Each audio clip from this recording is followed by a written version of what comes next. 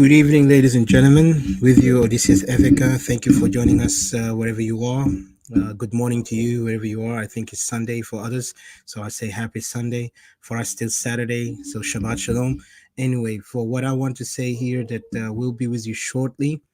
At this moment, we're just gonna put Equatoria song, and then from there we'll go ahead. While we wait also for our main guest, and we also want to welcome Dr. Hakim Dario, who's with us in Clubhouse, and also Miss Didi, all joining us. And then Mr. CJ will wait for him, and Mr. Arye, and also Miss Queen Sheba, who are from the Igbo in Nigeria, who are also calling for self-secession as a nationalist for their own region and their own land, their own people.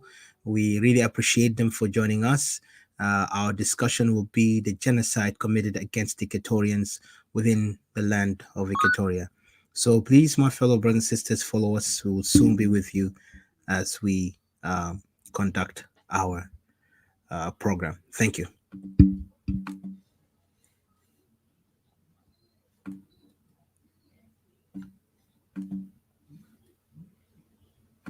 Geo, you records. Oh na na na na na. Oh na na na na, yeah. Banana kala. Na na na na na.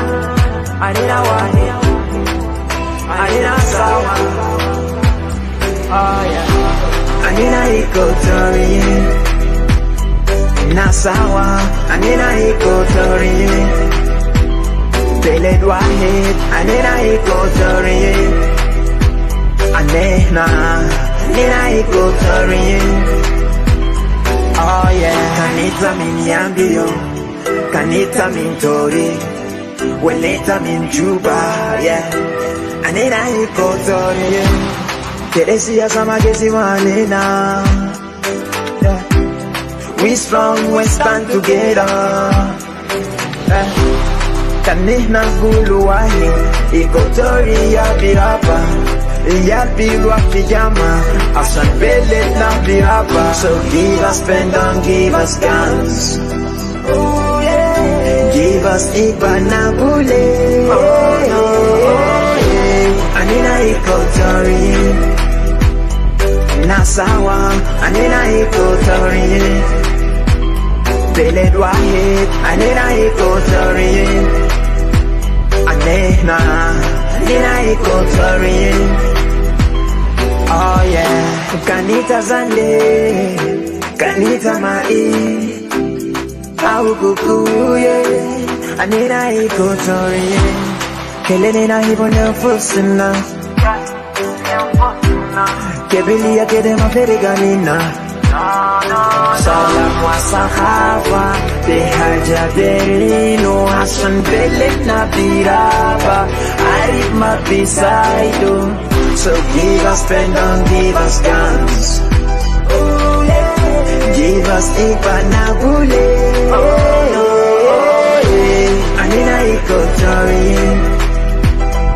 Nasawa, Anina Equatoria. Beled wahid, Anina Equatoria. Anina Equatoria. Nina kulu sawa jama. So my Fanangala. I love my people and I am the voice. Ajoli ya buga ya baka, kodi ya balanda bari, kakuwa kili kukuku, lambo lumoya, ajoli tokosa mundo, nyambara morobe mali, mundare, nyambara, otumu mari makojulo, lubara bunga ya lobe, Mondo Anakulu nasi sawa Maki hata bigesi manena Siasa mabigesi manena Anina wahi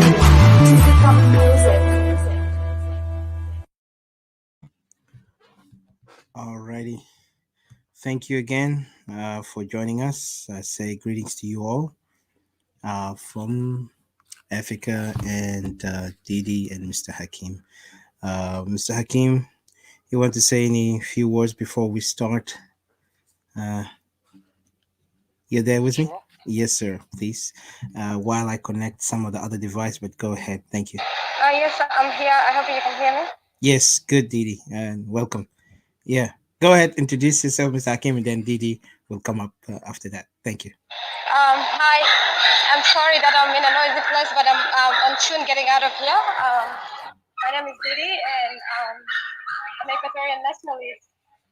Always and will always be fighting for Equatoria. And today we're going to be joined by other other partners who are also fighting for the same reasons. So I will not go further, and I'll just welcome you guys and thank you for watching us. And I want to welcome our dear brother Hakim and all our brothers who are coming and our sisters. And I will hand it back to you. Thank you. Thank you, Didi. It's Hakeem Dario here. I'm really delighted. Great pleasure to be back here, connecting with my fellow Equatorians across the globe, those in Australia, Canada, in the US, and in Europe, and most importantly, of course, those back in Africa, at our home. So Equatoria is our land. Equatoria is where we come from. I think there's a volume issue, or maybe it's from my side. Are you able to hear me? Is my voice clear? Hello? Uh, Ifaka, can you? it's a little bit lower. If you can raise it, I don't know. You have a headphone you're wearing or something? Yes, that's fine. I have headphones. Yeah, let me If just. you raise the volume, maybe I don't know. Yeah, yeah. How about that? Let me see. Yeah, yeah, it sounds good. It sounds okay. But you Sounds good can. now? Yeah, it sounds okay. Yeah. Yeah, okay. I'll just raise the volume. So I'll go back. I'll backtrack a bit more. My name is Hakim Dario. I'm very delighted, very pleased to be here to connect with Equatorians, fellow Equatorians, brothers and sisters across the globe in Australia, Canada, US, and back in Africa. It's a great pleasure for me to come to the clubhouse and partake in discussions, from perspectives of the people of Equatoria. And of course, I support the agenda of the sovereignty of the people of Equatoria, and that's a very important issue, a timely issue, a contemporary issue, with regard to the state of affairs that we as a country have reached to. Our country is a failed state, and there is no rule of law and order, and also there's no legitimate government in South Sudan. We want to see a transition out of this failed state for the sovereign people of Equatoria to determine their future. And I think that's going to be a very important subject for us across the next 1 or 2 hours. So I'm looking forward to that. Thank you.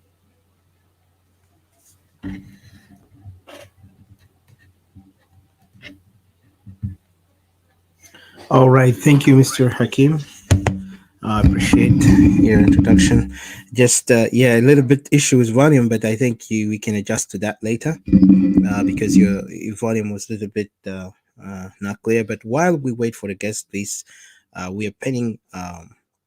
Also, there's too many guests. I mean, three guests left for us to bring them. But at the moment, we will maybe start with discussing this topic, that why we are talking about South Sudan in a crossroad and Great Equatoria Crisis, and genocidal war against the Great Equatorians. Because as you know, as you see, Great Equatorians have always been, targeted by this tribal regime that is now running the country, and yet we are completely ignored by those who are seeing Equatoria when they speak of themselves as if we are offensive to them, and then in the same time they will accept that Equatoria to be in this mess. Right now we have crisis in Yei and other areas as usual, and it's not new.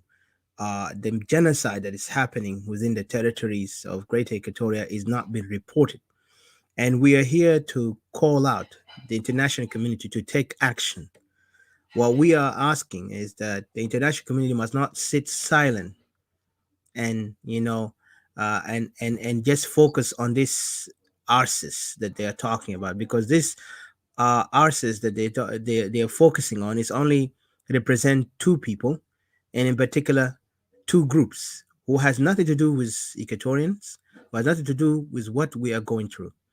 What happened is that this is a tribal conflict that was implicated by the regime, who was under the leadership of Salva Kiir, and it was also internal conflict within the political party. But this political party, they united as a force politically, but they were not united militarily, and that's why you see the crisis have continued.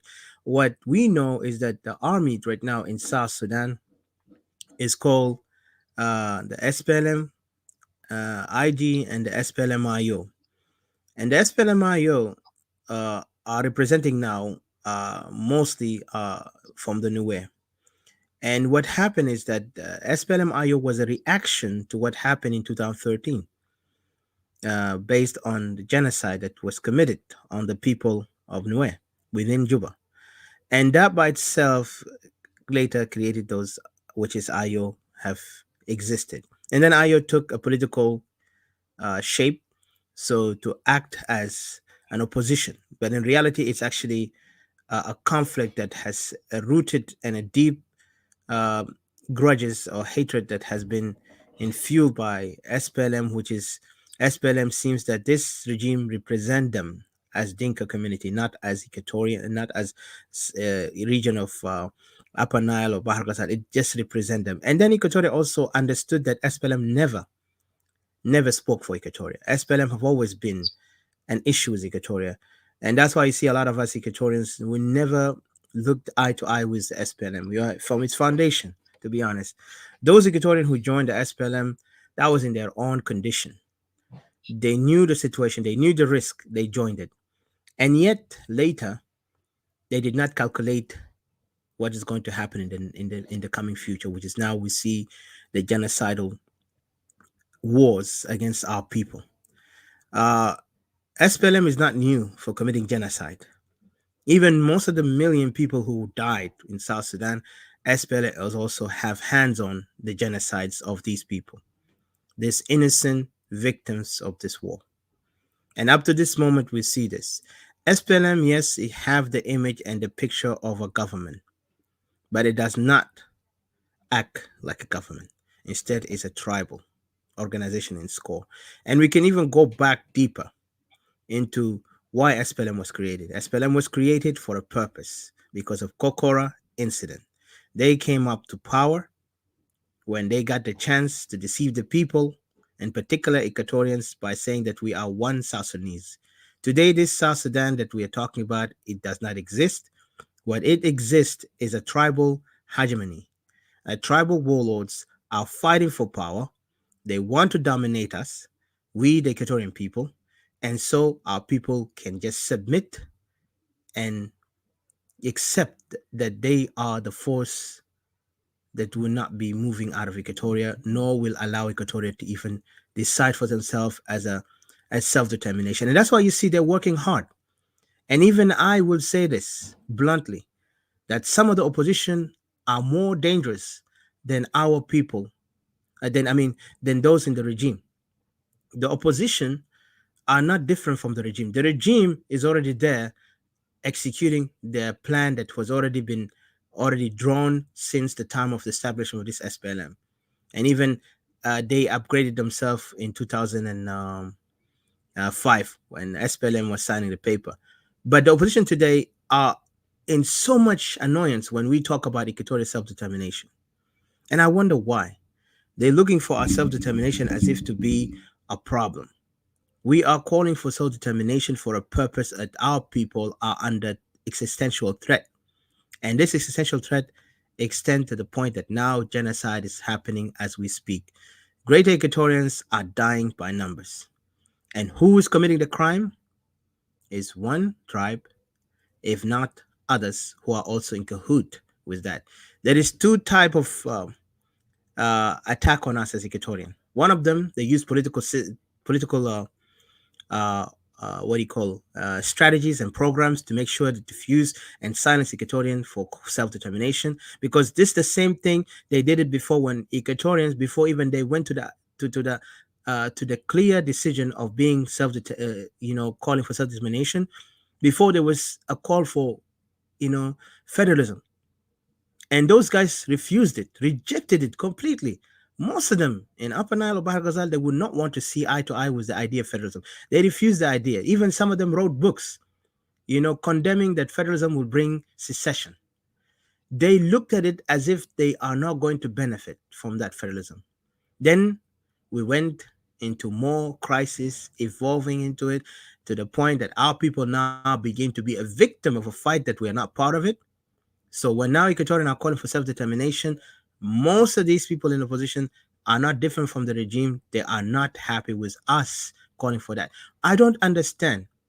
While our people are being murdered as we speak, being butchered, being chased away from their homeland, from their ancestral land, yet we see some elements who will try to mock us, say that we Equatorian nationalists who calling for self-determination, that we are actually, we don't know what we're doing, and we are actually dangerous to the country, the dangerous to the unity. What danger are we creating, or what are we doing when the danger itself is already in the ground, threatening greater Equatorian people?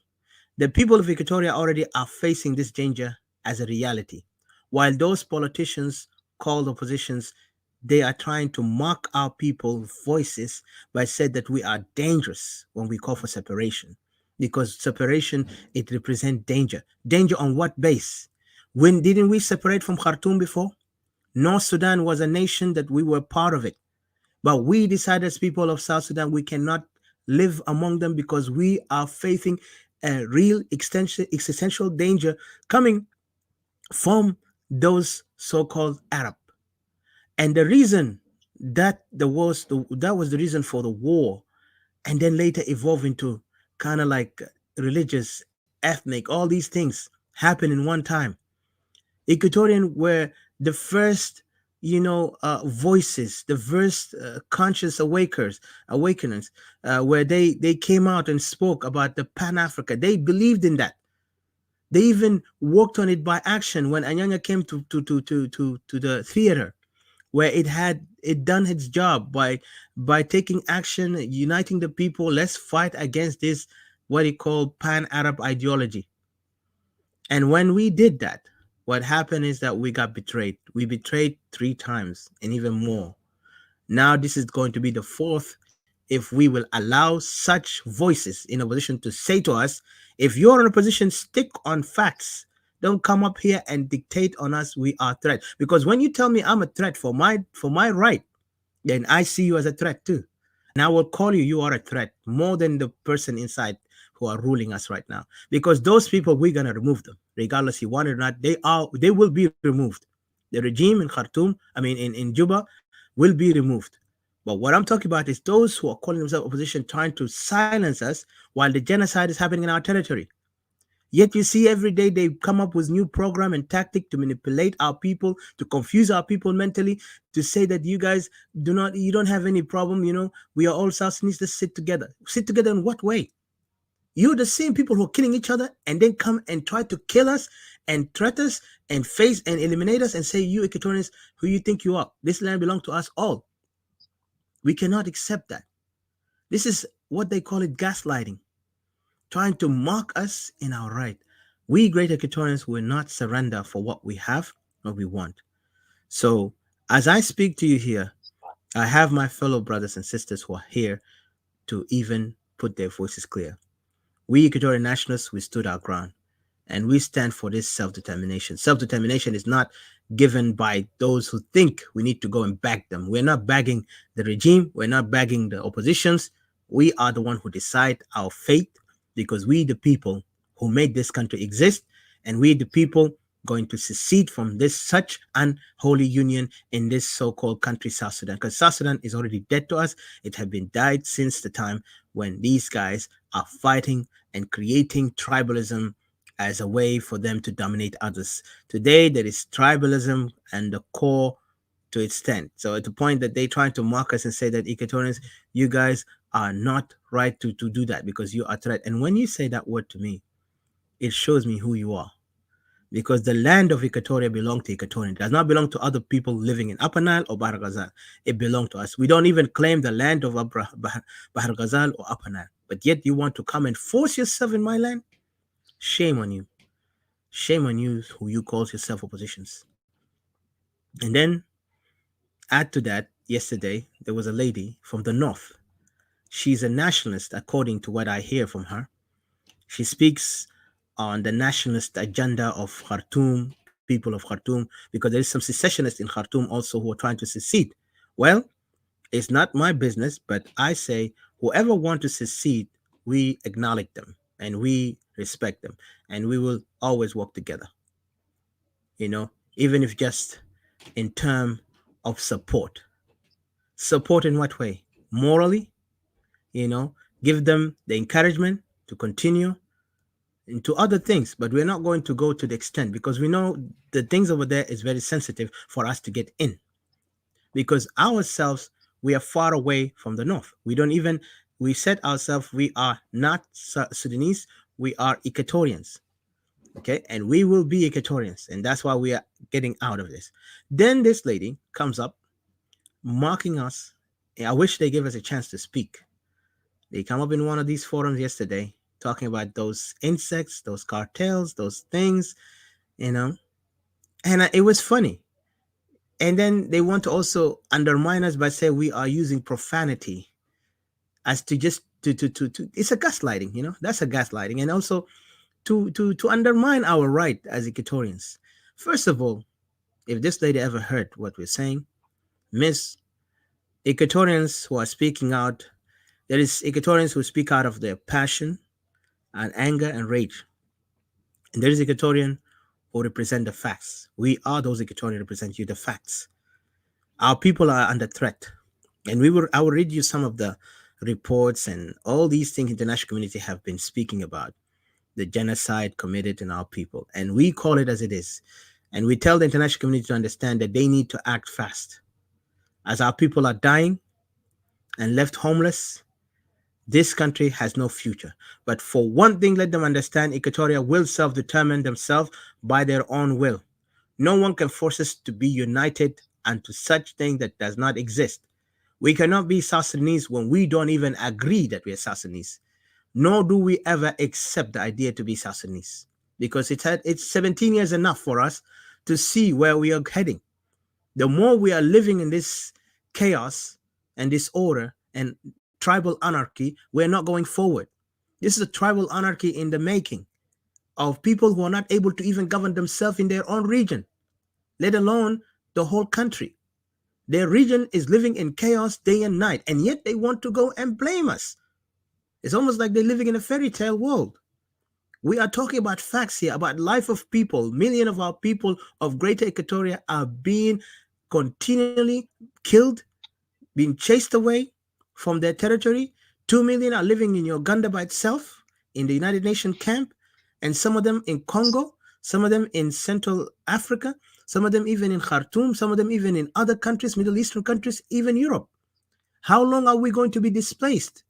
Even this regime have the audacity to go and ask and campaign that they are going to run for election. What type of election is this? To legitimize themselves so they can continue oppressing us as Equatorians who are living, even the capital city belongs to us. We don't even want this capital city to be in there anymore. We want them to move and they move their capital somewhere else, either Upper Nile or Bahr Ghazal. They have that option because most of them, they have sharing in common. If you look at Bahr Ghazal and Upper Nile, there is nothing indifferent between them because Dinka is everywhere. If this is what you want, the common factor is Dinka everywhere. Dinka is in Upper Nile and Bahr Ghazal. So if they are okay with it, let them not bring us into this chaos that we're not part of it. And if they cannot handle the situation within their regions, control the situation, let them not bring that problem to us and say, let's force themselves also to say, let's unite. Unity on what base? If we are a threat to them because we don't want to unite, then that's their problem. And we will continue to be a threat to them for that reason, because they want us to be, they threatening us by by allowing us to be part of this unholy union.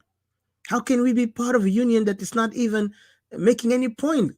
Only we see our people are chased away from their land, killed, and abused, raped. The mass rape that is going on into our women, the child kidnapping that they have to kidnap kids.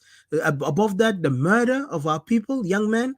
As we speak, there is even young men in Juba. They have been, kidnapped, arrested, and taken to those blue house, a place where they do the most horrible things, mass raping even to men, just to lower their dignity as men. To the inhumanity that is committed in that place under the leadership of Akol Kur, one of the most terrible butcher and a criminal himself, named Akol Kor. This man, trust me, Equatoria will be a nation, but let him be aware. We will find him like what Israel have found Eichmann in Argentina. You can run anywhere in this earth. We will find you and bring you and prosecute you, and definitely you're going to be executed without any question. Because what you have done to our people, murdering them, as you trying to perceive yourself as a man of national security, that's a ticket for them, or that's a green card for any criminal, who is butcher in his nature, to use that national security as a way for them to execute people just for a fake and false accusation that these people are threat to the security of the country. What country are we having? This is not a country. That's a zoo. Even zoo better than this. What is happening is completely a mess, destruction against our people, and we are not going to allow such thing anymore. We will fight and rise up, and we will continue standing up for our people, and no one will silence, not even the opposition, not even the regime. And if you're in opposition, stick on your place, focus on your agenda, but do not attack Equatorian who are calling for separation, because our separation is a holy thing and we were going for it, because we cannot live in a unity that is based on a false notion that want us to be only victims and not be people of potential to build and be part of the society. You guys have no understanding of what society is, and we cannot go far to that extent. So I again call the international community to do their part by this regime is no longer fit. The removal of the regime completely, and we don't even think of negotiation with the regime. Let them know that we as Equatorian nationalists, I represent Equatorial Civil Action Council in Diaspora, and Dr. Hakim represents EPA. We work together for the betterment and exactly the work for Equatoria independent. And we do not agree on so-called negotiation with this regime, because this regime has caused so many danger. And I say this, as I lead the ECAD, or Equatorial Civil Action Council in Diaspora, I refuse any negotiation with SPLM regime, because we see SPLM is not fit, is not qualified to continue leading. And if the more they're doing this, we will call for what we are always standing for. And we are not going to negotiate with anything. Only want the international community to stand up and do their part by let this regime exit peacefully, or they will have another option. Is going to be through a violent mean. And this violent process is all in the table at this moment. But let them understand things will come if they don't get that thing to head clear. And let those in opposition, let them not think that they can tell us, that our idea of self-determination is wrong. When the people are not even safe in their land, this is our land. This is our people. We represent Equatoria, and we will fight for Equatoria. We're not fighting to create chaos just because we want to be in power, because none of us here look for power. We are looking for a solution, and the only solution is Equatoria to have self-determination. So I'll leave it here for now. I'll give a chance to anyone who want to interject in this point while I do some other things here, and so I can read later one of the report in the United Nations. If I may, yes, sir. Want to come on. I just want to first say that the country that's now globally known as South Sudan, which gained independence in 2011, is a country that has been characterized by a number of things. For example, international media has recently reported about the country being the worst and the most corrupt in the world. And that's not a single characterization. What's also important to note is that South Sudan is understood to be a failed state. It has become a liability to international peace in the sense that if a country is without a state, then potentially it becomes a hub for unlawful, illegal, and all kinds of organized crime, which is facilitated by illicit financial networks that are now exploiting the country. Essentially, what we now live with in South Sudan is a country that has fallen apart. There's no state. The idea that there's a rule of law and there is a legitimate government um, is not something that you can uh, recognize as a state. So what we should be focusing on is to resolve the liability of South Sudan. I think all of the nations that have contributed and supported South Sudan to become an independent country had the best of intentions. For example, the Troika countries who have worked so hard to make South Sudan become an independent country. And the Troika countries are um, America, uh, and you have Norway, you have the United Kingdom. These countries have fostered initiatives and supported the comprehensive peace agreement to bring South Sudan into existence. What they managed to do was to create an environment through the peace process to allow the people of South Sudan to participate um, in a vote on self-determination to become an independent country. And that occurred in 2011, January 2011, when the referendum on self-determination was undertaken, and the majority vote was for South Sudan to become an independent country. And that, I think, was the greatest achievement by the people in South Sudan. And today, sovereignty is vested in the people. And this is a very important consideration to bear in mind.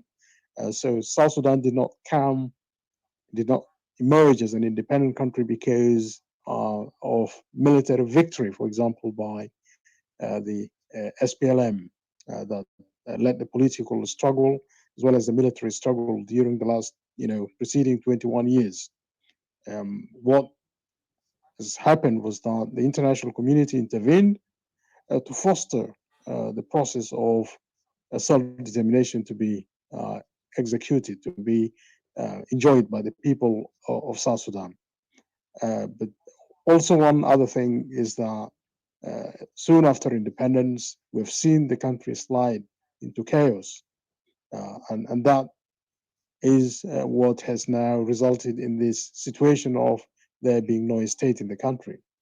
Sliding into chaos meant that there was a lot more dysfunction in the country. Furthermore, the corruption that persisted, impunity that persisted by none other than the so-called leaders of the SPLM. The leaders of the SPLM treated the country as if it was their own personal property, dividing proceeds of corruption among themselves, the military generals, and the neighboring countries that had vested interests to exploit the resources of the country to benefit their respective economic interests. And this meant that the country really had no opportunity to put itself together. The idea that there's a unifying national identity in the country is not real. For example, many people now know that this is South Sudan. The identity of the country seems to be that of being south of another country, and so yet we are not able to live and coexist together peacefully. And what has resulted soon after independence was that there was a conflict. This conflict erupted in 2013, and many people lost their lives. Atrocities were committed against innocent civilians, and the international community was just watching. This is a country that is disintegrating, and nothing has been done to bring to account those who committed atrocities in the country. And there's now a complete breakdown of law and order. The largest exodus of refugees in Africa since 1994 Rwanda genocide occurred in Equatoria. This is a significant region of South Sudan. There are three main regions, Equatoria, Upper Nile, and Bahr Ghazal. That is how it was constituted in 1956 when Sudan became independent. There were 6 provinces in the north of the country and 3 provinces in South Sudan. And so, as a result of this, we have seen deterioration of security in Equatoria in particular, starting in 2016, which resulted in the largest exodus of refugees in Africa since the Rwanda genocide in 1994. And today, Equatoria has become a land of wars, depopulation of the local communities, and many of them now live in refugee camps in Uganda, in Kenya, and in other neighboring countries like DRC. The whole population of the region of Equatoria have been depopulated, and this is by the active, policies of the current regime in Juba, led by Salva Kiir. Now, there is a hegemonic control also over political exercise, of exercise of political power in the country. There are 2 major tribes that have continued to persist in fighting wars of revenge among themselves, and the rest of the country is being held hostage to that. And I think, with this kind of situation, there is no preservation of the rights of the people, particularly in Equatoria. If the whole population of a country are forced to flee, their homes are burned down, that means the state does not have any more legitimacy. A state's existence is for the purposes of preserving the rights and enjoyment of the rights by the people, by the citizens of Equatoria. Today, we're not seeing that. So the consequence of that being that Equatorians have to look elsewhere. They have to look to themselves to preserve their rights and to preserve their existence. And preservation of that existence can only come about in the form of state formation, that they have to work to bring about the state that would preserve their rights as a people. And this process is long overdue. The only process that can guarantee peace in Equatoria is for the people of Equatoria to decide for themselves how they want to govern themselves, and that would be the enjoyment of the right to self-determination. And I think that's a good thing, and the right of self-determination for the people of Equatoria is a good thing. It's also a good thing for the people of Upper Nile. It's a good thing for the people of Bahr Ghazal. Today, we have to make it very clear that since South Sudan became independent, sovereignty is vested in the people. Where are these people? Sovereignty is vested in the people of Equatoria. Sovereignty is vested in the people of Upper Nile. Sovereignty is vested in the people of Bahr Ghazal. But there's no any one region that is more sovereign than the other. And in the absence of any, formal constitution, agreed constitution, which, provides for the flow of authority or for the flow of sovereignty from the people to a government for the people and by the people. In the absence of all of that, sovereignty still remains and invested in the people, and the people have to decide for themselves how they want to determine their future. And this is the only model that we can promote for people's recognition in terms of how we want to reconstitute this state. And that reconstitution might be best for the people, for all the people of South Sudan, the current configuration of South Sudan, if each people in each region determine how they want to develop their future in a self-determination, so that if there is need for them to want to coexist on a new basis, it has to be determined by the people. And that's why self-determination is really, really very, very important. Self-determination is very important for the people of Equatoria for the reasons that you've talked about. And it's also very important for the people of Upper Nile for many and more or less the same reasons. And it's also very good for the people of Bahr al-Ghazal to exercise their right to self-determination. It's a people's right. And when there is no state to preserve those rights, for the people to enjoy those rights, then the people have to look to themselves to create the state that would preserve their rights. Otherwise, you would just live in a lawless society which does not preserve the rights of people, and the current government in Juba does not, is not qualified, is not legitimate to preserve and continue to exercise the state powers to, for example, ensure that all the people in South Sudan enjoy their rights. That time has now gone. We do not see that there's a future or emerging out of the current system in Juba. It does not provide hope for the people of Equatoria in particular. Instead, the people of Equatoria are held hostage. They are held hostage. They are not able to develop. They are living under war. There is insecurity, and they are deprived of exercising political power over issues that relate to their governance, over issues that relate to their existence as a people. So a people that cannot exercise and enjoy their rights on issues of how they want to govern themselves or on issues of their very existence. They cannot exercise political power over that. Is not a people. But more importantly, I think we as the people of Equatoria recognize that we have a clear, well understood and exist. Sorry, guys. Just a phone. Within a social group identity. There are many, many, many tribes in Equatoria, but they have evolved over time to become a cohesive society, a society that are identified not by the tribe, but identified by their social group identity as Equatorians. And this is in comparison with, for example, our peoples in Upper Nile and Bahr Ghazal. It's not the same. For example, in Upper Nile in particular, people still live as tribes. There are no institutions that kind of like bring the people together as a within a common socially agreed, a social group identity like what you find in Equatoria. The same thing happens in Bahr al-Ghazal. There is no social group identity as Bahr al-Ghazalian, for example, as a step towards becoming a nation. But this reality in Equatoria has lived with us, from generation to generation. And that's why Equatoria is now today seen as a single tribe.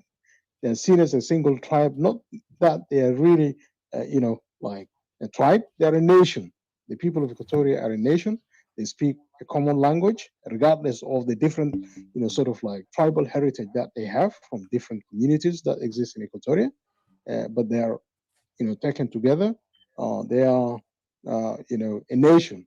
They have all that it takes to exercise power as a people, people's power, in the sense of the African Charter on Human and People's Rights, for example, recognizes that a people are entitled to the right to self-determination. All peoples are entitled to the right to self-determination, and there are expectations in this regard that what constitutes Equatoria today, in terms of the different groups that make it up, what constitutes them as a people also qualifies them to exercise the right to self-determination. And that right to self-determination comes from the reality that the state does not exist. The current state is without, the current country is without a state. And once we realize that there's gross human rights abuses, genocide is committed against the people of Equatoria, half of the population is forced to flee the country. And that is, in totality, represents genocide against the people of Equatoria. And that is the reason If Equatoria has to live in peace, that's the reason why Equatorians have to exercise the right to self-determination before themselves, before God, and before the international community, and before the whole world, that we are a peaceful people. We want to live in peace, and we do not want to be held hostage to wars or imposition of the will of the people of Upper Nile, or the will of the people of Bahr el Ghazal on Equatorians to live under the terms of the rulers from political leaders from Upper Nile or political leaders from Bahr el Ghazal. The time has come for Equatoria to stand on its own. The time has come for Equatoria to determine its future and to be able to live dignified, and also to foster the future for the next generation of Equatorians, so that they don't live in wars. So I'll stop here briefly. I'll be able to come back later.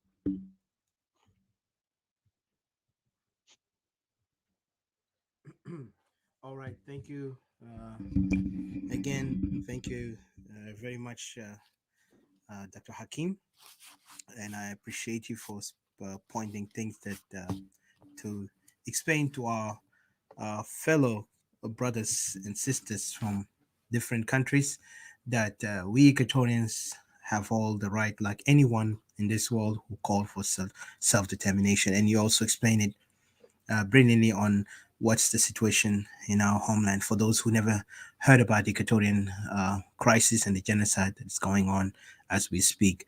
Let me welcome first also my dear brother Arie, who also an Yoruba nationalist, if I'm not mistaken, and he's also calling for self-determination of his own people, and we give him our support, and we definitely are allies in the same cause, for self-determination. And I really thank you humbly for joining us and to also be part of this topic today. And also here we have Mr. CJ.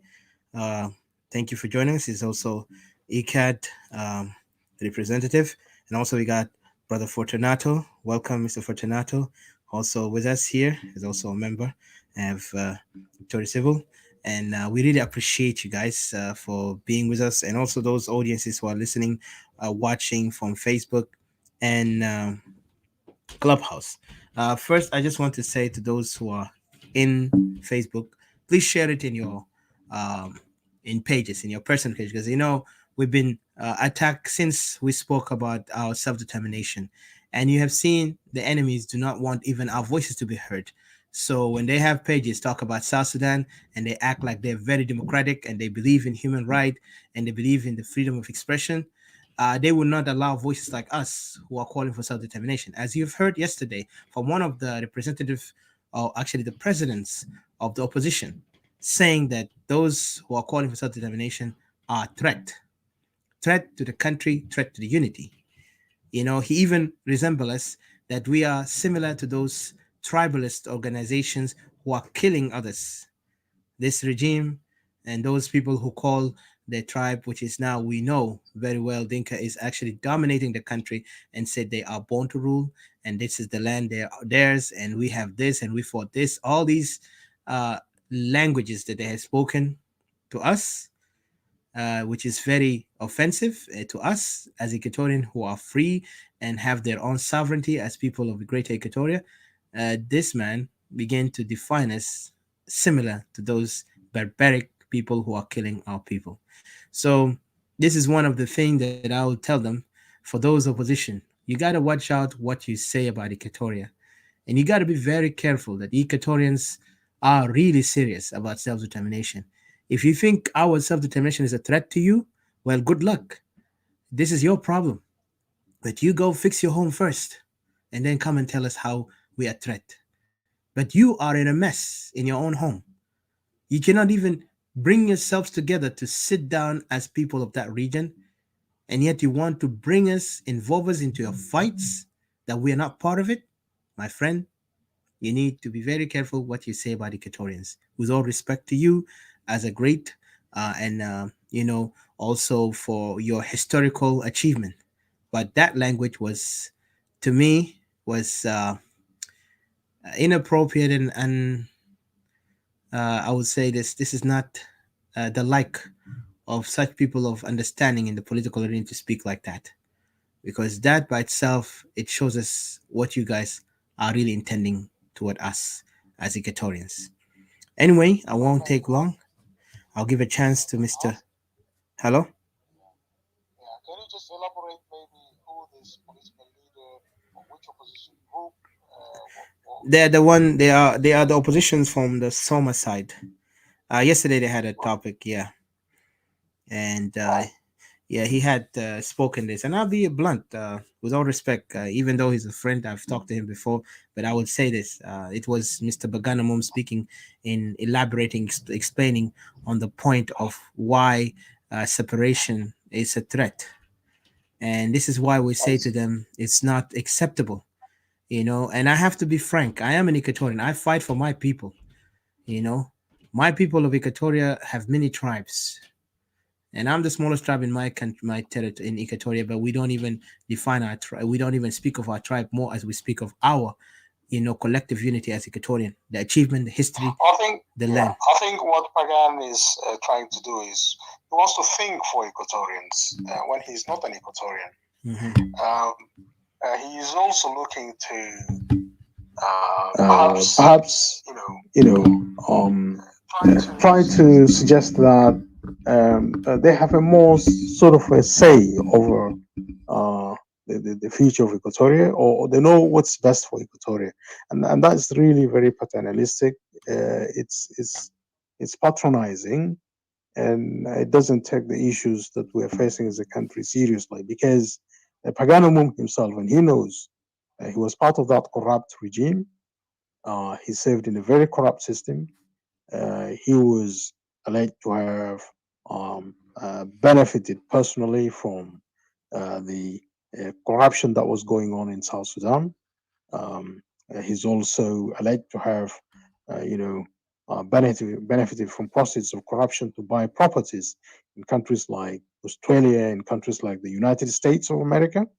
And all of these are issues. He was also listed to be among the 75 top SPLM and people who served in public office in South Sudan at the time, who were accused or alleged to have made away with billions of millions of dollars without accountability, and many of them, their names were not actually released, and that what has protected them. And I was at the time, for example, I was pushing hard for media legislation to be passed in South Sudan, including the right of access to information, which basically treated information as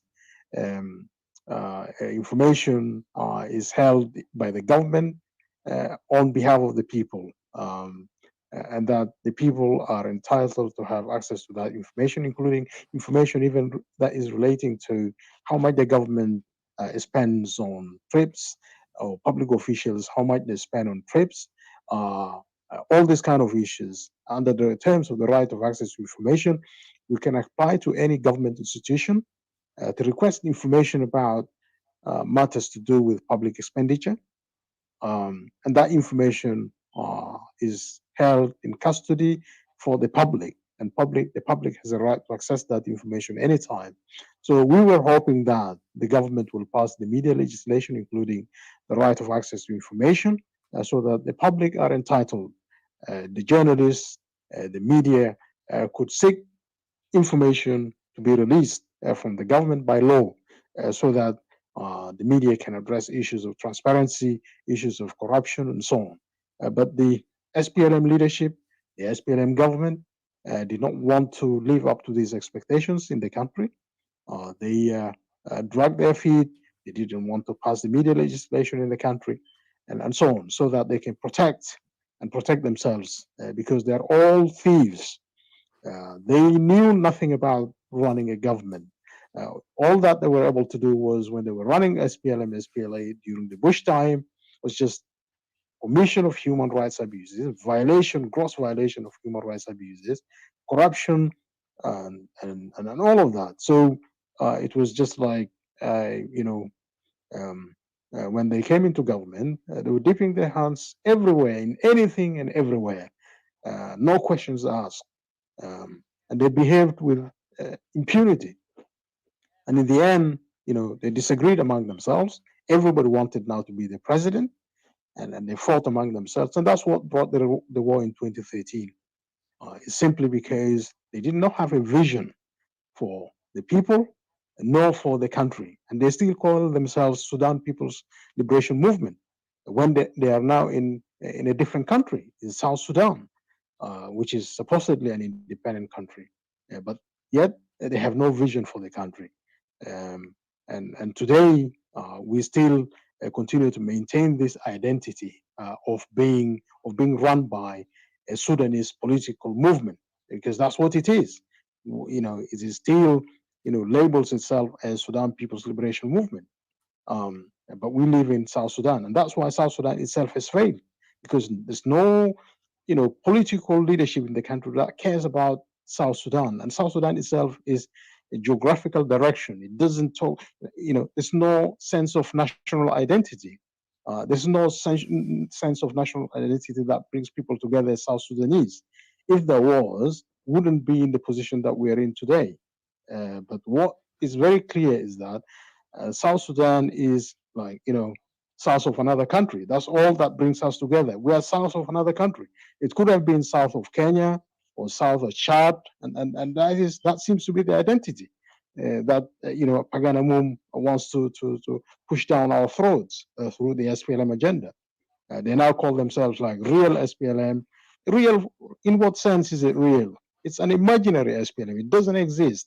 It's a tribal organization. It's a hegemonic organization. It's split between the Dinka and the Nuer. That's what it is. And everybody wants to use the historic name of the SPLM to rule over the country.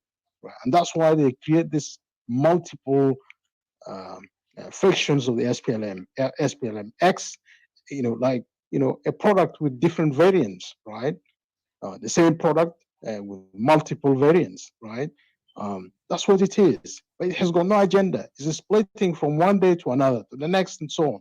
They're splitting all over the place, and they are, sitting on top of the people of South Sudan and say, we are SPLM. What agenda have you got for the people of South Sudan, other than corruption, the impunity, and all of that? So let them not come to the, clubhouse and preach and tell us that they have an agenda, they have a vision for the country. No, they don't have. They don't have a vision for the country. They have failed, right? So, and I think it's only right that the people of Equatoria should take the lead in defining where they want to stand, where they want to belong, and where they want to exercise their right to self-determination, because there's failure all over around, right? People who are not well organized and they just know wars in Bahr al-Ghazal or in Apanal cannot come and impose themselves, on the rest of the country, right? Is that what we want? No, definitely not. So I'll stop here. Give opportunity for our sister Didi maybe to come on.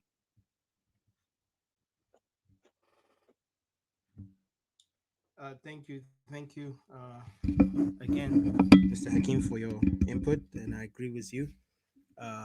With all the respect, as we know, Bagan does not speak for Equatoria, but he put it his point, and I'll say this again: we, as Equatorian nationalists, are determined to call self-determination. And then there was something that also I would love if he was here, he would, interact. But I know this is not today the topic about him. But what you mentioned that he's not a spokesman of Equatoria because Equatoria have its own destiny, its own right. We Equatorians are not threat to South Sudan as much as we see the real threat to, which is in South Sudan itself, because Equatoria have been always cooperative to the idea that we are South Sudanese until when the war weighed on us. Again, until when the war weighed on us.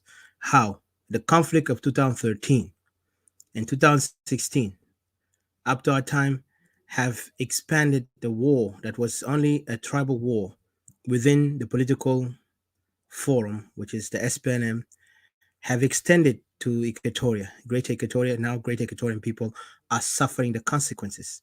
Even they almost succeeded in dividing Equatoria to those political forums while they are conducting their tribal hegemonic fight. And what we are seeing now here is that Equatorians are really under extreme threat because now Equatorians are standing, but yet Equatoria is still under the same threat that was once the SPLM, because the SPLM now have gained, the upper hand in going around and spreading their militia, their tribal militia, to kill Equatorian, to rape them, to terrorize them. So today, our cities that used to be like towns that no one from Upper Nile or Bargas had ever been, today Dinka have been expanding their occupation and their genocidal attacks on our people without any mercy.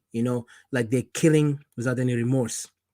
So as we speak, this is why we say the international community must take action now, not tomorrow, not later. And I know there is some people are now begin to see it, but we don't even give any confidence that this regime is going to do anything, because the RCS even itself is just something to buy time, because this revitalized peace and agreement is all about the regime to organize its house. Because if you look at it, they are planning a bigger agenda, which is now the Jin Council, or those of the JC, the Jin Council, which is the elder, the Jin Council of Elder of the Dinkas, are organizing and planning, and yet they're using now. They use even now. They begin to rename, and I think they bless those young Dinka youth by calling them now the Jin Council youth. I mean, they're the people who are going to take over. So these elders have already prepared and organized exactly what they're doing. Yet Equatorians here are in the losing ground. And when we see the opposition speaking recklessly on the matter of Equatoria, as if without any sensitivity to the pain and sorrow of the great Equatorian, it proved to us that there is no ally to us in the opposition. No, in the we know the regime is not there for us. The regime is against us. But when we see that, what else left for us? So our call for self-determination is even holier and more right than anything else, because right now there is nothing else to connect us with this. 17 years is enough experiment of unity. Now it's our time and our turn as Equatorian to go out and build our own nation that we call for. And our nation is going to be a republic. It's not going to be a way where people, one person will rule all, and we're not going to allow any military dictator to take over, nor we allow any dictatorship of any form or anarchism of any form, because those things we will not allow it. What happened, South Sudan failure was the SPLM hijacked the government, hijacked the government from the people, and then also they brought their own tribe to rule over us, while the rest who voted for this nation were not acknowledged. But this time, we, the people of Equatoria, will make our own destiny with ourselves. And we are very confident. We Equatorian, we see ourselves as one people. We never see ourselves at what tribe, what state, like now, east, west, central. And we will even abolish that idea of states, and we will build a different system where we will be organizing ourselves, because this is in the future. This is a plan. We will talk about it later, and we will even discuss it with Dr. Hakim and others, who are always allies in the same objective, Equatoria to be a nation. Because what we are focusing on is that Equatoria, and the program forward in the future, how Equatoria will be a nation. This also in a topic that we will discuss it. And I would love to see our Equatorian brothers and sisters, instead of entertaining and wasting their time in things and issues that does not relate to us, let us focus and talk about our issues with ourselves, instead of us running around in rooms that has nothing to do with Equatoria, because these guys are wasting your mind by confusion. What are they doing? They're doing manipulation tactic. This is the game of why they want us to not focus on our objective. That's why we always run around and want to talk about other people's issues when we don't talk about our issues. I am proud of any Equatorian who stand up and speak for Equatoria and deal with issues to Equatoria, because we are not minorities. Let us prove to the others we are not minorities. Because every time they call us, we're minorities and the rest are majorities. Let us prove to them we are majority when we come together and discuss our issue and plan our issues. But when we allow them to confuse us with issues they're their own cause, then we lose ourselves. I don't want to take long of the discussion, because I have also my fellow dear brother Arie, so he can give a chance to speak, and then also Mr. CJ, and then from there, Didi, I forgot you, sorry, and Didi, and Oh, Didi left. I don't know what happened. Let me. I think she dropped by accident. Miss Didi. Okay, Didi. I hope you able to come in. Yes. Yeah. You say what again? It was an accident that happened. I was yeah. I Awesome. was doing something, but then accidentally I dropped myself. No problem. Yeah, I'll give you a chance to speak, and then from there, You Arye, can give and then Arya. CJ. Yeah, Okay. you can give Arya, and then I can come after him. Okay, cool. And All like I right. said Thank you very again, much. and I want to appreciate our fellow brothers and sisters from all around the world who are also joining us to listen to discussion of what's going on. We have a clear genocide happening within Greater Equatoria, and the world are not following up with it. I'll put one of the articles that has been, wrote by Mr. Alan Boswell, who actually went to Equatoria and assessed the situation in Equatoria as a report. He put it a report for the international community to assess the danger that Equatorian people are in. And plus, also, one thing I want to remind that Equatorian genocide that is happening, the regime is trying to silence it by any mean, and trying to confuse the people and the world that there is no any thing happening in Equatoria. And I call for the international community, anyone here who also from different nations, you can talk to your representative to boycott South Sudan completely. This is what we want, to boycott South Sudan regime. While if they're doing the humanitarian act, let them do it. But we do not want them to anymore talk to this regime, nor to even put them in the recognition that they have any political discussion with them, because this regime is a criminal regime. This regime is tribal and primitive. This regime also a barbaric and genocidal regime who have committed genocide against our people and many more people from different areas. Even they committed genocide the first time on the Nuer people in 2013, and that's something very much recorded and been notified to the world. But yet the regime is still in denial. And when I see the international community, in particular the Western countries, who talk about human right, when you deal with a criminal, you're not different from them. You need to disassociate yourself from them, because these criminal elements will make you criminal by association. Those guys have not done any good to us, nor they will do any good to you as an ally. So it's better for the international community to disassociate themselves from such elements and call them to get out of this leadership. No more. The people have no confidence in them. And we, Great Equatorian people, our region will separate, because we are a nation before even we've been called region. Because historically, we have nations have been divided. Territory has been divided to our neighbors today, which is Uganda, Congo, Central Africa, and Kenya. Those are the territories that have been taken under the colonialism for a political purpose. Yet the same native tribes and the same people, you find them in Uganda, Kenya, Congo, they speak the same language with us. They have the same culture, but yet they have assimilated them within the other territories called, now they gave them independence there. But regardless of that, this is something else. But what we want right now is our small territory, that's, even if it was like just, I don't know, even if it's like the same size of Vatican, we would say this is our land. We need it to be free from such unholy union called South Sudan, because South Sudan have committed atrocities against us. The people of South Sudan have not respected the people of Equatoria. So we call it as it is.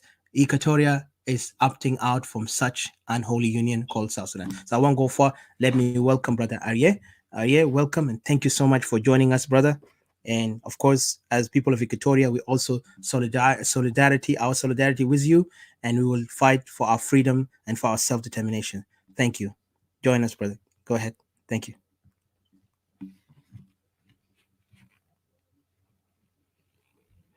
Are you there? I think you're unmuted.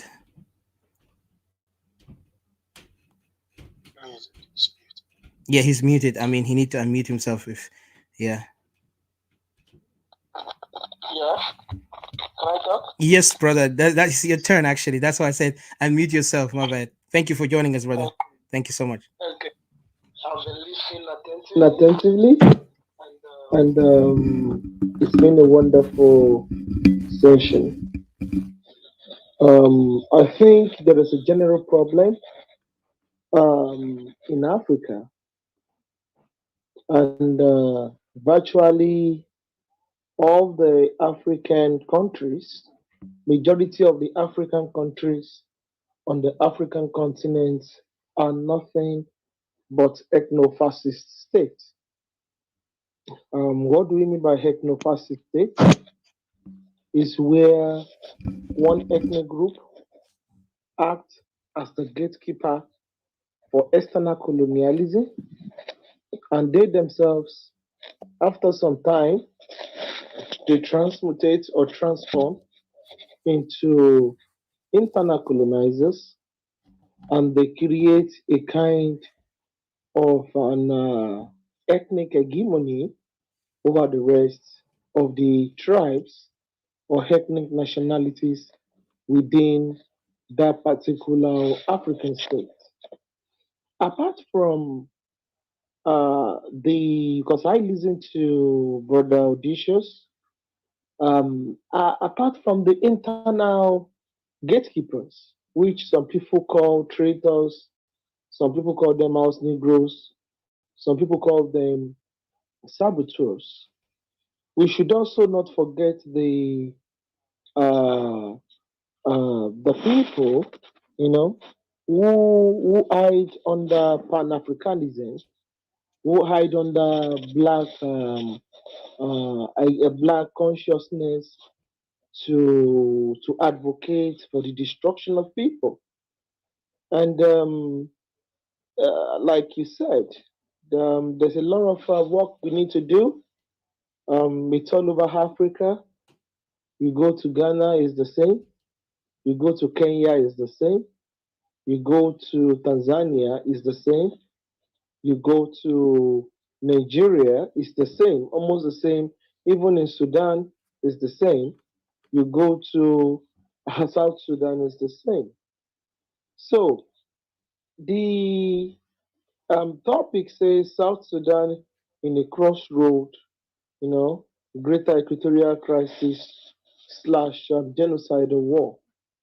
What actually we have is that some people have been able, some ethnic nationalities, they've been able to learn fast, they've been able to evolve fast, and they've learned the reality, you know, they've copied that genocide is a very potent war of building a state. And let me tell you something. There are some people in Africa that live amongst the conquered people in Africa that have come to realize, they've come to, they've also accepted that reality that they need to assimilate, they need to be culturally assimilated, they need to be destroyed, they need, they need to destroy their identity and take on the South Sudan, all the Nigerian, all the Ghanaian, all the, it doesn't matter, that particular state identity in order to create, and subsume themselves under that new hegemony for the sake of peace. You know, just the way in South Sudan, in Nigeria, there are different internal crises. These are countries at war with itself. There are some ethnic nationalities that are fighting back, fighting maybe Fulani hegemony. Some ethnic nationalities are fighting Dinka hegemony. There are some ethnic nationalities or some members of some ethnic groups who believe they need to play politics, they need to join the ruling party, they need to join the hegemony and subsume and destroy their ethnic identity in order to benefit from the largesse. And they are going to hide under patriotism, they are going to hide under looking for peace in order to attain and in order to propagate this diabolical ideology. So, genocide is a very powerful method for states, creation of homogeneity, creation of stability, creation of prosperity and nation building.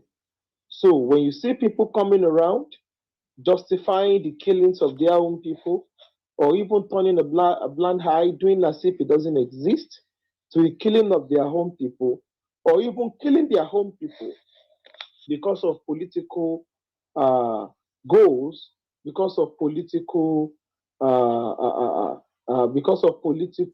agenda, or because of power, you have to understand that these are people that have subscribed to that agenda of destroying their people. And I'm going to give examples as regards to in history of people that have done this. Many people believe that China uh, used to be diverse. You know, all of a sudden we have a Chinese where 92% of the Chinese people come from one ethnic nationality, which is the biggest ethnic group in the world. But if you look at the development of modern China, the development of modern China as regards to the sociological evolution of its ethnicity, of its people, of the ethnic group. The Han Chinese were able to assimilate many ethnic nationalities through war, and they were able to assimilate many ethnic nationalities when those nationalities willingly took up the Han Chinese culture, you know, over close to 500 to 1,000 years ago. The same thing was also done in Japan. You know, we had a group called the Emishi people, who were buried, they were in their millions, 800 to 700 years ago in Japan. They were crushed and assimilated by the Japanese main ethnic group. And we also have the Ainu people, who were found in the northern part of Japan, and they were also assimilated through genocide into the Japanese culture. So now nobody even cares about this diversity again. So see, people create centralized structure, because if you want to create an empire and if you want to create ethno-fascism, you must destroy diversity, you must destroy federalism, you must destroy the ability of people to retain their ethnic consciousness in an heterogeneous setting. So when you centralize power, you centralize politics, you centralize the ability to share resources, you centralize the ability to carry out violence, you centralize the ability to have access to land, you know, you centralize ability to get access to water resources, you centralize ability, you know, all those things, policies, you know, people start making all sorts of proposition that people should intermarry. They are going to be making saying that people should intermarry, because when people intermarry, you are going to, you know, you are going to destroy the ability of people to become homogeneous within that ethnic area, you know. So these are all things that leads to genocide, and these are techniques that have been used to create superpower states, to create powerful states in time past. So what we see in South Sudan is a replica of what happened in Sudan. It's a replica of what is currently happening, what happened in India, what happened in China, what happened in the United States in pre-revolution United States of America, and what happened. This is what happened during the creation of the British Empire, and what is currently happening in Nigeria. So, and all over African states. So, if you see some African states are relatively stable, but if you go within those states, a particular ethnic nationality have been able to use state violence or non-state violence to entrench stability, to entrench prosperity by force, you know, and that is what has happened. So in the next 100 years, I want to end by saying this. In the next 100 years, many ethnic nationalities are going to go extinct in Africa. Many ethnic nationalities are going to go extinct in the motherland continent of Africa, and many super hybrid states will be created at the expense of the survival and the existence of other ethnic nationalities. So, and there are different forms of genocide. Genocide can occur in terms of language, which people call linguicide. Genocide can occur in terms of uh, culture. You know, they call it cultural genocide. Genocide can occur in terms of ethnicity. Just like some people will come up here and tell you, "Oh, stop talking about the Equatorian ethnic nationality. We are all South Sudan. Don't talk about your ethnicity. We are all South Sudan." What they are telling you, they are advocating for ethnocide. They want your ethnic consciousness. They want your ethnic group to go extinct for a particular artificial creation in which they are going to foster on everybody. For instance, when people say, "Oh, China is great, China is great," when you study Chinese culture, China identity is the same thing as an identity, HAN, an identity. So what people call South Sudan, they want to equate it to Dinka. Just the way when people say Nigeria is great, you want to equate it to Fulani. So the same thing the Arabs did, you know, in Sudan. So when you say, "Oh, Sudan is great," it's equal to Arab is great. So it's the same ideology, and it's not going to stop until the majorities are turned, ethnic nationalities are turned into powerless minority through violence. Thank you very much.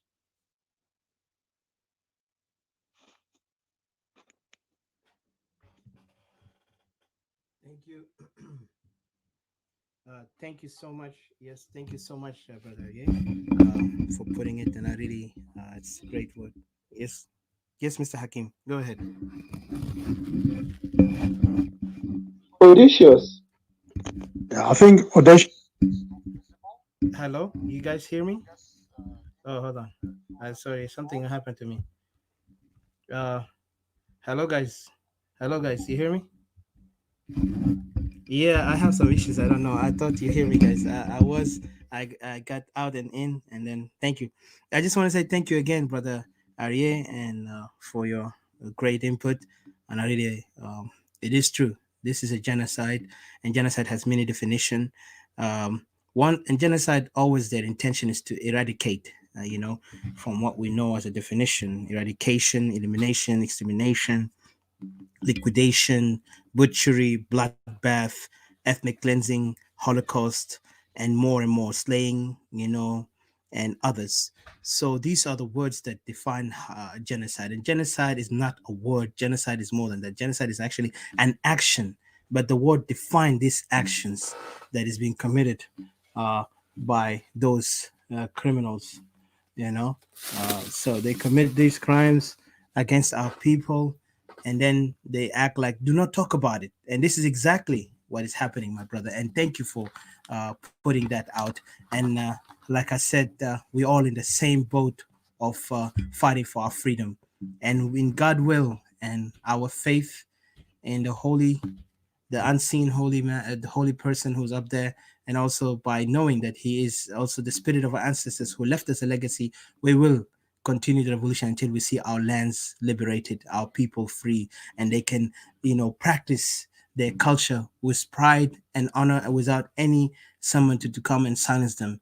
And also, I want to acknowledge also our fellow brothers and sisters from different countries who are also joining us in this room and also in Facebook, being with us, knowing that they have noticed and heard about South Sudan, but they never heard about Equatoria. And I know few are hearing it, and more now are begin to understand the Equatorian issues. And I have posted within a link within the clubhouse about the report of Alan Baswell, who actually spoke about the mass, uh, attacks on the Equatorians. And if you see that, you will understand exactly where Equatorians are. Equatoria is under existential threat, and it's a genocidal attack on us. And it's a crisis, of course, by others, but people are afraid, you know, to speak on these truth because there is a political game behind it. But we, the Equatorian nationals, we are not going to silence, and nobody will silence us. Not even, like I said, not the opposition and not the regime. And I feel sad. It's particular. I want to give this message to our Equatorian brothers and sisters who are still, running around confusing themselves with those who are oppressing them. It's almost like the definition of the house Negro does not understand that he's still a slave. You because they put you in a kitchen does not mean that you're not a slave. Until you get burned, then you understand where you are. But those who are in the field, suffering, crying, weeping, under those United Nations camp, looking forward for a better future, but they don't know how to get it because they have been deprived from their right, that by itself tell me, where the difference is. I would love to see our Equatorian brothers who are still confusing themselves out there with their enemies. Let them come back home. Let them join us. Let them stand with us. We are fighting for you, me, and our next generation and the others who are suffering in the camp, who have no voices to speak. We are pleading you, we are calling you to come to your senses, to your conscious senses, and understand what the Equatorians are going through. Instead of running around, they want you to be like that. They want you to run after them like, I'm sorry, excuse my language, like the dog who has no master, only to control him. So he's looking for anybody's attention. You need to get out of there. You need to look at yourself. You need to take pride of yourself. Why are they doing that to themselves? When they come together, they come together as group, and they're always ganging on Equatorians when they speak out. You are giving them this chance because you're running after them. But when you take pride and stand on yourself and speak for yourself, then they will understand who you are. Take pride and honor of yourself, my fellow Equatorian brothers and sisters, instead of being a house slave who wanted to go and walk in the kitchen until something burns you. Because you're not different from the person in the field. You've just been promoted to something else. You cook his food, and I'm here, plowing the ground for him. So the food that you go and put in the table comes from the place that I work hard on it. So Equatoria is our land. Let's fight for it instead of running around confusing yourself. I feel so sad when I see some Equatorians are running around in other rooms that does not even speak about Equatorians, and yet Equatorians want to force themselves and talk about Equatoria as if those guys care about us. They don't. They have their objective. They're trying to play your minds. They're trying to confuse you. They're trying to make you a house slave, so you can never find yourself. So you can never say, I want to run out. I want to exit this. That's why some of them are so confused, they don't even know what to say. They say, no, I'm for unity. What unity are you talking about? And then when we talk here, you allow the enemy to come and silence us by saying that you guys have no right. We're all South Sudanese. Who are you to call me South Sudanese? First of all, if you look at the definition, South Sudan name was given to us as a mockery. The kingdom of black people, the land of black people. We have a name before these European and these Arab remnants or these Turks and the Ottomans came in. We have a name. We were known as the Kushites. But yes, we have tribes within those areas. But we know our father is named Kush. We know others, ancestors. All these have been taken away from us because we have not noticed that. Shame on us when we call ourselves educated, and yet we want to go and mix ourselves with people who don't even want to live as people. They want to kill each other, live in chaos, and wait for the international community to pay them money. Say, we need money. What kind of nonsense is this? So I don't want to go forward, but there is a report, and then I'll give a chance to, I think, Didi or CJ. But let me read this report, which is given, of course, every time European will come up with a report about us.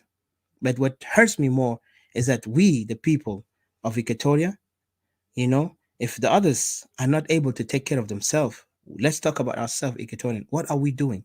This is a report from international community, and I will try to bring the recording from BBC because they talked, BBC Africa. They spoke about these things yesterday, but that was yesterday. It says South Sudan political violence on the rise, UN rights expert warn. Okay, and we know what's going on in South Sudan. Even UN understood that, and that's why we tell the United Nations, instead working with the regime, let them call the regime. You have no longer right to continue running this country. Let the people decide like they decided for their self-determination. But yet they will not do that. Instead, they will still making contract with the regime. They still go and give them loans so they can pay those, I don't know, lazy ministers that they're all just filling their bellies up and don't even care about helping the people or nothing. So let me read this. This is the topic. This is the article from United Nations directly from UN. It says South Sudan, of course, political violence on the rise. UN rights expert warn. UN human rights experts have warned of increased political violence and polarization between communities across the world, youngest country, South Sudan, following a fact-finding visit there this week. There was a visit coming from United Nations within South Sudan. The UN Commission on Human Rights in South Sudan 8 said um, on Friday the lack of progress in implementing key provision of a 2018 peace deal contributes to the persistent insecurity and impunity which allows violation to occur. There is consensus amongst key stakeholders that while some progress has been made in implementing the revitalized agreement, critical elements involving security sectors reform, constitutional and electoral reform, and transitional justice have yet to be addressed. All of these outstanding issues impact on the human rights situation in the country, said Yasmin Soka, chair of the commission. Following independence in 2011, brutal civil conflict erupted 2 years later between the regime forces commanded by Salva Kiir and militia loyal to his political rival, former Vice President Riek Machar. Fighting abated after the two men signed 2018 agreement. Um, but according to UN Special Representative in the country, briefing the Security Council in December, momentum is in danger of stalling. Sorry, Ms. Soka and fellow Commissioner Bernie Afiko and Andrew Clapham will conclude their visit to South Sudan on Saturday, which is today. It's already for them is Sunday. Having traveled to Juba, capital city Juba, and to Yei, because Yei also is in a conflict. As we talk right now, there is a battlefield going on in Yei, and those tribal regime is actually committing those genocide as we speak. There's thousands of people are running away from their villages because of these hostility, and yet UN went there today and yesterday to check on Yei, because Yei right now is a conflict zone in southwest in the southwest. They are mandated to investigate the human rights situation, assist in addressing impunity, to collect and preserve evidence that will be made available to transitional justice. This is where I don't agree with United Nations on that. You're giving back the same report back to the oppressors or the aggressors. This is just does not make any point here. But this is what they're saying: the mandate to investigate the human rights situation, assist in addressing impunity, and to collect to preserve evidence that will be made available to transitional justice mechanism. And those transitional justice, for those who don't know, those are the same people who are part of the transitional government, but part of the peace agreement, which will be given to them. And Kir is the head of all these things. Remember, if Kir did not approve it, it will not go anywhere. So this revitalized peace agreement is actually a joke. It's only about power sharing, but they will make it look like they're actually doing their job for investigating crime against humanity. But at the end, it will go nowhere. And that's why you see those guys are so comfortable to continue leading this country in a chaotic way. And the international community, like United Nations, a high council that they talk about human rights, could not even act the proper way to tell them as it is that these people are committing violence, and we don't have any confidence as international communities to continue working with them. We need somebody else to take over and then investigate the crime committed by them and the oppositions or whatever, the rebels of Riek Machar, who are now part of the peace agreement. This is the problem that we are facing day and night, and yet we see the transitional justice mechanism is going to be controlled by the regime, including the hybrid court to be established in the line. Even the hybrid court is not established in the line with peace accord. The commissioners held discussion with a range of persons, including senior government ministers and officials, civil society, survivors of rights violation, those who are living in the camps up to this moment, internally, they call them internally displaced, within the capital city, Juba, and other areas in South Sudan, and the abuses, survivors of right violation and abuses. Religious leaders also, members of the diplomatic community, UN agencies, and UN mission in the country. They're going to collect all these reports from these guys. Most South Sudanese in the commission spoke to express their desire for political leadership to secure peace and justice, for which the agreement provide a roadmap, said Ms. Soka. Meanwhile, civil society representatives reported that they are scared to discuss the human rights situation for fear of retaliation by the security service. That's, like earlier I said, security service controlled by Akol Kur, one of the most brutal, barbaric butcher in South Sudan. And he hailed from Dinka. And this guy actually is building the Dinka hegemony by eradicating and silencing those who are speaking on the tribal leadership of this country, led by Salva Kiir and their other Jin Council leaders. Supporting and accountability. During meeting with the Minister of Justice, the Commission reaffirmed its readiness to support the government to fully imagine. They support the government to fully implement Chapter 5 of the agreement, which addressed transitional justice, accountability, reconciliation, and healing, building on a joint workshop held in December in Nairobi, Kenya. The Commission pointed to lack of progress in implementing key provisions of the deal that contributes to insecurity and impunity, including on the unification and deployment of the armed forces, as well as agreement on command structures. They said violence remain pervasive at the subnational level and is characterized by displacement and gross human right violation, including sexual violence. Yei is a case in point. While soldiers waiting to be part of a unified national force are poorly resourced and then prey on the population, their statement said. At tipping point, South Sudan is not set to hold election next year, but the country is at the tipping point, Mr. Afuku warned. The pursuit of election run the serious risk of fueling violence and polarization of if the requisite institutions, constitutional and electoral laws, as well as logistic arrangement are not first in place. So those things are lacking. Requisite, institution, constitutional, electoral laws are not there. Logistic arrangement are not there. So these are the things, and yet they're going for election. This is according to Kir and his, parties. They wanted to go for what they call election, so they can legitimize themselves and call themselves the government of the people. And good thing Afuko have mentioned that there is something missing here. It's also important to look beyond the electoral moment and ask what political system people would be voting for, particularly given the delays to develop constitution on which elections would be based. Chapter 4 of peace agreement provides for the development of a permanent constitution upon which the future political system will be based. The commissioner said that if done well, the constitution makes process could help address root causes of persistent conflict and insecurity. On the other hand, if handled poorly, it may deepen existing grievances that could lead to future conflict. Background on the commission. The latest visit marked the ninth time the UN Commission have traveled to South Sudan. The Commission was established in March 2016 by the UN Human Rights Council and is an independent body. The three commissioners are neither UN staff nor do they receive salary from the organization. This end the topic. I mean the article here.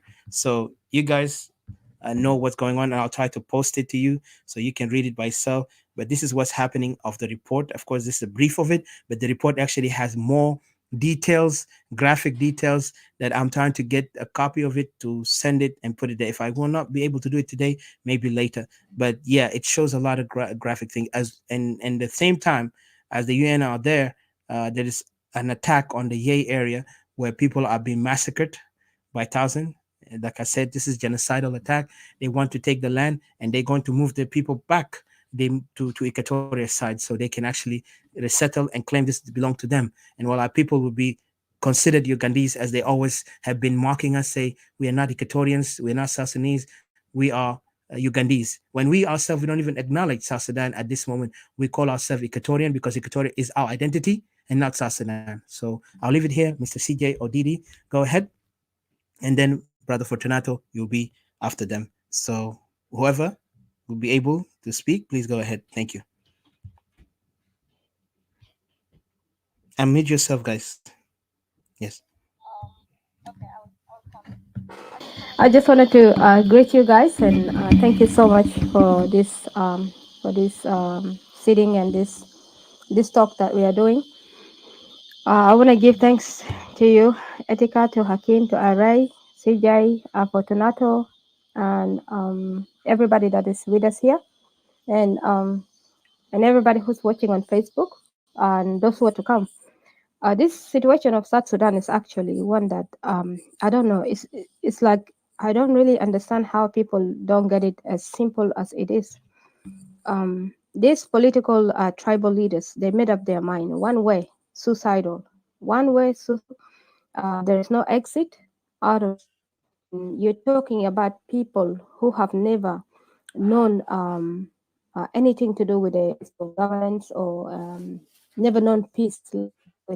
Their whole life is just running the agenda of wars, tribal wars, and feeling the minds of the younger people, to carry on this intergenerational killing, which is really barbaric, and it's not really right.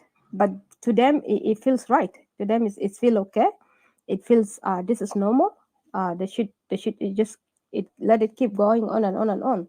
So what I don't understand here, the rest of the victims, or the rest of the people who are in between, if somebody made up their mind that this is what they're gonna do. I don't know. What I don't understand is like why the rest of the South Sudanese are comfortable with it. The other thing is like now that is going on. I don't know if you guys can hear me. My network keeps saying poor connection. That always happen when he's talking. So can you hear me, guys? Yep. Can Yep. anybody hear me? Yes, Thank I you. can. Thank you. Yeah. Thank you. So the fact that even Equatoria to choose to opt out of this South Sudan union that we're in for a very good reason, which people are accusing us that we're building the case of our separation basing on the 2013 incident, which is not correct, but it's part of it too. Yeah, it's part of it that if you can go out, just rampantly killing people, just barbaric, or just in a deliberate way, door to door, then how can I feel secure to be with you? And you have done this before, you've instigated this before. So what I wanted to say here is like this country has no hope. There's no way you can negotiate things around this regime that is happening right now in South Sudan. And we've seen they have tribalized their generations, their children's, their whole tribe, and it's clear. But what others are allowing to be deceived in between, working with them, I don't understand it. Because even we have seen some of the young generation, the new generation, they're carrying some profiles writing on their PTR, clearly saying that if you're gonna join any room, you're gonna talk about peace. You talk about the fake peace. Don't talk about real peace, because we are not for peace. Their one agenda is to conquer the entire South Sudan and turn it into a Jeng nation. And this Jeng nation has been birthed since before, even in the bush. This is the agenda that they've been resilient. They've been working on it so hard. And in the other hand, nowadays, that you see people blaming us, that you know like you hear people saying that these separatists, uh, what they are fighting for, it will never happen. It will never happen. Why? Because the reason South Sudan is Equatoria is part of South Sudan, and I feel like I'm part of Equatoria. But the question that you will ask is, if I have allied with you in for a situation that we all want to opt ourselves out, then should that give you the technical, or should that legitimize you or affirm you that you have the right to oppress me, and you have the right to occupy my land, you have the right to change the demographic of my region? Does that really give them that right? or or should I suppose, after the war, after the secession, should I suppose everybody should have gone to their home, and everybody should have gone to into developing their homes and stuff like that? But of course, this is not in their mind. And to begin with, in my thoughts, that when we had gotten the separation from North, the first thing was supposed to be done by for a clever leader to do not combine all the South Sudanese together and begin to circulate the false words of saying anybody can live anywhere. Because South Sudanese are people who have never lived together. They have never gotten the chance to live together, to get to know each other to begin with. You know, we come from a different side. You know, especially these generations that are living right now. Nobody knows even what the rest of the people are or what they do and how they. We've just been shocked. Really, it came upon us as a shock. You know, some of us, especially me, I can speak of myself. It came upon me as a shock to know some people and the way they live, and how every time I hear they speak, you know, it's really shocking to me that I could not believe that there are people existing on this earth like this. You know, but of course, you try to pull it together because you got your own entire nation that you're fighting with. I mean, you're fighting for. So you don't have the time really, you know, to break down and, you know, go through this mental, you know, circle and stuff like that, because you get to look at the bigger picture here. But it's really so terrible that can really break you down. Uh, for the in the beginning, everybody should have been busy in their own region. You know, this system that is sitting there, the regime, they should have created a project whereby they know their people very well. If they say that they want one people, one nation, what they should have done, they should have assimilate their people first into what is called, you know, the way of harmony, you know, harmonious way of living with other people, integrating them first, you know, because these people have lived, you know, in through many years of what they know, just, you know, fighting, killing, genocide, occupying, and grabbing people's things, you know, cattle wrestling and stuff like that. These are the programs that should have been rolled, you know, programs for counseling, programs for education, programs for, you know, for getting people into getting jobs, you know. These are the kind of programs that they should have rolled over into these regions, you know, and everybody let them work hard, let them put their effort and their thoughts into advancing their region. But of course not. I'm not really totally surprised from these leaders of Upper Nile. What we have here, a group of them that, you know, keep popping in and out the clubhouse, and then they have the second group. They have two different groups of people. You know, there are those who have been with the SPLM, and then there are those which are the middle one class, which have been with the SPLM at the same time. They're running agendas, you know, calling themselves the political groups and stuff like that. And they are so much anti-Equatoria. That's what I see. They so much anti-Equatoria, and they are ready to help even the regime. They're even helping the regime to begin with, is strengthening them into the occupation that is happening in Equatoria. Because today it saddened me. It really saddened me to learn that these people who are calling themselves the opposition, saying that they're fighting for South Sudan, to knowing that they are even occupying lands, not even one land, but more than two lands in Equatoria. And they are so proudly speaking about it, so open. And this really broke me down. And I lost respect for these people because I felt like we are very vulnerable. You see, I felt like Equatoria is so vulnerable at this time. Why would you then say that you're fighting, you know, for the freedom of people, you know, for the freedom of South Sudan, yet you're occupying land in Equatoria? And that's why they don't like people to speak about the land occupation in Equatoria and the genocide of the people of Equatoria, you know, and the fact that Equatorians are being displaced. Equatorians are living on daily basis, leaving their homes. And when they return, they are told not to return. They've been accused that they are rebels. So it's really saddened me, the other one, that, you know, to find that you will find still an Equatorian will sit there and would agree with these people, you know. The fact that what they are saying, especially yesterday, these people ran a room anti-Equatoria, basically. The entire Upper Nile ran a room anti-Equatoria. But then what happened is the whole day and the whole night, you know, you find Equatoria in between agreeing with them, coming up saying that yes, they're agreeing, they're putting their input and stuff like that, you know. And this really, it's really, this person is telling you that in few years, in 5 years, you don't exist anymore. You know, just 5 years down the track, you don't exist. And what you have with the Upper Nile people that are criminalized, they just got words. They are full of words. You know, I've seen them, the leaders, you know, I've seen them, you know, what do they call themselves?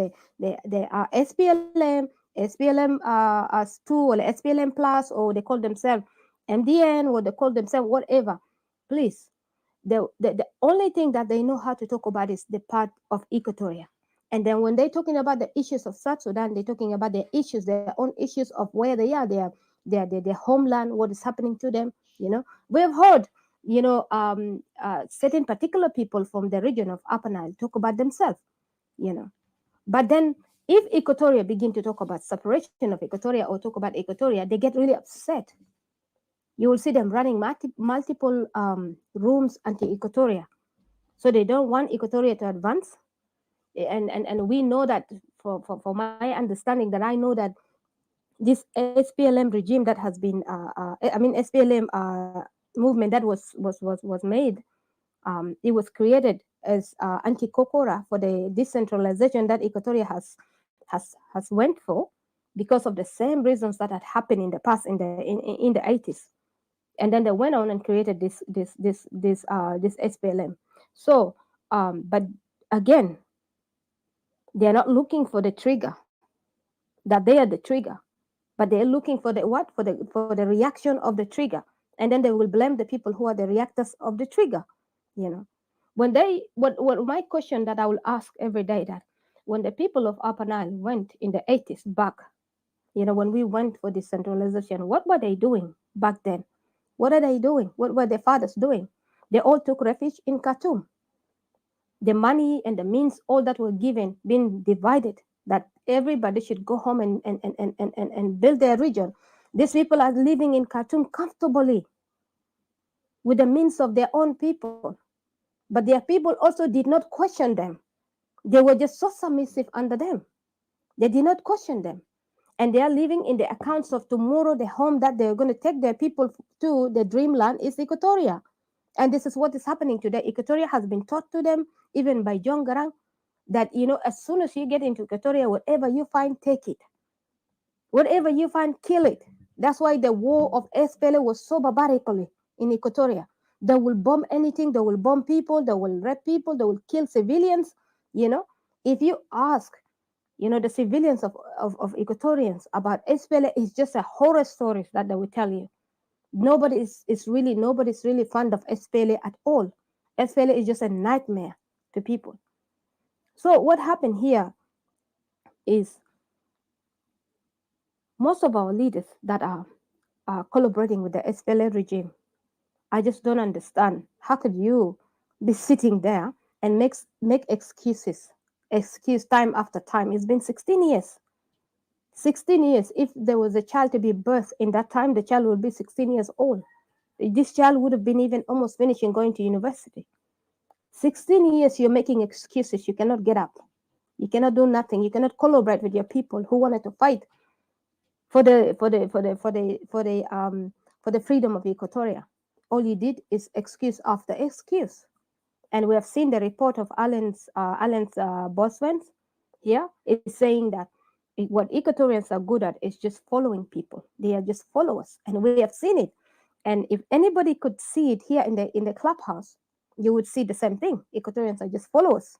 They follow the people, and especially they like to follow specifically people who were just like empty barrels that make a lot of noises. I call them empty barrels because today you ought to prove to me what you have done, what your father have done, what your grandfather has done. Our fathers, our grandfathers have laid the foundation of Equatoria. That's why, out of disgrace and out of shame, when people separated, they could not find any city anywhere. The Ramshell that they have picked, Ramshell is nothing. It's just a desolate place. So they had to go where? To Equatoria. So that tells that we are very matured in our thinking, in our political aspect, and in running our economy and running on our affair. We are very good, and we are equipped, and we are well to go. And that's why they picked Equatoria capital city, which today they're claiming that the Equatorian capital city, which is Juba, that is the capital city of South Sudan. It has never. There were 3 capital cities. Upper Nile has their capital city, Bahr el Ghazal had their capital city, and Equatoria had their capital city, which is Juba.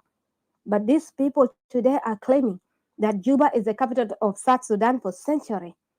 Where did this South Sudan came from for centuries? That's the question here. So they will use any means, any lies. And the weaknesses that we have in Equatoria, that's what the report of Alan Bass was saying, that, that most of the Equatoria just left Equatoria, left it just an open gate, because one reason is the culture of the SPLM. They have embedded themselves so much. If you hear in Equatoria talk about SPLM and talk about John Garang, your body will even just creep.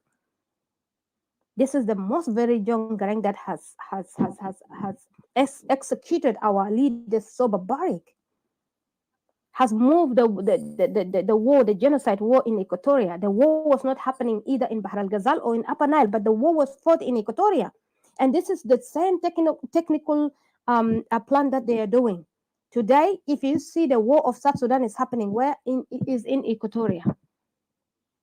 But the rest, where they are, they're just killing themselves for what no reason. You don't understand why they're killing themselves. They kill themselves, they run in Equatoria, and then they turn Equatoria into a battleground, whereby you cannot even tell who is who and who's doing what. So what they did is dividing the people of Equatoria. You be in my side. I am Ayo, be in my side. I am SPLM, be in my side. So Equatorians are divided to fight a battle that is not their battle. And what I had to ask here, if this political opposition political leaders are calling themselves leaders, if they're really intellectual and if they really are wanting to say that they are the solution for South Sudan's issue, why they don't ask themselves that when this tribal war happened, when Nuer was fighting hard to defend themselves to live to the last breath they have, where were they? Why they did not diffuse this issue? Why the Upper Nile did not get in and help and diffuse these issues before it got out of hand? But no, they did not, because they're all afraid. They're all afraid for their life because they have been playing a coward and they have been playing a double side. They are the same people who have been with this regime. They are the same people who build those things that they call the constitution in South Sudan. Some of them have been proudly speaking of it. They're the ones say that they wrote it. The ones that anybody can go and grab anybody's land, anybody have the right to live anywhere. They're the one who wrote these things, and they're the one that are opposing us so much, saying that we don't have rights to say what we want. Today I will say this: I am not related to anybody in Upper Nile. To be honest, I am not related to anybody from Bahr al-Ghazal, and they do not relate to me. The only thing that we have in common, that the manipulation war that we had, that they brought into Equatoria, that saying that we were fighting for, to free ourselves from South Sudan, from Sudan. That's the only thing that joined us as alliance together. But in being an alliance with someone does not legitimize you to come in my home and to take over my home, does not give you the affirmation that I am related to you. It doesn't. It doesn't force you to say that now because we have fought side by side, now we're together, we're one people. I have never lived in your house. We have never had any food at your home. We have never taken any dinner or cup of water at your home. You're always in my home. You're always in my home, and you want the last bit of everything that I have. And also with no shame on top of it. So all that I wanted to, that's really reality that is happening. These people would talk you out. They will address you. They will be aggressive over you. But then if you question them, what have your father done? What have your uncle done? What have your forefathers done? Some of you have kings. What have your king done? Your king is a refugee. That's just the honest. You're coming here telling me you're a prince, and then you're coming here beating me down for my land. You're here grabbing my land. But you and your king is a refugee. Your king is living as a refugee in Khartoum. That's just the honest reality. I wanted to say that if somebody is telling me that they are really logically and intellectually, I want you to go home and fight for your home. I want you to go home and secure. A king is supposed to have his own armies and is supposed to defend his home to the last breath he has. He's not supposed to leave his children running around like rats, occupying other people's land and insulting other people. I say that the energy that they have, they're putting in Equatoria, the energy that they have, the empty energy that they have, threatening us that this separation of Equatoria will not happen. I want them to put this energy to go back and face these people who are in their home. They're insulting them day and night. Did you guys see there's a lot of groups of separation teams are coming up, but these people will not attack them. They will do everything in their power to dodge them. But Equatoria is the kicking ball of the day, because Equatorians are so submissive, especially when they just get Equatorian saying yes. They know that Equatorians are weak. So that's why they're playing this game so hard. Partly, they think that if they help this regime in occupying Equatoria and strengthening Equatoria, then from there maybe they can live together in harmony. But this is not going to happen. This is not going to happen at all. They're never going to get even their homes. That's one thing that they need to know. So what really breaks my heart is like seeing that, everybody in South Sudan is helping the occupation of Equatoria.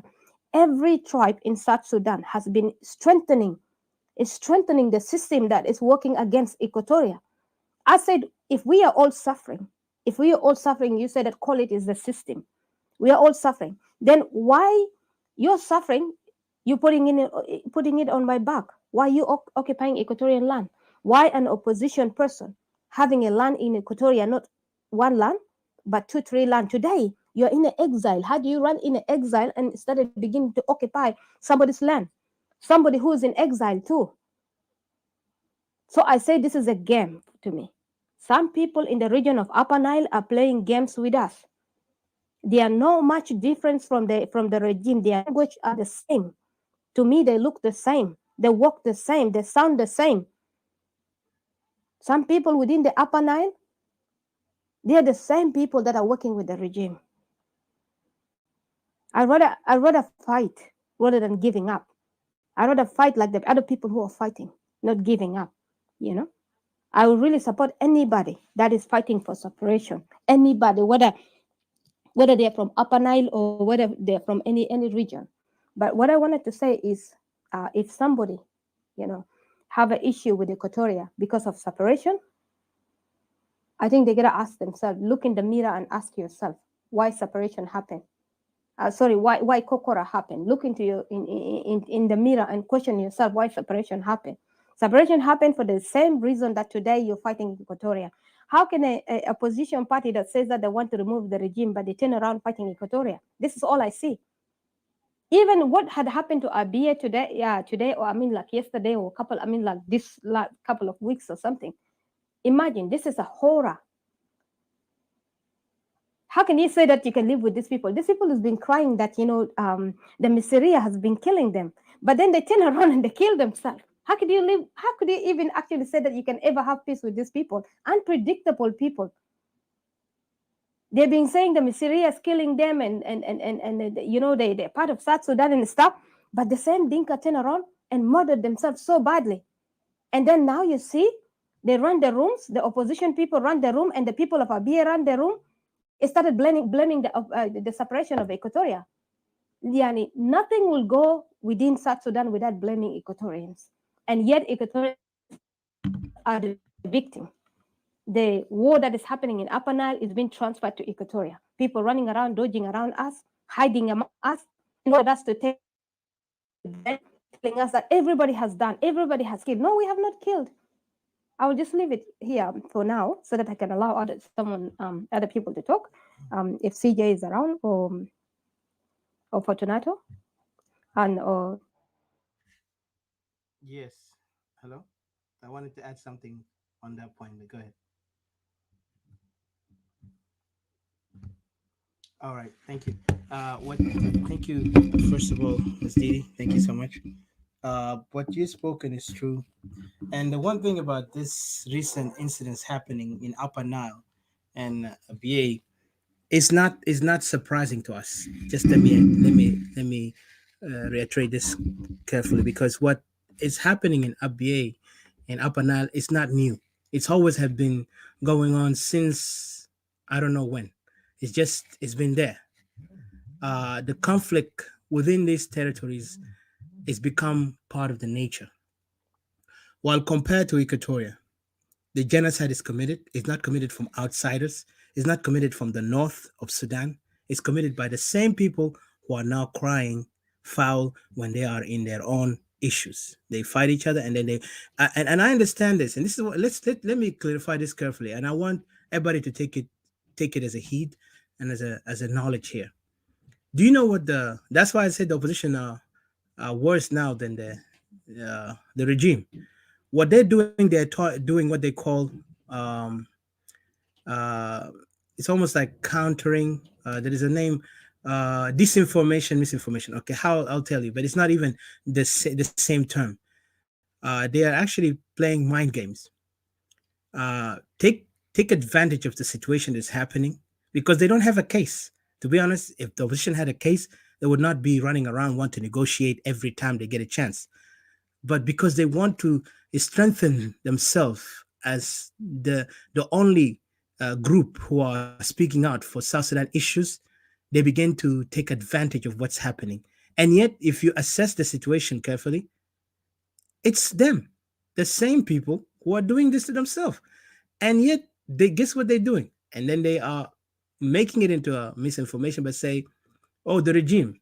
And who is the regime? If you talk about the regime, is combined of a tribal organization that has been arming their people, arming their tribe to go and attack others.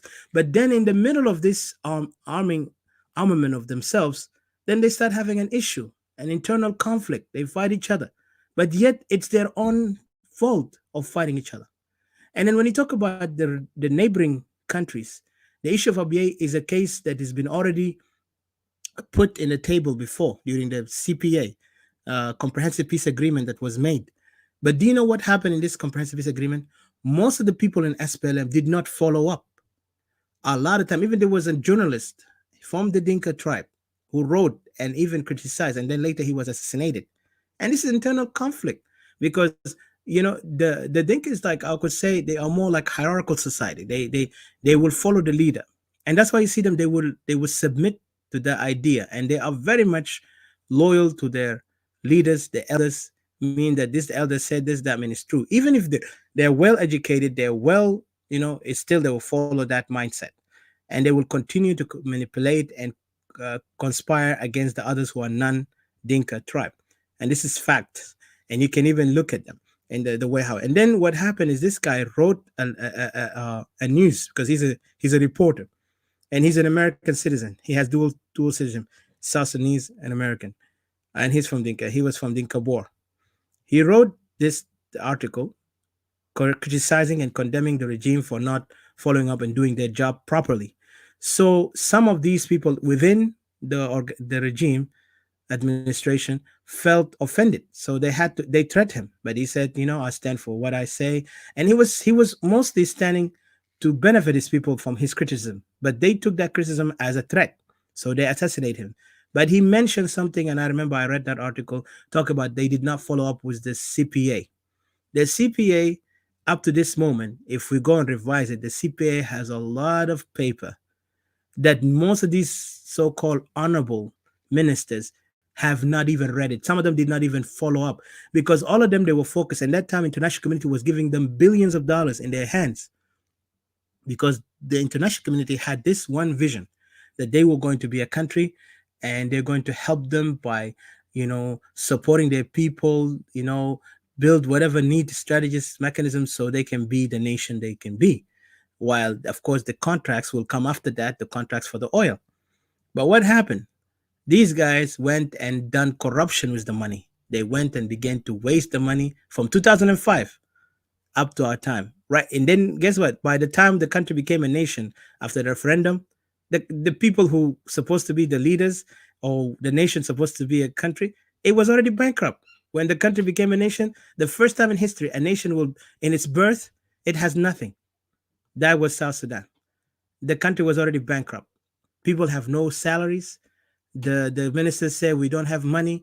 A lot of issues. So the conflict that later came 2013, people even predicted it's going to happen. And I've spoken before with ambassador used to be in South Sudan from United States. She's American ambassador in what do you call that place in South Sudan.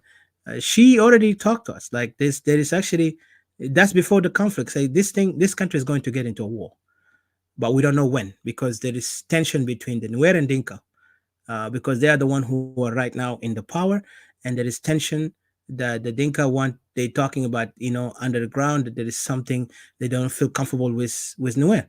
So and then they did attack, but the Nuer did have confidence that they would not dare to do that because the country is already new and the world are watching. But unfortunately, the world watch while the Nuer were massacred. And the same thing today, we see the international community are watching us. Our people are being massacred. So those guys, when you talk about treaties, negotiation, they don't even follow up after they do the negotiation. The only thing they look for is the dollar in their pocket. If that negotiation has dollar in it, they will be happy to join. They will not question it. So when you talk about those guys now fighting each other, it's not new to us. Equatorians are the only one, and I tell you this, we're not because I'm an Equatorian, but because this is the truth. We did not gain anything in those agreement. The only thing they focus in Upper Nile because people will talk about the oil in South Sudan and all this oil they said is in Upper Nile. So we didn't care. We didn't feel so in like thirsty and needy for being part of this, rich so-called oil areas. We did not care. All we wanted is our land and protecting our people. We want to progress. But these guys begin to act arrogant. First, they act arrogantly before even we became a nation toward the north, say we're going to be a rich country, be like Saudi Arabia, whatever. And then now today, what it is now it's worse than any country in the world. And we just have, 11 years now?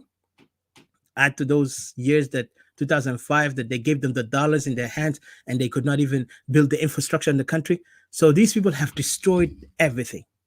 And the same people who destroyed everything, some of them now jumping out of the ship like rats, and they don't want to blame who actually penetrated the ship. Then everybody say, I am not part of it. I'm innocent. And now they say the regime is wrong. The regime did not have vision. The regime lost vision. What vision are you talking about? They never had vision from the day one.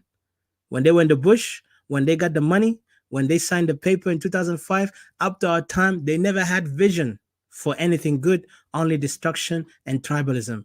The only vision I would say is a backward vision, not a forward vision. The vision they have is nothing compared to a people of the 21st century. That's why they are causing chaos and they're confusing the world by playing propaganda, said that this country, only the regime. But some of them, they don't want to define who are the regime and who is the regime. The regime is particularly the base. If you look at it from top to bottom to top, it's all Dinka. If you look at the way they trying to force themselves in other people's territory, it's all Dinka. And then the others, when instead of them controlling the situation by saying, let's sit the elders and talk to them so we can talk as people of the region, they don't. Instead, they are happy to see the chaos is spreading to Equatoria. And when the genocide happened to Equatoria, now they wanted to silence us, say, do not talk about Equatoria. Talk about Abyei, talk about Jungule. And those people have been fighting each other for so many years. Even before the colonialists have left or even went in, those people have fighting. Because these guys are not in peace. Everybody will fight. If one cow is lost, the whole town will be burned. Imagine one cow, best. Imagine what about the human being if you kill him? This is the way how they behave. And compared to Equatoria have always our elders or those so-called Salatin or those leaders in the past, even under the colonialists when we were under them, they knew how to negotiate things without provoking violence or mass chaos to the other tribes. We lived in harmony because we know what is important. We don't go and waste life. We've preserved life. But those guys' life is cheap to them. And then when something happened, now they want to play propaganda. And then guess the opposition are now, capitalizing on these things for the purpose of making themselves look good, as if they have vision. When they were out there, all they talk about the root cause. But when you ask them what's the root cause, they go say, from the time of the SPLM, whatever, they confused. You don't even know what they're talking about.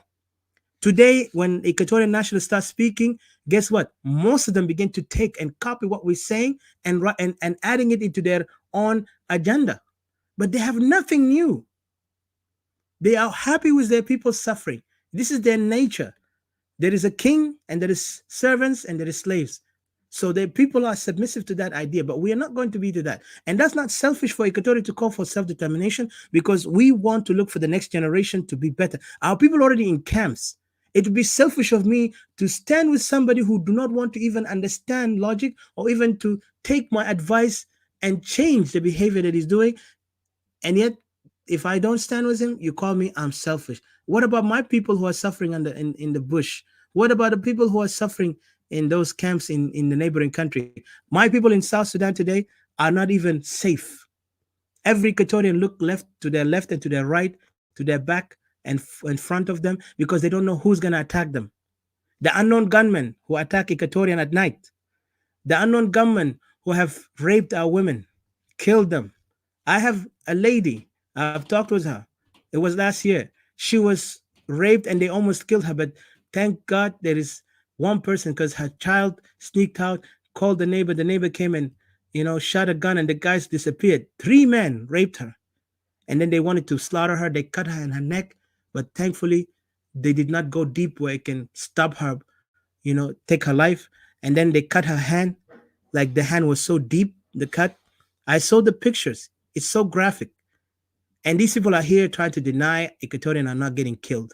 And that was in the capital city. 3 children were murdered. They accused an innocent young man, said that he killed them. And yet, with the way how they did execute the guy was executed this year, last month. It was so horrible. Those are the crime against our people. Our people, they can be accused falsely and taken to justice and murdered.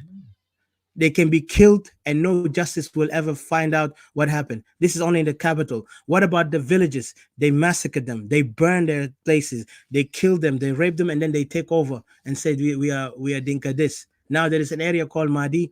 They took over there and they call themselves Dinka Mahdi. They take many territories within Equatoria. Even in West Equatoria, they rename some places. In Equatoria, in Central Equatoria, they rename places called Jabal Dinka, the mountain of Dinka. That's what they call it. And when you ask the Dinka why you call this, and this is a name, we have a name for this mountain, but they force themselves to put that name in there. They say, oh, because Dinka died in there. Imagine the common sense. Because many Dinka died there in the war, so we have to rename this city, this mountain, Jabal Dinka. For God's sake, American died everywhere in the world. Why they don't call that cities in their name? Vietnam was a one place. They could call it Vietnam America. For God's sake, this is what we're dealing with. International community, if you're listening, and those brothers and sisters from the different countries, we urge you to talk to whoever capable within the international community to make a difference. We want you to stand with us. We want you to take our message to them. We want you to tell them that our people are under existential threat and we need a change, because time is ticking. Our people only left for them, I would say 2 years only. 2 years only for us. And Equatoria will be wiped out for good. And I'm saying this with broken heart, because it breaks my heart even to see some of my confused Equatorian who are running around to rooms that does not even talk about Equatoria, but they go and force themselves as like they are very, intellectual. They are, they're tolerant, understanding. Man, when this the same person who's insulting your brother who talk about Equatorial land, look at the irony. Right now, you could see rooms talking. One room talk about flag, the other room talk about what divided South Sudan. What divided South Sudan? And the same people who created this room are the people who they own themselves. They cannot even unite in their own region. And they are calling themselves opposition. They are giving their name titles. And it's so funny and ironic. And we're here sitting talking, and they say, oh, this is the dangerous people. Don't go there. Even some of them, they will try to tell the others, please do not go to their room, because this thing. But we're not worried about that, because we have friends. And our message will go there regardless you like it or not, because we, Greater Equatorian, are speaking for our right. I'm sorry I'm taking time on talking, but I want to put some points here to explain, because the enemies are so aggressive on us, and we're going to be even aggressive on them. But we'll be respectful. They can demonize us. They can call us whatever they want. But we know exactly what we're doing. And I want the conscience of our Equatorian brothers and sisters to wake up now. Time to wake up, because our people are dying. It's shame for us to sit down and watch. Let us continue contributing. Let's continue working together, contribute an idea. I don't want your money. I want more about your commitment to this idea, because your money does not make any difference. But when you commit with me, to the face that we can fight for Equatoria, then we'll go for. But when you want to just give me money, I don't need that money as much as I need you. I don't need you to go to the bush to fight. I need you to stand with you, because when we take that action, it'll be once and for all. We don't want to waste life of young people who are now living in the bush there, say they're trying to resist. And some of these opposition are using those young men to be used in a fight that is not ours. We want only Equatoria. Let the land of Equatoria be free. So I'll leave it here. My fellow Equatorians, take heed. I hope your conscience is able to listen to our voices. And I thank our brothers and sisters who ally with us from different countries. And yes, you will not be forgotten, and definitely will stand with you to the end of the world, that if the world, whatever time they end. But thank you so much. But I'll give a chance to Mr. CJ, and then from there, Brother Fortunato. Thank you.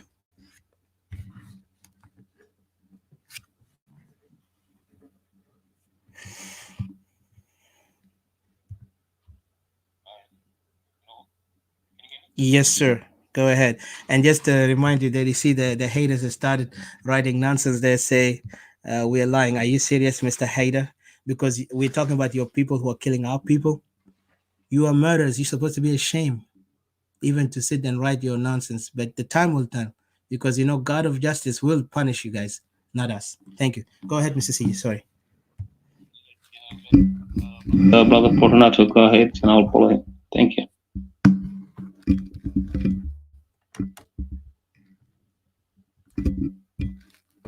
Hello, did you hear me?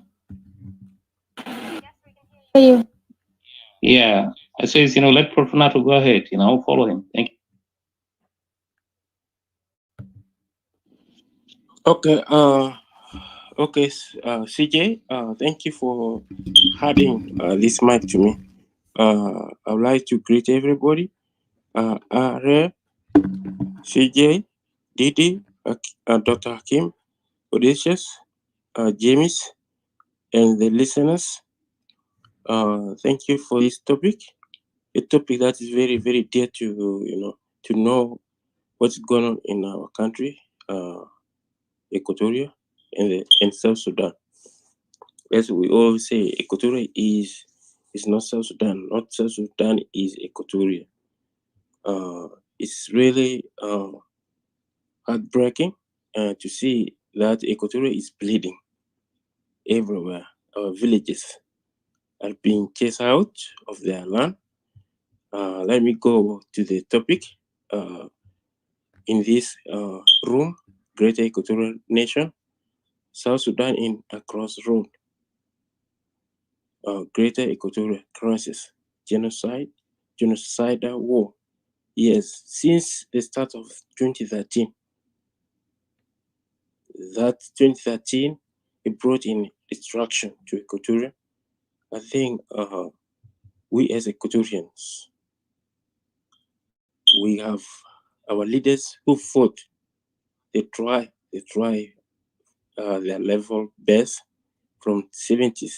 From 80s, Kokora came into this, and I heard in some of the elders from JC, they said, Equatorians, young generation, they will never give up with the issue of federalism, federation, Kokora. You see, that's what they had to put up. Their elders, instead of retiring, they had to keep up with what was for Equatoria, because Equatoria was the obstacles to their broken empire. What they saw, their leaders, was the same thing, the fear. This is the fear for everyone. If Equatoria have its own administrative status or federation as a region, so the identity, Equatoria will take the identity of the country, and the rest of the other tribes will be swallowed under the Equatoria. So what they do, this country called South Sudan, is actually a curse, because those people, they are playing the game. When you try to say this, South Sudan, this South Sudan. And the South Sudan is a shell that it house the confusion inside there, just like what is in Nigeria. And we have the Nigerian guy from Yoruba, the same thing, the same thing. And I want to let the world that the reason why Africa is a little behind because of the same issues. Since the coming of the Berlin Conference or this division, we as Africans, we didn't have our own space to express ourselves within our own space. What will it be? Our own cultural activities, culture. But we have been forced together. Somebody forced you to be in a small room. You'll be suffocated in that room. At the end of the day, you'll be dead. That's what Africa it is. It's not about unity or Pan-Africa thing. What is the model of Africa? It's only the separation that we need. The model of Africa is not about what is right now. It is federated nation of Africa that will produce the best Africa. Leave alone these people confused. Yes, the guy from Nigeria said, people are just running around. There are people who are running around without objective, without the interest. The same thing. We have been reading reports over and over. 2018, Allen, the guy who was just putting up his time to question, to investigate, to do research about Equatoria, the leaders, the people from home, and came up with the same idea that Equatoria ought to sit out of South Sudan, in the South Sudan, region of South Sudan. The same issue, 2018. And we as Equatorians who are confused, they're running after somebody else instead of putting Equatorial interests first. What is going to happen? What is going right now? It is threat, Equatorial threat, Equatorial threat. That is the interest of Equatoria, the interest of Equatorians in Equatoria as a country. We are having this hope and this peaceful Equatoria to be a country. That's what we say. Threat from outside, within the country, that is posed by these people. Equatoria alone was ahead of any. We are aware. We are open society, diversity. That's what made us as Equatorians. We don't go with the tribal issues. That's what we started Anyanya one before the independence of all African countries, 1956. No, Tanzania, Kenya was under the British all this, 1956, before independence of Sudan. 1955, before independence of Sudan.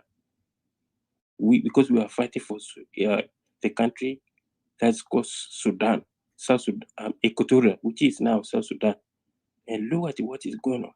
Even for the Kokora, I don't know whether these people from Upper Nile, perhaps they're lazy, they want to come to Equatoria for ready meat, or what? What is it that pain to them for Equatoria to go on their own way? Why are they leaving their own land and come to Equatoria to bring destruction? You see the Dinka poor bringing the cows. They are armed to teeth to destroy Equatorians' crop. Farming community have been displaced because of them. They are just taking the cows to graze on your farm. When you say something, you'll be killed. And then you say there's a government. Even within our own people, they seem to be there's a government. But the governors that had been handpicked by the regime, they don't have say. They don't have anything to say to the people. They are just people who are there. They are JC collaborators who are furthering the pain, injustice for our people, to allow this regime, to allow these people from the Dinka to come and destroy our livelihood of our people. This is very, very, very, very sad, and we cannot stop and just move around as if there's nothing is going on in our country. What is going on right now? It is the unity of Equatoria to come together. We are united. Our land is the unity of our ancestors. Our ancestors' spirit must stand. Imagine these people, they come to Equatoria and they remove the grave of your ancestors, building what they want to do. And they use the national resources to go there and to do what they want. Ever since 2005, we had the CPA from 16 years. Why are these people coming to Equatoria? From commissioner, from local chief, from youth Payam, and they host the wrestling in your own regions of Equatoria. They host the wrestling, they bring all these, they do what they want. And Equatoria in their own land, in Juba alone, they cannot have the music play all night. But you see, they can have the Dinka play in your own place 24/7. What is going on here? Equatorians, this generation, 21st century, we are aware of what is going on. We cannot let our next generation to suffer. We are here to demonstrate our best, contribute your ideas, money, any resources, any resource you have to help our people in the refugees. The cows from the Dinkas are roaming around in the neighbors, in the villages of Equatorians who have been chased to Uganda, 1.8 million people in Uganda, and they are still declaring. Yesterday, they said they have 4,000. They were accusing the Uganda government that they have 4,000 Equatorians rebel in there. And these are innocent people. They just want to use this opportunity to hunt those Equatorians who are over there in order to kill. Any Equatorian seen walking around in your village, you are seen as a rebel. They kill you without impunity, without anything. That's what happened with the chief in a Lanya. He's been killed for no reason. The genocide is going on. By who? By the Dinkas. And what is going to happen? We need to dismantle this regime and these people, the Dinkas who are moving around in Equatorian land. Yes, we have information, every information. The Dinkas, the owner of those cattle keepers in Nimule and in that side of Mundri, they have the people that they will be accountable for that. We shall find these people. They have been taken to the rule of to the book. We have the Dinka from the Euro there. They come to the side of the Western Equatoria. We have the Dinka poor cattle. They move it to Central and Eastern Equatoria. We have this. We follow this, and people have been used to identify this. They are generals in this government who are using these other means to see that Equatorians have to be moved out of their own land. And we are not going to allow this, and we have to speak our mind, and you have right in your own land. Equatorians didn't go to the Dinkas land or any other non-Dinkas tribes land. You are in your own land. And we need capital city to move out of Equatoria. Because we made, although this was a temporary 10 years passed. Ramshell was supposed to be built, but these people, they cannot even listen. They just want to stay there. They have to build their own capital city in Wau, in Malakal, not just moving around the way they want to. So I will stop here and I will add something later. Thank you very much for giving me this opportunity, and I'm looking forward to listen to your ideas and how we can go forward. And please remember, you have the right of your land given you by God. You didn't go to somebody's land. No, you didn't go to Upper Nile or Brahaza. You are talking freely, strongly about your land. Somebody coming to you, you have the right to defend yourself. Thank you.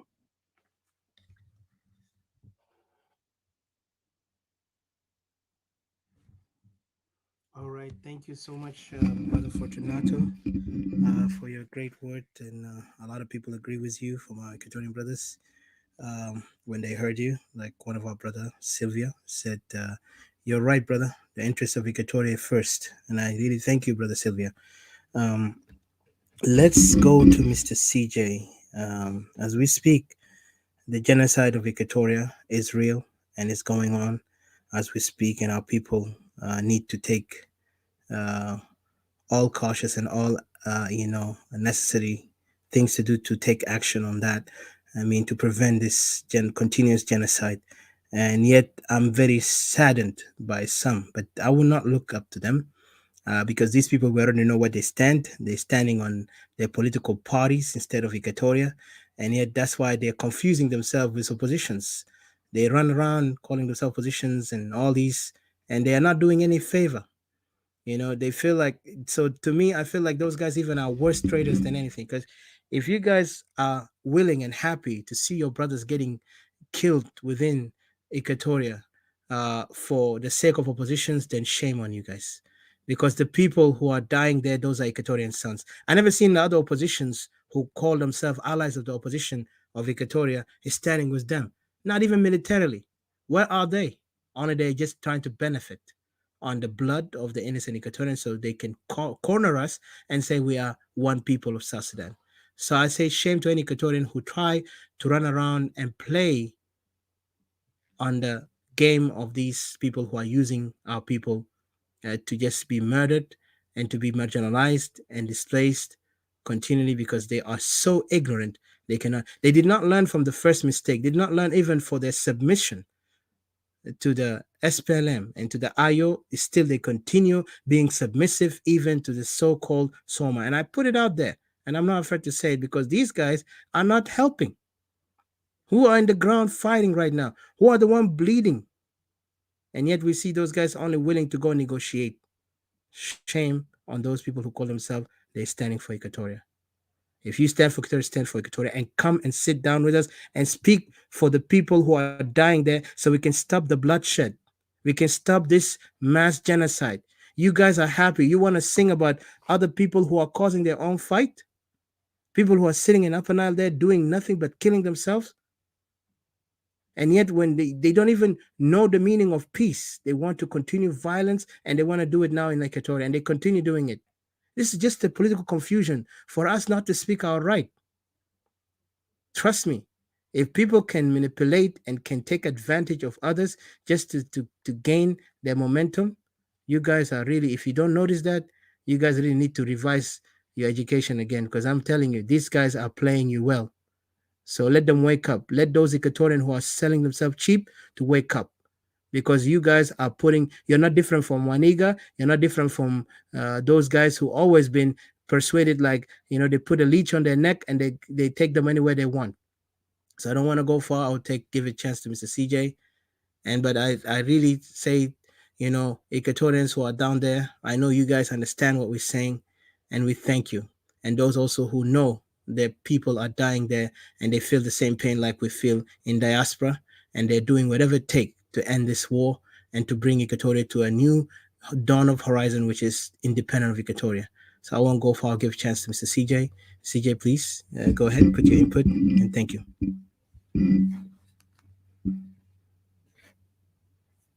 Mr. CJ? Unmute yourself, please.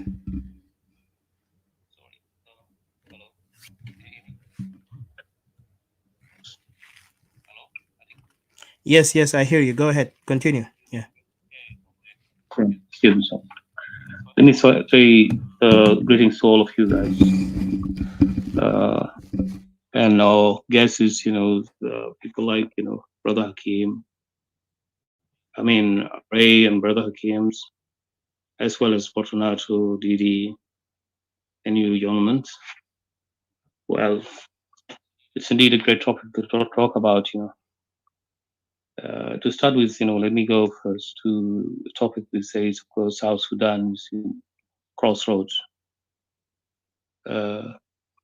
Indeed, an Equatoria crisis, in the genocide, war, and all that. Well, to start with, ladies and gentlemen, the issue of Equatoria is a critical issue that, sadly, we're all brokenhearted as civil associations and nationalists who are calling for liberation of Equatoria, in another way, self-determinations, or a country for our own. Well, I'll repeat what Brother Paranaro have said, that Equatoria is not South Sudan. South Sudan has never been Equatoria. Well, right away from beginnings, if you could go to the history, historically, of course, Equatoria was really a nation of itself. It's unfortunate. Due to colonials, the condominiums, of course, of British and we have come to the situations where we are today, including the Turkish as well. They have played a role, of course, of bringing us together as Sudan, of which nobody, of course, we have been calling right away since 1956, Equatoria have been struggling hardly. Our forefathers, have struggling proudly that, we should be an independent territory. Europeans, British in particular, they have asked, by the time when we're on the process of the 1955 for the independent Sudan, British have asked to stay in what is today South Sudan or Equatoria by then, to remain there so that to prepare those people to be an independent nation. It's unfortunate. Through some kind of tactics and games that had been played by Egypt as well, as those who are the remnants, the colonial remnants of the Arabs, Turkish and all that, they managed to convince, persuade our chiefs. We lead to the situations where we are later on. It's unfortunate we wouldn't do it. So there was a call for the called federal system. It was a promise being given to the southern Sudanese or Equatorians at the time that we'll have to be free. It's unfortunate. So repeatedly, it goes on to 2005, the CPA that took place. It was, of course, it came surprisingly after a series of negotiations and all that. Pressure from the U.S. and Black Caucus most mainly, and others during, of course, Bush demonstrations. This lead us to the situations where today we are. It's unfortunate. Equatoria has been decided at the time of 2005, as every one of you might have observed during the signature of that agreement. So this is long history that we have kept on going. Up to today, with all these crises that our brothers have just put it out to you guys over there who are listening. Indeed, we are now in a hell in a cell, particularly Equatorian people. So what I can say about the genocides and what is going on, that we are in Crossroads, these things has been done intentionally. There are many countries that had contributed on it. Regionally, some of them have did, as we have seen. I could recall an Arab lady who says, who was predicting, he says, well, will there be a future for that country that's going to go? Leave alone that she said, if at all South Sudan are to exist, it should exist as itself, but not getting in contact with those neighboring countries. Otherwise, as failures, because, we put those countries who are neighboring to the South Sudan as failed states. Indeed, her point have come to the facts, to that particular facts, that we are now a failed states.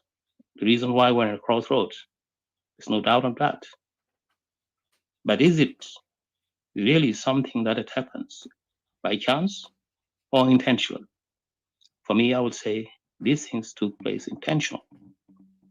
The main point was the creations of what is called the internal nations of the Young Council, where, as put our brother in the Nigerian brother, who was also struggling for liberation of themselves, or to have their own, of whom I'm proud of.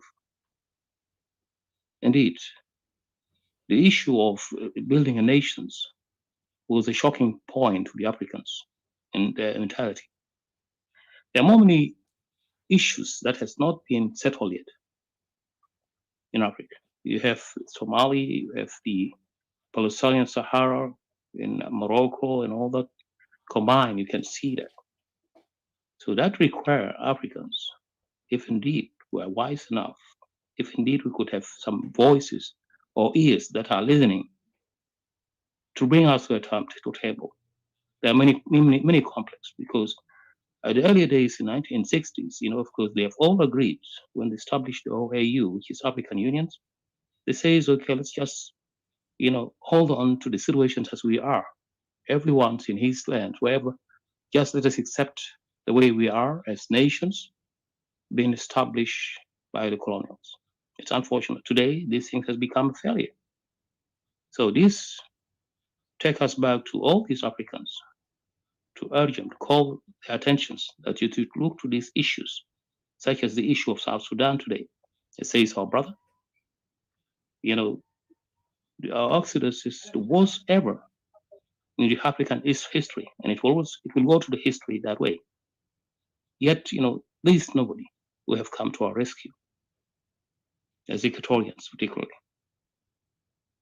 We are now in turmoil. So the reason behind that, I can just put it that simply this way. First, you have, the Sudan, the country that is the former Sudan, which is now Sudan, under the former dictator, of course, Bashir, the also Bashir. That situation, this guy had already played a role with those Dinkas. Of course, we all know that, where do Dinka come from? They have once, during our struggle time, they used to say that they are the ones, the owner of what is today Sudan, which is Khartoum, and that they have given this name, was the one who gave that name, so all that to that country. So,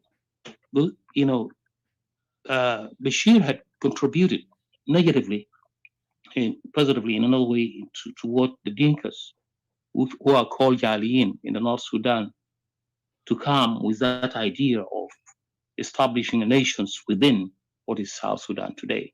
As you can see them jumping, creating havoc all over the country. If you go to Upper Nile, Barghazal, and Equatoria as well, they are all over. Their main purpose, of course, is to get a lands, to establish themselves, or means squeeze themselves within any part of the area. As you can see, them claiming that, oh, okay, this was an empty land. Come on, guys, this is someone's. The most shocking point is that, during the One Sudan, which is from 1956, or former Sudan, 1956 through until 2011, we were holding as nations within, or by means South Sudan, all our tribes, every tribe is respected, every tribe has its own border areas, and they know where they belongs, they have their culture, and everything's running in a proper way. There was, of course, law and order. Nobody could step or go to someone else. You wanted to marry, you have to get married and take your wife right away. You can, marry from tribe A, and then move, when you are tribe B, you move to your area right away. There's no any contradiction at all. Things were in a proper manner. Things were perfectly going good. And everybody, despite the fact that, Jalaba, those, that is not North Sudan, of course, despite their interference, their tactics of Arabizing the country and Islamizing it, despite all that, yet we were holding as African tribes, multi-African tribes, with our diversity and everything. So everything was good, with the exception of Dinka. The Dinka tribes, who are, of course, originally, I can originate them, take them back to Khartoum, who are coming from Khartoum mostly, majority. Of course, during the Mahdi time, if any one of you are, familiar with Mahdi's, the revolution of Mahdi in Sudan, that is what pushed those people to come to the area of what is today Upper Nile.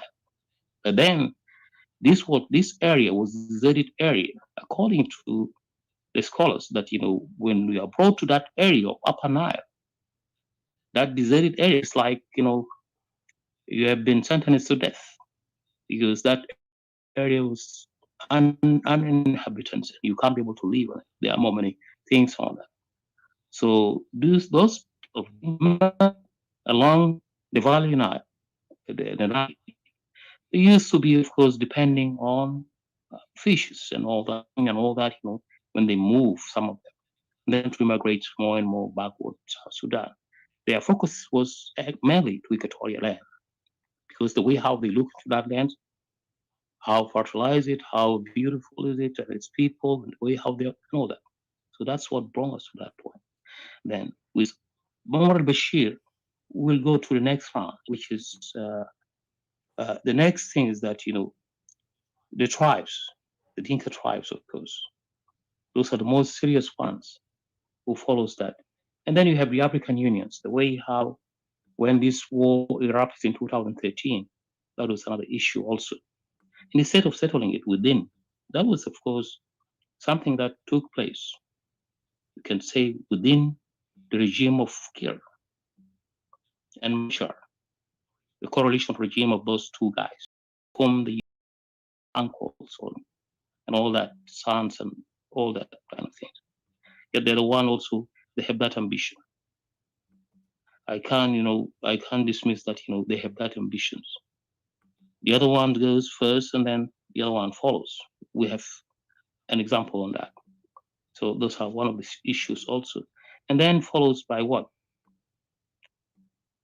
By the IGAD. Of course, IGAD didn't play the good role. That would have settled these issues within the context of a tribal war between Dinka and Nuer, because it has become clear based on the genocide that took place in Juba against Nuer people. People ought to be accountable. It's unfortunate. Instead of holding them accountable, both guys, Kir and Mashar, it's unfortunate. They brought him to go and rule the country again. So that was the reward. Imagine, how could you reward a criminal in the state of life when this guy was supposed to be taken out?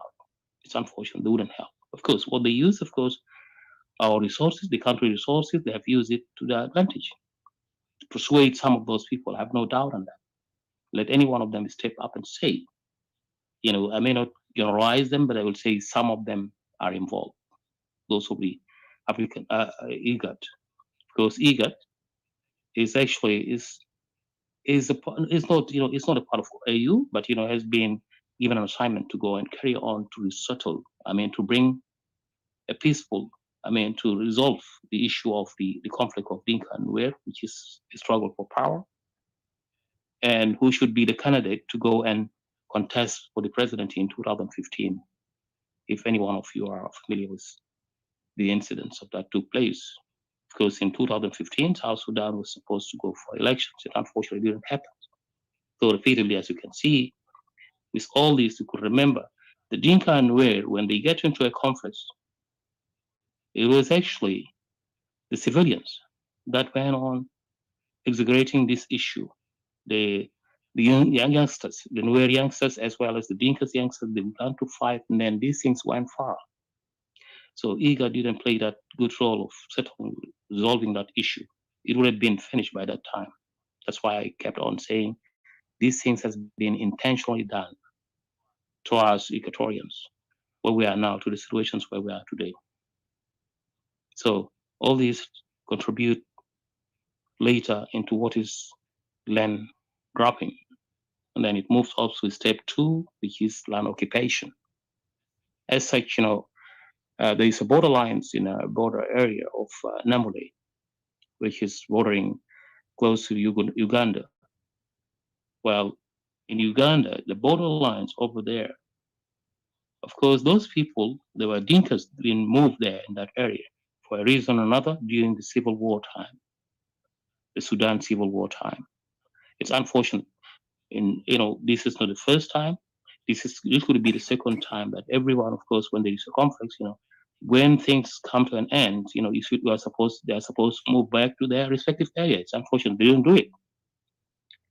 So this tells us even that during that period of times, where John Garang, the leader of the SPLA, main faction, including the others, of course, you have Anyanya, which is South Sudan Liberation Movement of Lagu and all that.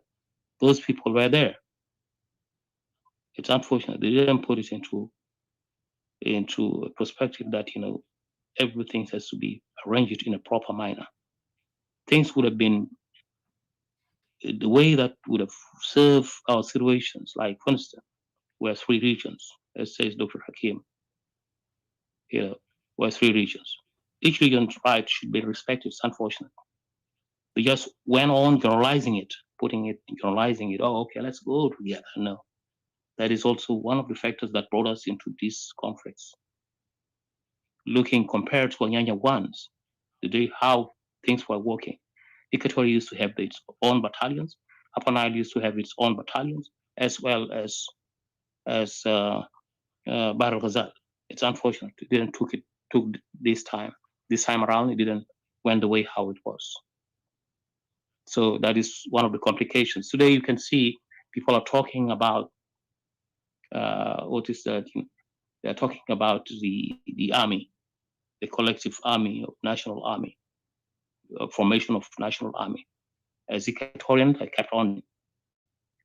Do we have enough people down there? Is it in equal manner that Equatoria, if at all, were this issue were to say that okay, those combined forces has to be put into action so as to control the entire country. Equatoria ratio over there will be negative, believe me or not. So it was purposely being done as well. You could see some Equatorian allies, Nilers, with Zayo, and the others with the regimes, key regimes. This is also distractions. This doesn't guarantee that there will be a national army, a proper national army. This could be one of our reasons why we will say we are for a separation of it, including the lands. There are many factors, many things, as I've said.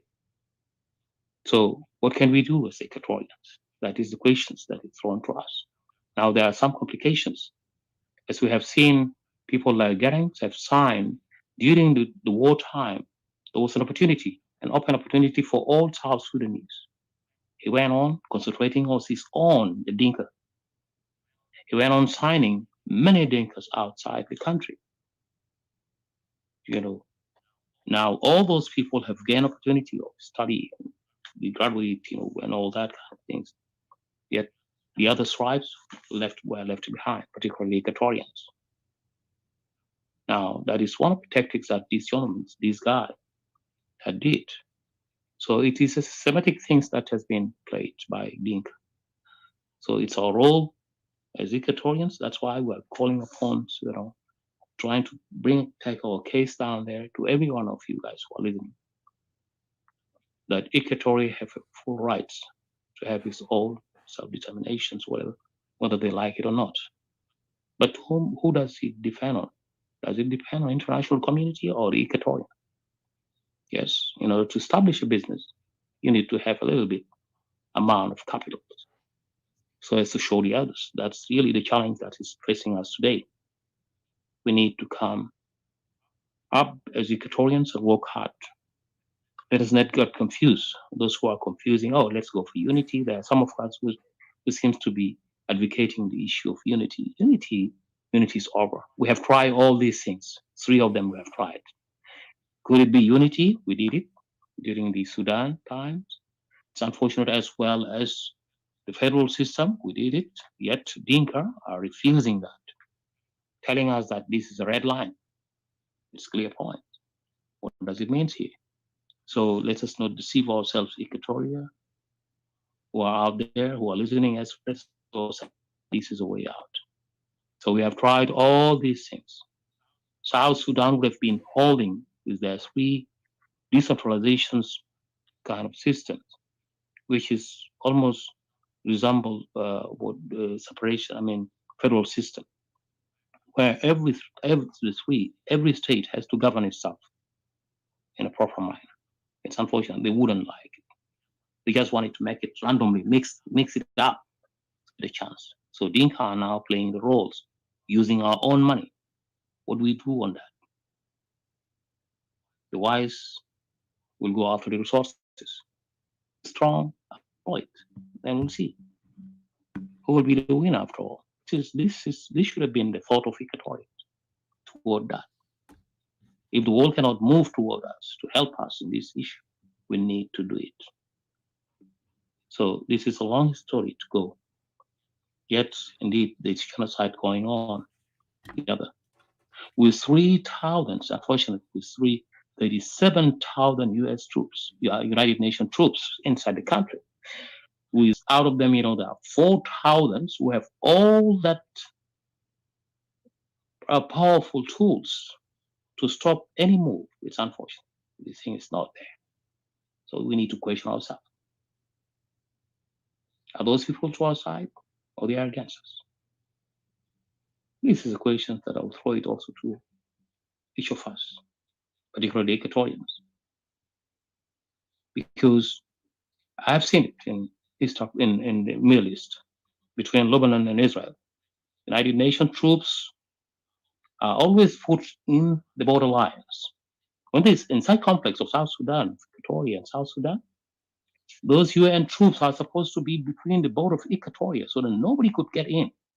But who could negotiate that? Who could bring that into action? Nobody. Because Equatorians, we have no chance. We have given no chance to negotiate, neither to talk, or any positions. If you're there, you're just a puppet, and that's it. They can use you for their advantage. If you get out of the lines, you're out. You're taken out. So this is the situation why should come to our sense and understand that, everything is not to our sides. The only thing we can do as far as unity is there. What we need is action. We have to work it out as fast as possible, as soon as possible. As some of us have predicted, within 2 years' time, we may have a problem indeed. So I urge every one of you guys, the Equatorian in particular, and all people elsewhere. We're not, we're broken. We're not broken heart only, but we will work toward it. And I'm optimistic that Equatoria will get out, whether or not. If we indeed put our hands together, I believe we will be out this year. There's no doubt. Because all these actions, if you can act, you will get to your goal. Without actions, you're nothing. So thank you, guys. Thanks for the opportunity. I'll keep on going. Thank you, Artika, and everyone.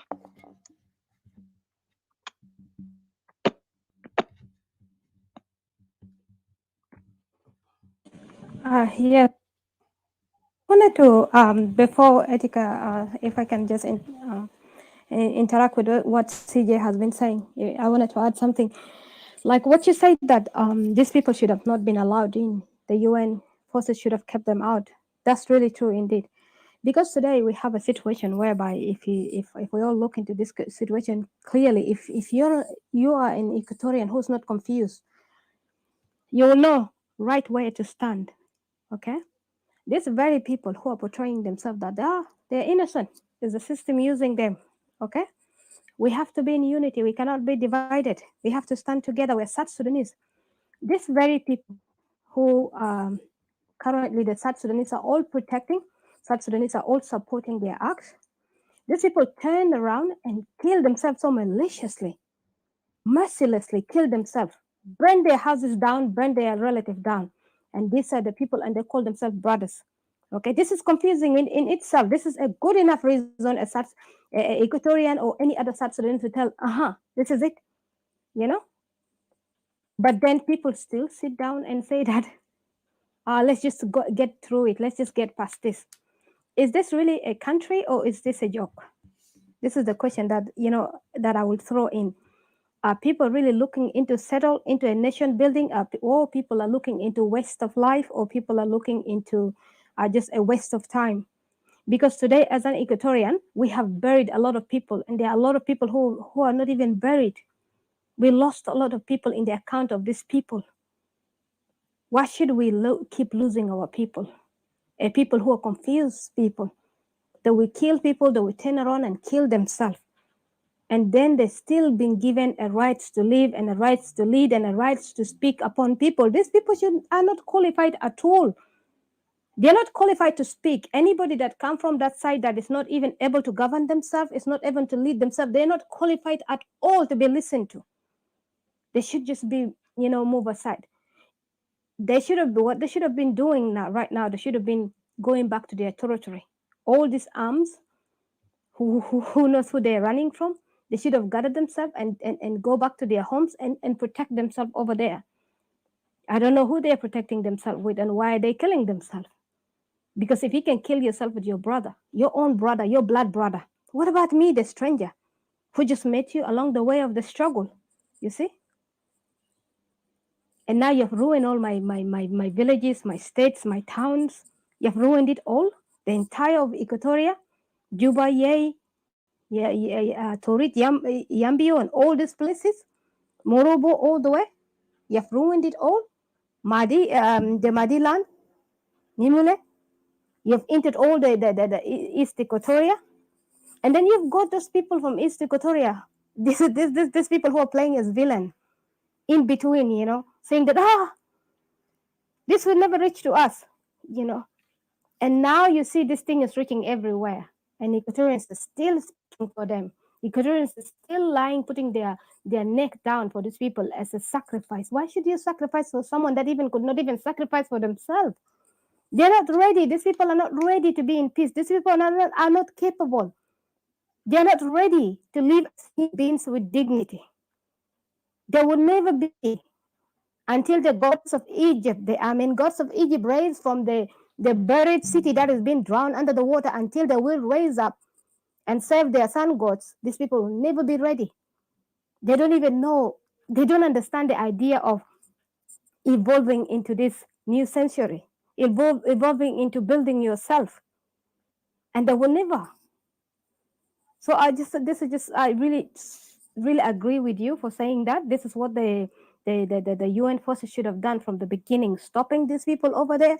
And then their problems should be solved over there. They should be in that territory and solve their issues over there before escalating all around the regions. And then they started making reports and saying that now they wanted one of the greater region, which is Equatoria, now has coming up with rebels, and now it's going to be just like these people. Now something has to be done. They should have thought of this from the beginning.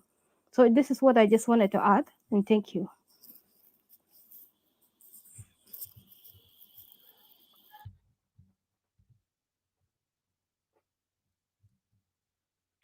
All right. Thank you, Ms. Didi. Going back again to our main topic, genocide is committed. South Sudan, a crossroad. Great Equatorial Crisis, as even have written by the journalist and also observer, Mr. Alan Boswell, on the crisis in South Sudan, Equatoria, in particularly focusing Equatorians on what's going on, because Equatoria have been neglected for so many years. Let me get my mic close, sorry. Yes, again, Equatoria has been neglected for so many years. Even in their achievement, they have done and spoken and uttered. I mean, they always ignored. And the reason why they ignore is, as I said, uh, we are the target as Equatorian. But we did not do anything to harm others. But we've been always, put as a mat where people can wipe their feet on us and discredit us in our achievement, in our right, even. Just forget the achievement, the rights, just the right to live, the right to be our own, the right to preserve our culture, our history, even the right for our ancestors, the land and the burial that they have desecrated it. They crossed the line to the point that there is nothing else left for us. Equatorians, academics, and all these intellectuals came up and spoke, gave them other options to live together in harmony and to redeem themselves, but they refused. Equatorian has spoken about federalism for so many years. By the time that this nation became, approved by international community, United Nations and all these members in United Nations said yes, South Sudan is now a member, a genuine and a legitimate member of the United Nations. And the worst of it is that those people who are representing us as government, they're tribal organization in its core. And people who were with them at that time ignored the fact that these guys are doing this. All they were focusing on themselves and how they promote themselves as leaders. And today we see them again, time and again. They're not making any difference, just putting Equatoria as the rug or the mat for them to wipe out their feet on us. If it's politics, if it's military, even geography, everything, they just throw us under the bus. So what we are now calling is our self-determination to save our people who have been, genocidally murdered day and night and threatened for their right, identity, land, existence. This is so much things that I can count, and I think all our brothers and sisters have mentioned it. And I really appreciate you guys for speaking out. One thing I want to remind our fellow brothers and sisters of Upper Nile Bahr we Equatorians, when we call for self-determination, we did not hate any one of you. Even we don't hate Dinka, as some people think we are hate mongers. What we are calling is for our self-determination is because we want to protect our right, the right that God gave us to live and to prosper as any human being. Our people have been marginalized for so many years, destroyed because of what going on. If there is no any understanding of law and order within those two regions that I've mentioned earlier, let them not expect Equatoria to join such holy union, such unholy union, because I cannot afford this anymore. My people are suffering. Many of them are not even accepted to come back. We are now defined as Ugandese or Congolese. This is by the same people who are running this country. The same people that when we say the majority of them are combined of Dinka, people say, no, not all Dinka are bad. Then tell me, if not Dinka are bad, why are they not acting against this regime, taking arms against this regime, allowing some Equatorians who are confused to be part of the unity? They're going there as opposition, and what they do, they go and fight, and they're wasted. I'm not insulting anyone. I'm telling the facts. I even get more upset when I see our brothers are dying for something that does not exist. What is South Sudan? I prefer to die for Equatoria than die for South Sudan first. Because there's nothing here that makes me even attractive for me to be into this idea of South Sudan. We are forced into this because we, naively believe that there is something going to be a good way, a good thing that our ancestors left it for us, like the Anyanya group who actually fought for SPLM. Fought for South Sudan. And let me remind you something, and for our brothers in Equatoria, Anyanya actually had a nationalist agenda. Yes, they are Equatorian. Because they came from Equatoria and they saw how they lived together in harmony. They felt like all South Sudan can be able to share the same harmony. And they all thought that this this harmony that is happening in Upper Nile Bahr Ghazal was committed by the regime of Khartoum at that time. So they never understood that actually this disharmony is not coming from the outside, it's actually internal. So if they are fighting each other, they are causing their own demise, and then yet they want us to be in solidarity with them. For what base, I wonder. I'm not trying to say anything wrong here. I know some people will not like what I said, but I'm telling you, if you can acknowledge you're wrong and you can see that you're doing wrong, then don't be upset at me. Be upset at yourself that you don't see it. Because how could I stay with somebody who always going to fight, always going to be in trouble, always getting me, to be the victim after that? Why? The chaos that they have created day and night, now creating genocide in Equatoria. Every day we're going to be living on reports of international community. Isn't it a shame for us? Every day United Nations will come up, every week, month, whatever, they will come up with a new report, say, yeah, South Sudan is, and then we're so good at it, we go on and talk about the report. I just read the report earlier because it's really heartbreaking, because we got used to it. Our people got used to it. I just want our Equatorian to wake up in their conscience right now, especially the Equatorian diaspora. I'm not talking about the Equatorian down there. Equatorian down there, they are ready. If they give them the chance, they will get out immediately. Say, I'm exiting this unholy union called South Sudan. They will not be together. But what is happening is the crippling matter of this is actually the Equatorian who are outside, who are standing on the false notion that they actually know the best better than the people down there. Well, okay, tell us what you know. All they know is like, we are South Sudanese. That's what they call themselves. And they deceive themselves in that idea. What is South Sudan to you? If they can respect your tribe, they can respect your territory, they can respect Equatoria in general, do you really think you are a South Sudanese? Before they defined us as Ugandese, just to mock us, that you're not here, you're a foreigner. And they forgot that Uganda has part of our land of Greater Equatoria. They was taken by, they put them on that side just to mock us, because the colonialists had that, they had a determination to do this. And they did it.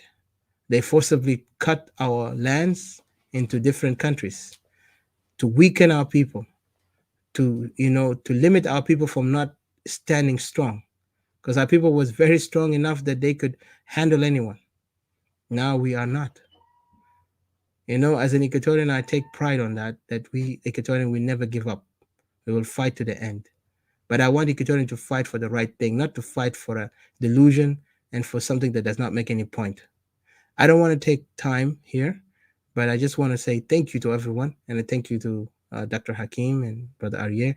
I'll give you another chance, guys, to speak. You'll put your final thoughts in this, I think, so we don't prolong. I think we have spoken that the genocide is continually happening, and we want the international community and those who are from different countries, my fellow friends, we want you guys to also carry our message to them. Share this audio, share this video to them. Let them hear it. Let them hear the voices of the Equatorians and the friends of Equatorians who are speaking with us. Let them see that the only solution is for people, to take their destiny by their own hand. But I mean that the people are the one who will decide, not some people who have already been implicated in many things that they cannot even get themselves out of it. And let me remind you one thing also, that Equatorians are different from others. And I'll be honest with you. We don't say we are better than anyone, but we say Equatoria have already showed an example of a nation. Since the time that Equatoria always talking about Equatoria, they understood what Equatoria means. It's the unification of Equatoria, the symbol and the idea and the ideal that our ancestors left for us, that we are one people. We never differentiate ourselves. We try to teach our brothers and sisters in Upper Nile Bahr Ghazal, but they refuse to listen to us. All of them want to be our bosses. All of them want to kind of like gaslight us, telling us that you guys have no right to speak about separation. You guys have no right to even tell us about federalism. Our people spoke about unity, about brotherhood, about how to live together in harmony, and we saw we are being the victim at the end. If the person speak Chinese and you speak English, and you think you're going to communicate with him, you will really have a hard time. You need to learn the Chinese language so you can get there, or he need to learn your language, right? But if the person is not willing even to learn your language, he just want to oppress you, say, I am going to speak Chinese, you gotta learn to speak Chinese. Beat you up day and night so you can speak that language. Do you think there's any way for us to be friends or to continue being in a holy union? No, it's impossible. I know our word is harsh to others. You can hate me, like me, that's your problem. But the truth must be told. My people need their salvation, and their salvation is when our people, all together in diaspora, wake up and act on accordingly. And I'm really proud of my brother Hakim Dario. We are working together on the betterment and the future of Greater Equatoria because he's standing with me here. And I know we speak all the time when we have chance, and we're standing for this, the independence of Equatoria. Because there's no other things we need. We're not here getting paid for anything. We're doing this because we love our people and we love our land, and we need to get them free. We could have joined those guys who want to go and negotiate with the regime, but we'll never do that. And particularly, I very much, me, some people say don't say radical, but I am radical on my word. When I see something I don't like, I will say it straight out. I am very much into this idea that no negotiation with the regime, and I don't even acknowledge them. If even they brought millions of dollars, and I tell you this, let them try. And I'll bring you the proof that, hey, I never accepted their nonsense. Because we have one principle and one goal is to be independent. Because our independence is more better than any dollar can be given to anybody.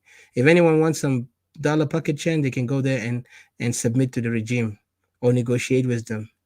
Say, okay, I will give up this, I'll compromise this. No, our land is not for compromisation anyway, nor our people. We need justice, we need accountability, and we need our freedom. So this is what we're going for. And we as Equatorial Civilization Council in Diaspora and the EPA, Equatorial People Alliance, we are in very much process, and we are in teamwork to make sure that Equatoria will be independent, because we're not looking for anything else but our independence. So international community, join us, support us. We need you so we can be a great ally one day in the future. Because you need to work with a person who can understand the meaning of freedom and a person who do not comprehend it. Only they know violence. I cannot tolerate violence.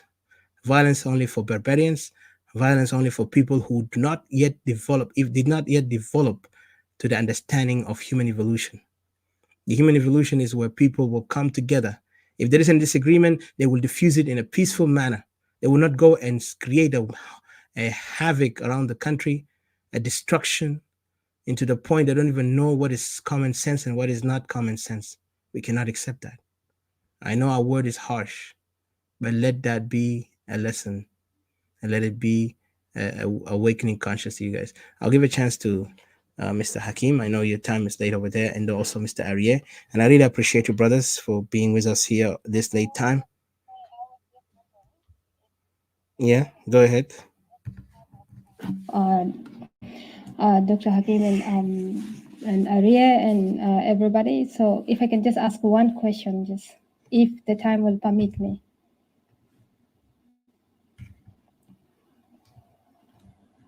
Oh, sorry. Yeah, go ahead. Yeah, go ahead. Sorry. Sorry, Arieh. I just say, yeah, I think if they're willing to answer, you good. And that's good if you have a question, please. Please go ahead. Also acknowledging what Arieh is going through. So, I just wanted to thank him for, coming, to share with us, for having that generous heart, really. And I really thank you. And I thank Queen Sheba. You guys have really been like outstanding working, together side by side with us, sharing our grief. And we also understand and share your grief so much when we saw what you guys are going through. And a group of the same people, of the same descendants, that are really giving people around the Africa really hard time. So my question here is regarding the self-determination that we're fighting for. I also believe those of Arieh are facing the same thing. They've been told to either leave Nigeria or don't fight for self-determination or submit. So in our side, also there is a terminology that is going around.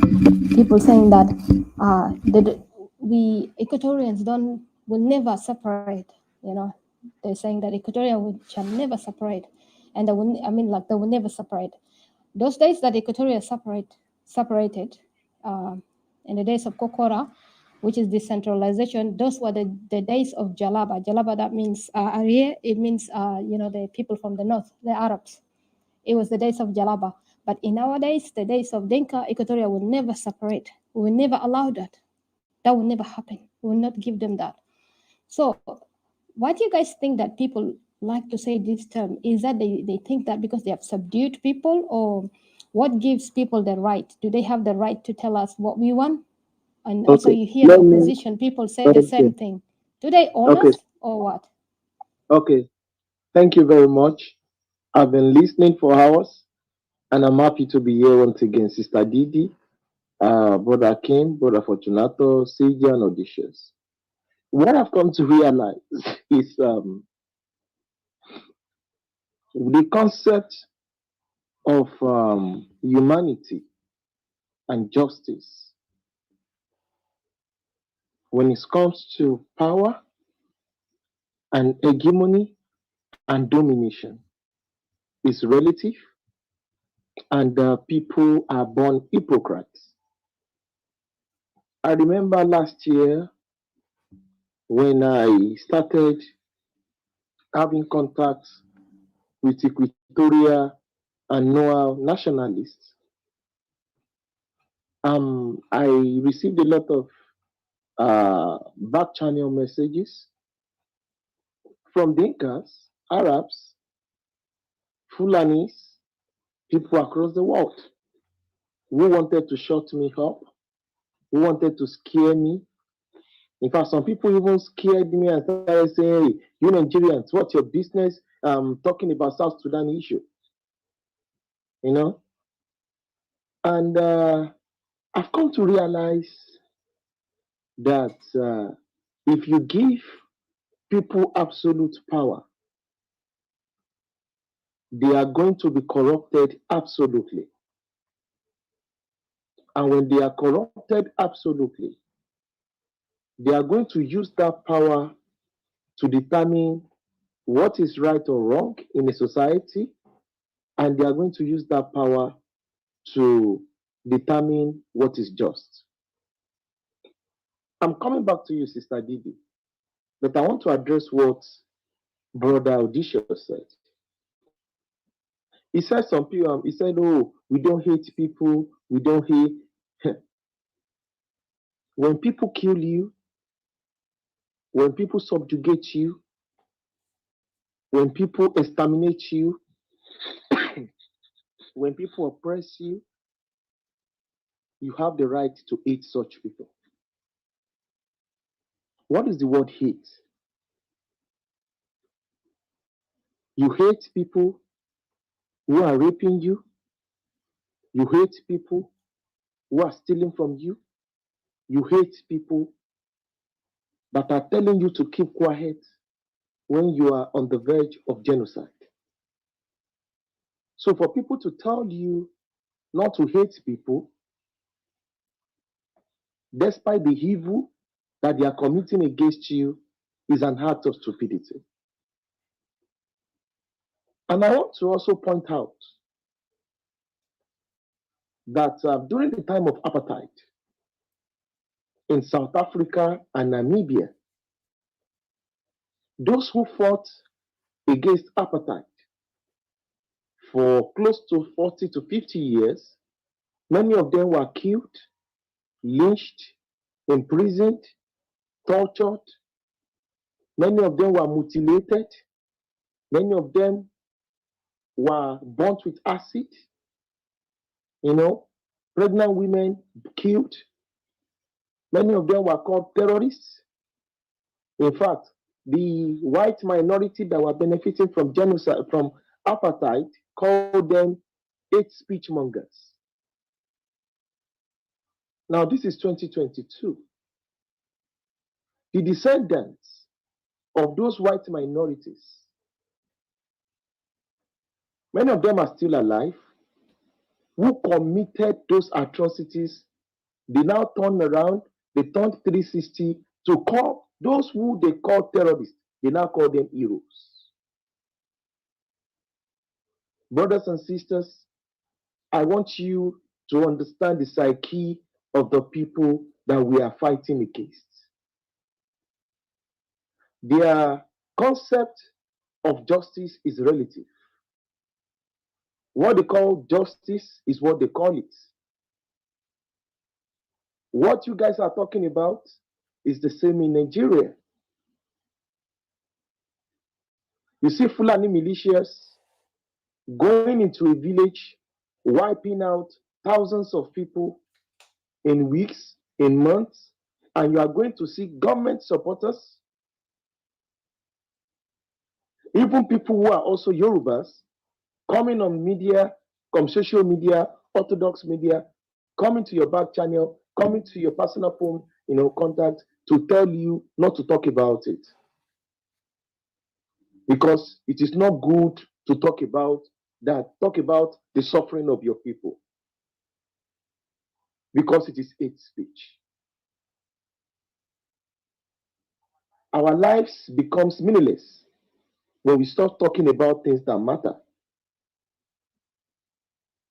So, Brother Odysseus, and anybody listening to me, I have told people, if you want to call me an hate monger because I call out an ethnic group that is using genocide for land grabbing, be my guest. If the native Indians in America and South America and Australia, if they fought harder, if the Nubians have fought harder in North Sudan, if the Berbers have fought harder in North Africa, and they didn't fall for the propaganda of the invaders, of the Europeans and the Arabs, maybe they could still control their land to this current moment. When you lose your land, you lose the reason for you to exist as a person, as a people.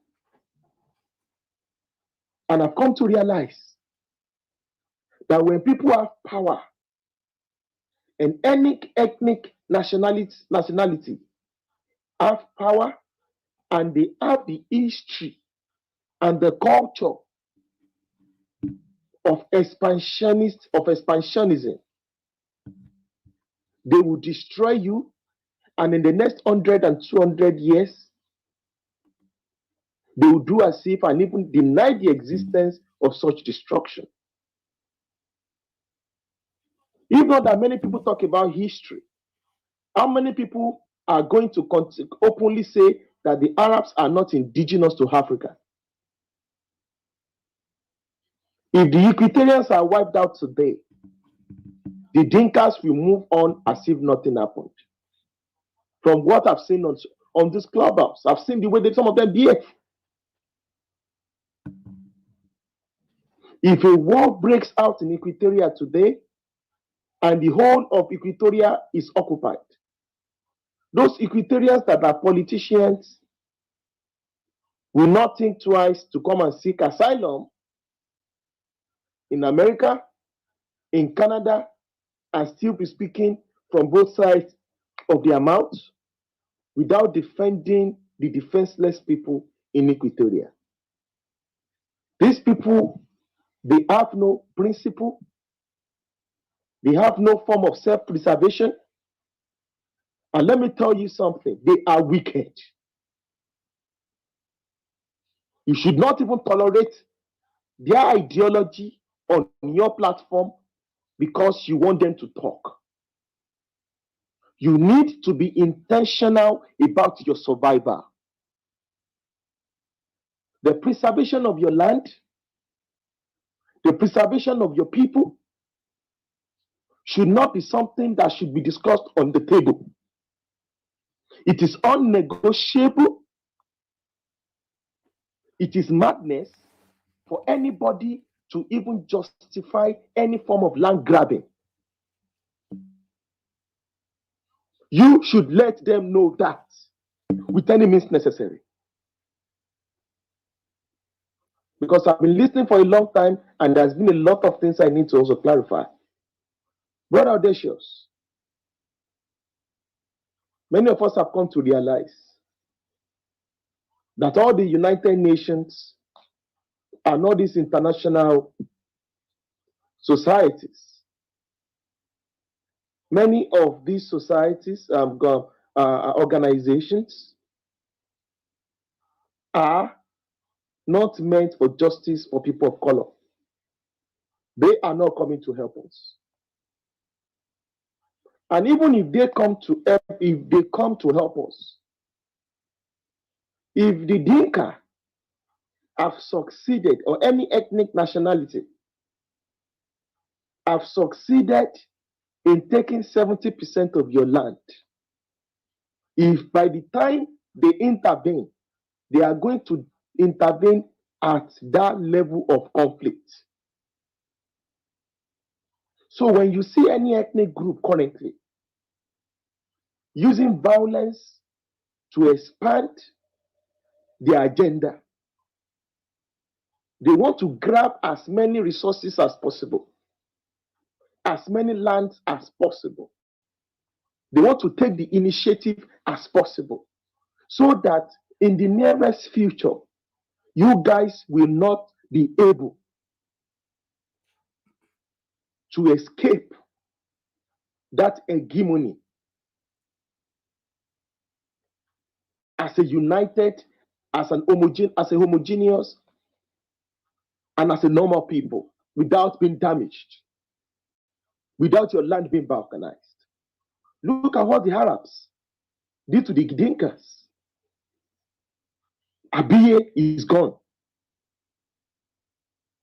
And they did everything necessary to grab as many lands as possible from that contraption called South Sudan before the referendum was done. Still the same agenda. Let me tell you something, Sister Didi. When people think they have the monopoly of violence, they will think they hold you. When people practice slavery, some people said slavery will be for eternity. That was the reason why Willie Lynch, his concept was to keep African Americans as slaves forever in the American continent. Those who came to colonize Africa, the colonial powers felt they would colonize Africa and administer it for eternity. Many people boasted that the Ottoman Empire will last till eternity, the British Empire will last till eternity, the French Empire will last till eternity. Many people boasted, like you said, that Sudan is indefeasible, is unnegotiable. At least now in Khartoum, they know that it is defeasible. They learned through the hard way. For those people boasting around, telling you a country that is not even up to 20 years, that is a union of different ethnic nationality, is indefeasible, tell them they are mad. No apologies. I'm not going to miss word. Normally, I try to be very conscious because I'm a guest here. When you engage these people, that is why I love my brother Charles, even though he's not here. Odysseus. I like brother Charles.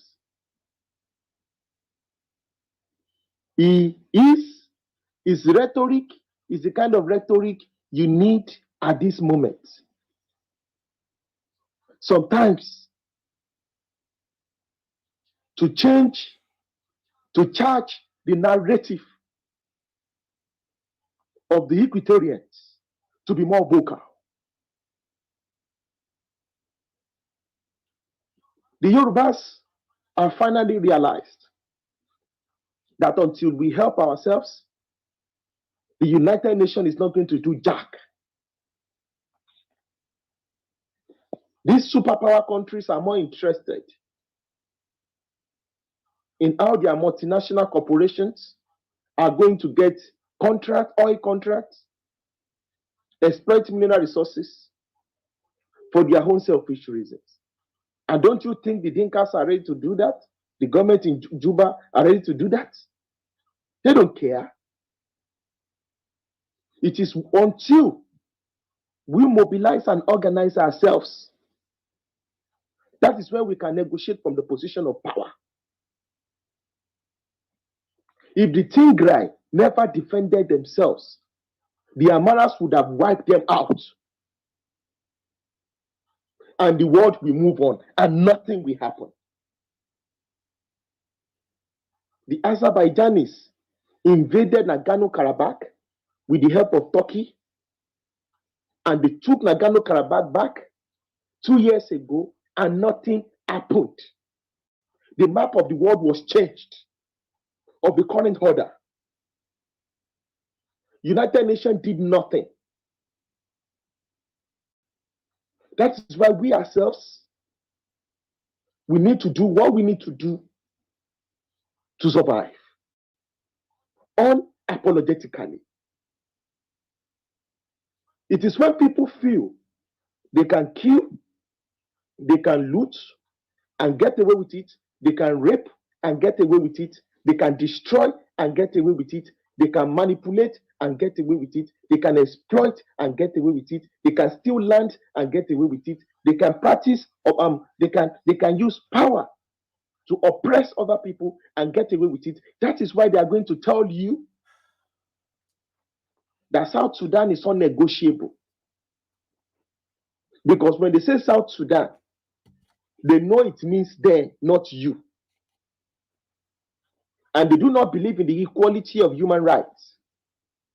Because you have no right, because the right they have is the right of the power of the gods that they've been able to accumulate to themselves via deceit. Now, let me now say this. The greatest mistake our elders, I mean the Yorubas, we made during the negotiation for the independence of Nigeria was to ever join Nigeria. That is, we still tell our forefathers, we tell our elders, you put us into this slavery. Because when you talk about Nigeria, Nigeria is a Fulani-dominated hegemony, while the minority rule the majority. It is not different from what the Arabs were doing on South Sudan. That is what the Hausa Fulani North is doing on the rest of us. Don't listen to what anybody tells you apart from what I'm telling you.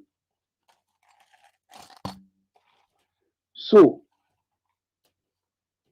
we in this generation must not make the mistakes of our fathers. Because the coming generation might not have the opportunity to get free. Because as you can observe,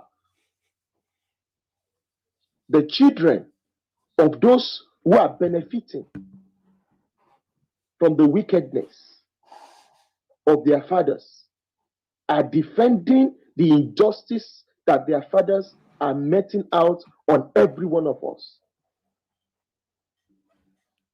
So we need to do the needful. Mobilize and organize. I'm going to end with this. And I want you guys to understand what I'm saying. I'm going to end with this quote. It's a popular quote. Brother Odysseus, Sister Didi, Brother Fortunato, Akin, CJ, and everybody in the audience. A bully only respects a bigger bully. A bully only respects a bigger bully. Any means necessary to get free.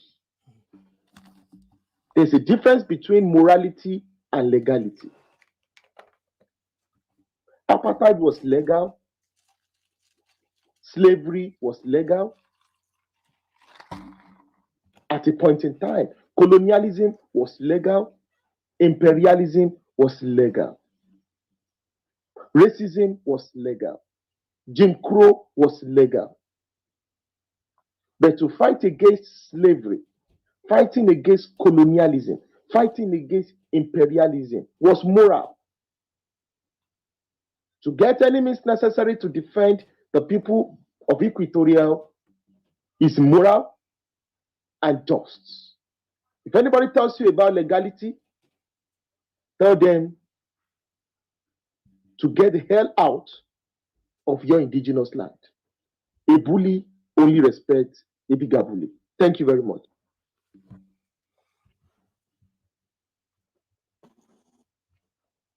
Thank you. Thank you. Oh, sorry. Go ahead, Didi.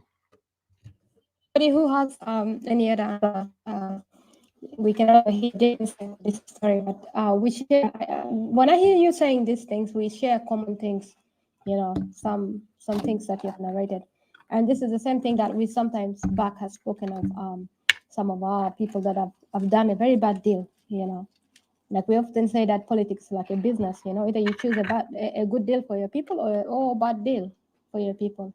And our people time and time brought a bad deal to us. And this is why we as the nationalists, the separation teams from every platform, we are fighting hard this time to free ourselves.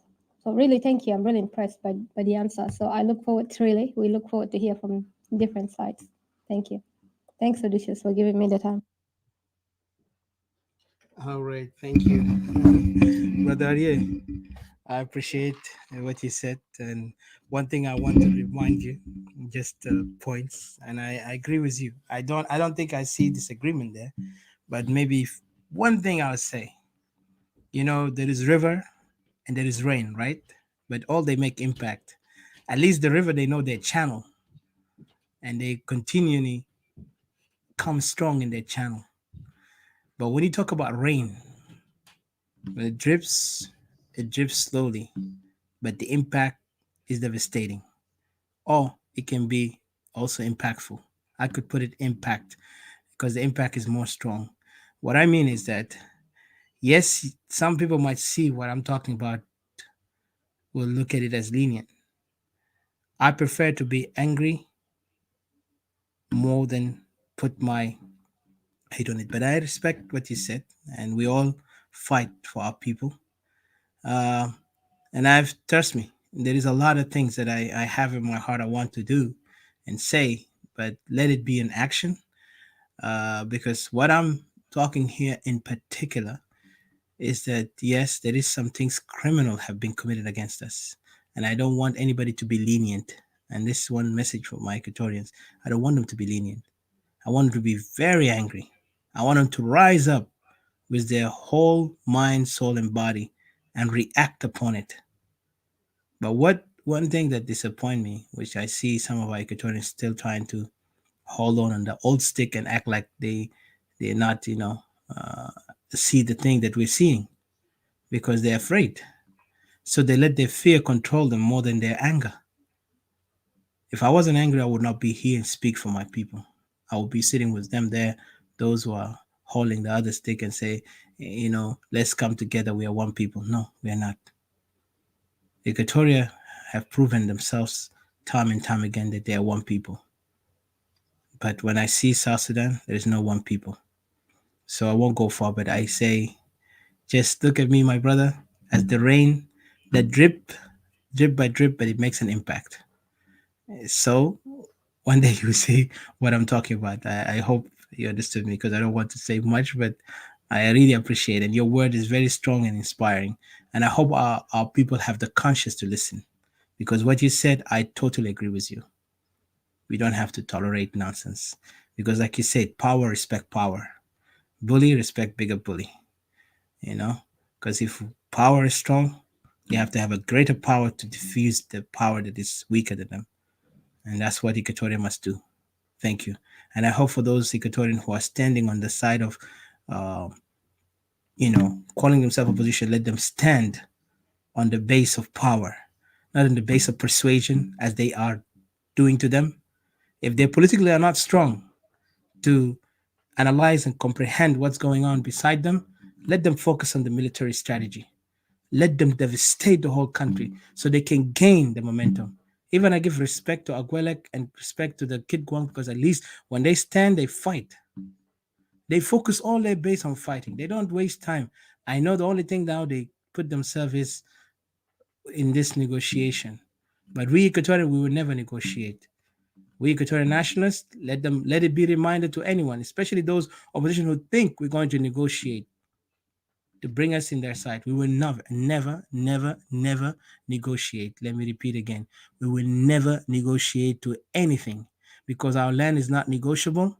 Our people are not negotiable. Our freedom is not negotiable. So you guys want to negotiate? That proved to me you're not my ally. But we respect, each other on that mutual respect that we have um, understanding on the point that I can agree, disagree with you respectfully. Thank you. So I'll give a chance to Mr. Hakim. Hakim, are you there? Because I know your time too. I want to give you a chance to speak and put your final thoughts. Thank you. And if you have anything to comment also to respond to, answer a question of Didi, please go ahead. And anybody have question too, please feel free. You can ask my fellow brothers and sisters. Thank you. And I really want to give great thanks and honor to my brother Arye, who is from Yoruba, who's fighting for self-determination. And let every Equatorian brothers and sisters remember this our real brother because he stand with us on this case and he speaks from his heart when he talk to us like that. Let's take it like the salt that can cure us because it helps when we learn our mistakes. And I really appreciate you, brother. Mr. Hakim, please go ahead. Take your time. Mr. Hakim, are you there? You guys can hear me? Oh, okay. Okay. Because I thought I was cut off or something because I didn't see you guys. All right. Hakim, is he here? Okay, I don't see him. Oh, yeah. Dr. Hakim, I think you need to unmute yourself. Oops, what happened to me? Yeah. I think you need to unmute yourself. If not, let me try. Yes, Mr. Fortunato, welcome. You want to say something? Go ahead. You can go ahead and speak until Mr. Hakim fixes his mic or something. Yeah.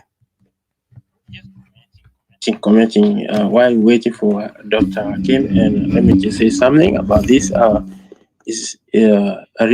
had said everything. It is what is in the mind of every one of us. This is an African issue, as I said before. The issue of the land is very, very, it is just about life and death. Imagine in South Sudan, we have 3 regions. That's what made South Sudan. But for all these 70 something plus years, people run to Equatorial region. That's why we have 1947 Declaration of Juba. So in Equatoria, everyone were invited to come there as Africans by then. That's what we see, that's what people see from Equatoria. We are Africans. We try to respect you, brothers and sisters. But at the end of the day, okay, Hakim is already here. I think I can. Hi guys, sorry, I've been struggling to find unmute.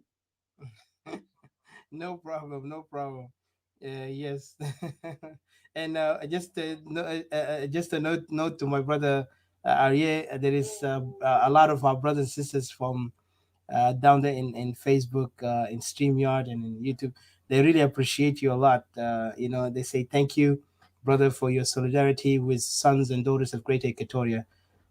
This is the message they want to give it to you, my brother Arye. So we really appreciate you. Thank you so much. Go ahead, Mr. Hakim. Thank you. To as well take this opportunity to thank Brother Ariel for his great words of wisdom, support, and solidarity. I believe not just that these are temporal words. These are words which will ring over many generations to come. The contest is always there between might and right, and I think he has alluded to that and really captured what is the essence of the contest that's going on in our country. I remember he said from the start that those people who say you have no right, you will not be able to, we're not going to let you separate. They're projecting themselves. They're projecting themselves from the position of might, that they are might, that might makes right. So I think these are, um, formations of our, sort of like different groups, the political formations that we have in the country, and the contest that's going on between these political formations.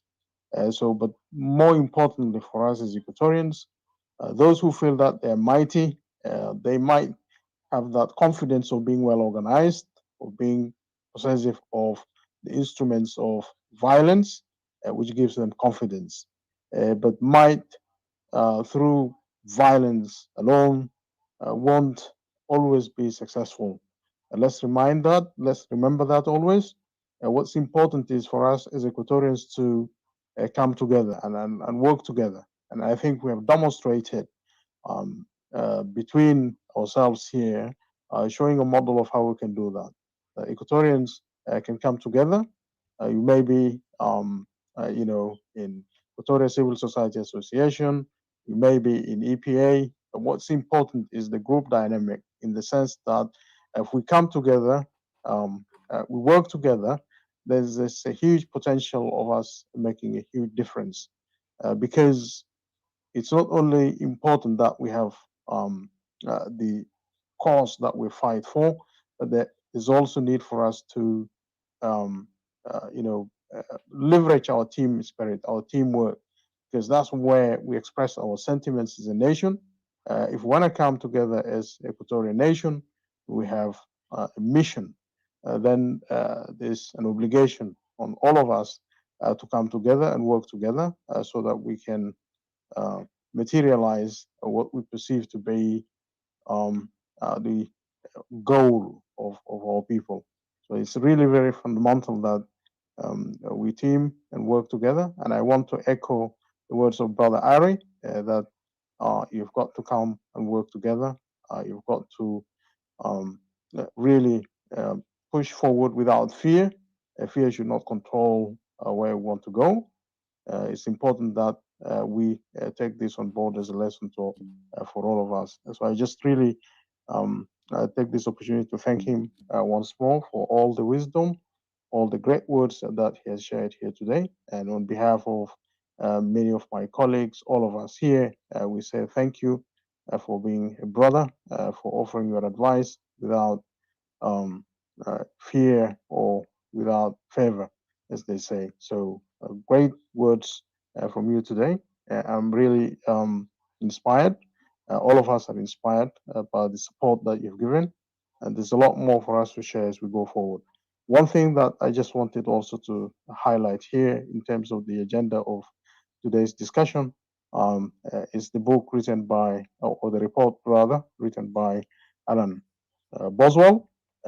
Alan Boswell pointed to one thing that while there is an ongoing conflict in Equatoria today, there is a little bit of a concern that there's a vacuum of leadership, political leadership in Equatoria. And that has not been a surprise because the might of violence that has perverted the country has created a situation in which Equatorians were disorganized and they were caught unawares at these times to be able to mount an organized response. And that's why we are facing an existential threat. And this existential threat is real. The fact that, the largest exodus of refugees in Africa since the 1994 Rwanda genocide occurred in Equatoria is instructive enough. I think people as Equatorians that we are, I think we take these historical developments in our land seriously, and we should not sit back and watch. We've got to come out with confidence and respond to this situation. And we can only do that collectively and do it successfully. So it's very important that us as Equatorians, we know where we're headed. And it's really, really very clear that the agenda is now on us either to be or not to be. So Equatoria has to rise up. Equatoria has to organize itself and assert its sovereignty. The people are sovereign, and we have repeatedly made this, time and again, that the people of Equatoria are sovereign people. The people of Upper Nile are a sovereign people. The people of Bahr Ghazal are a sovereign people. So no one should tell you that you cannot achieve your aspirations as a people. I think it's all down to us as Equatorians to organize in the eyes of the international community that we are a sovereign people. If you look at the model of other countries that today live in peace, even after many, many centuries, you can point, for example, to the United Kingdom. They have got 4 nations, and each nation governs itself, and they've got a right to self-determination.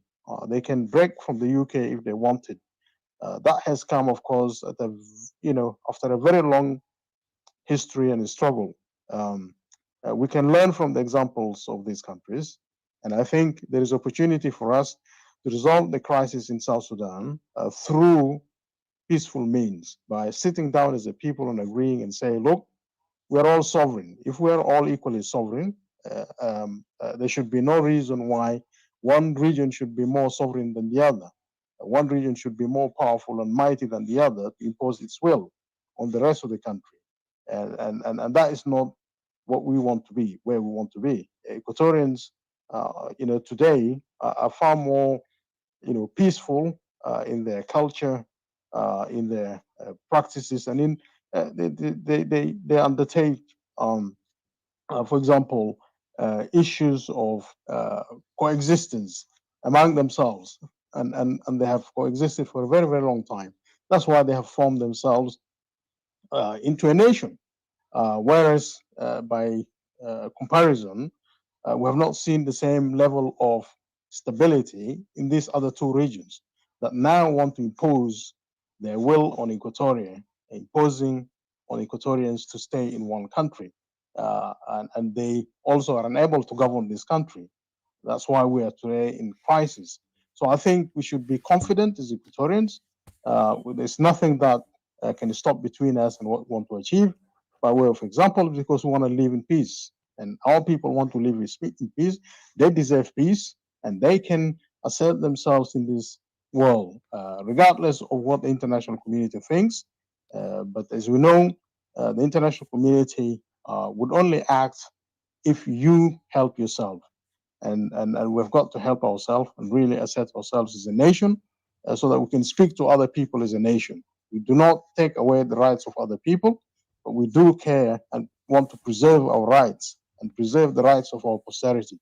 That is really what's important. So it's very important for us as Equatorians to organize. And I want to end with this note that organization is far more important, far more fundamental for us as Equatorians to share knowledge, to manage it, and to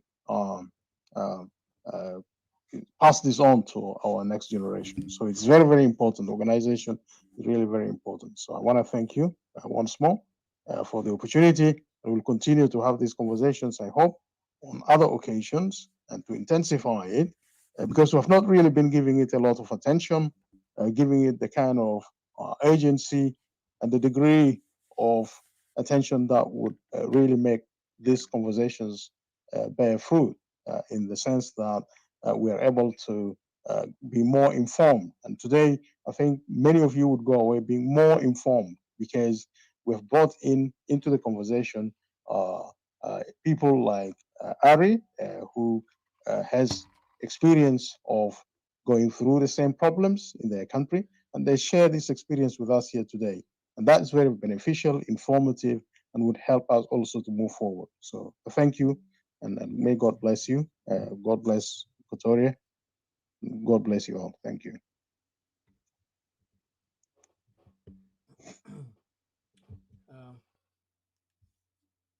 Sorry, guys. Sorry, I have to.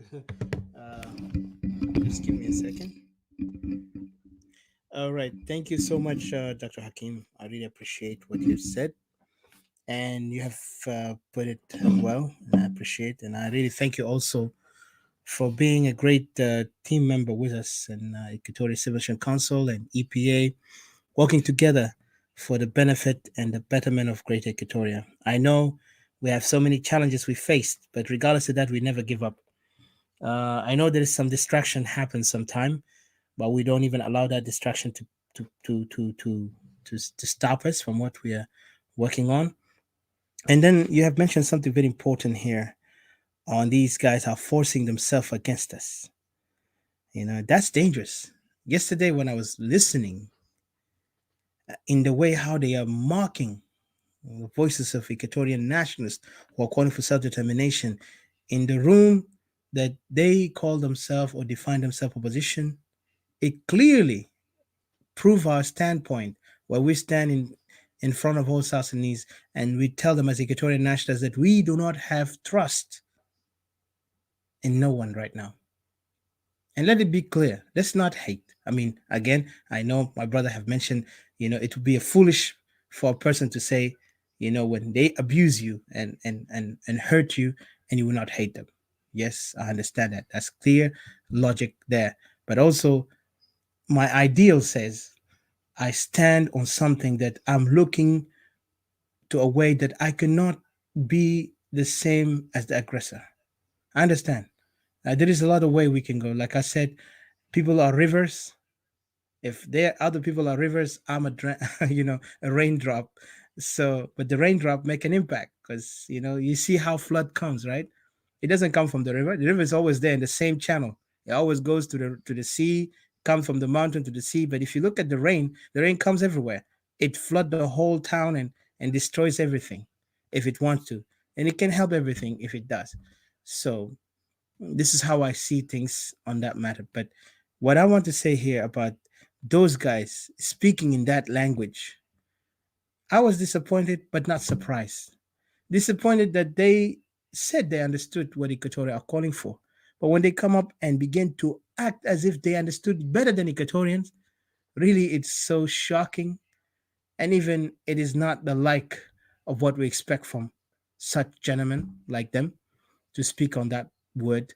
That when we talk about our land, our people, our culture, our history, and the crimes committed against us, they supposed not even to utter a word, negative word that will try to say that you guys don't have anything. We are all South Sudanese. When you put that word South Sudan, you have become my enemy. Because South Sudan have caused us so much pain and heartache. Today, Equatoria are suffering, and we are calling out. Some people call us emotional before. Some people call us like, you can just, Equatorian people are just emotional. When we solve this thing, if we take this guy out, Salva Kiir, you just hold them, tap them on the shoulder, you hug them, and they'll forget everything. That was uttered by somebody. It was so shocking. And I'm sorry. I mean, I could say his name, but it's just, the guy was actually, he's not a friend of mine, but I'll tell you, the guy was saying this in a mocking way.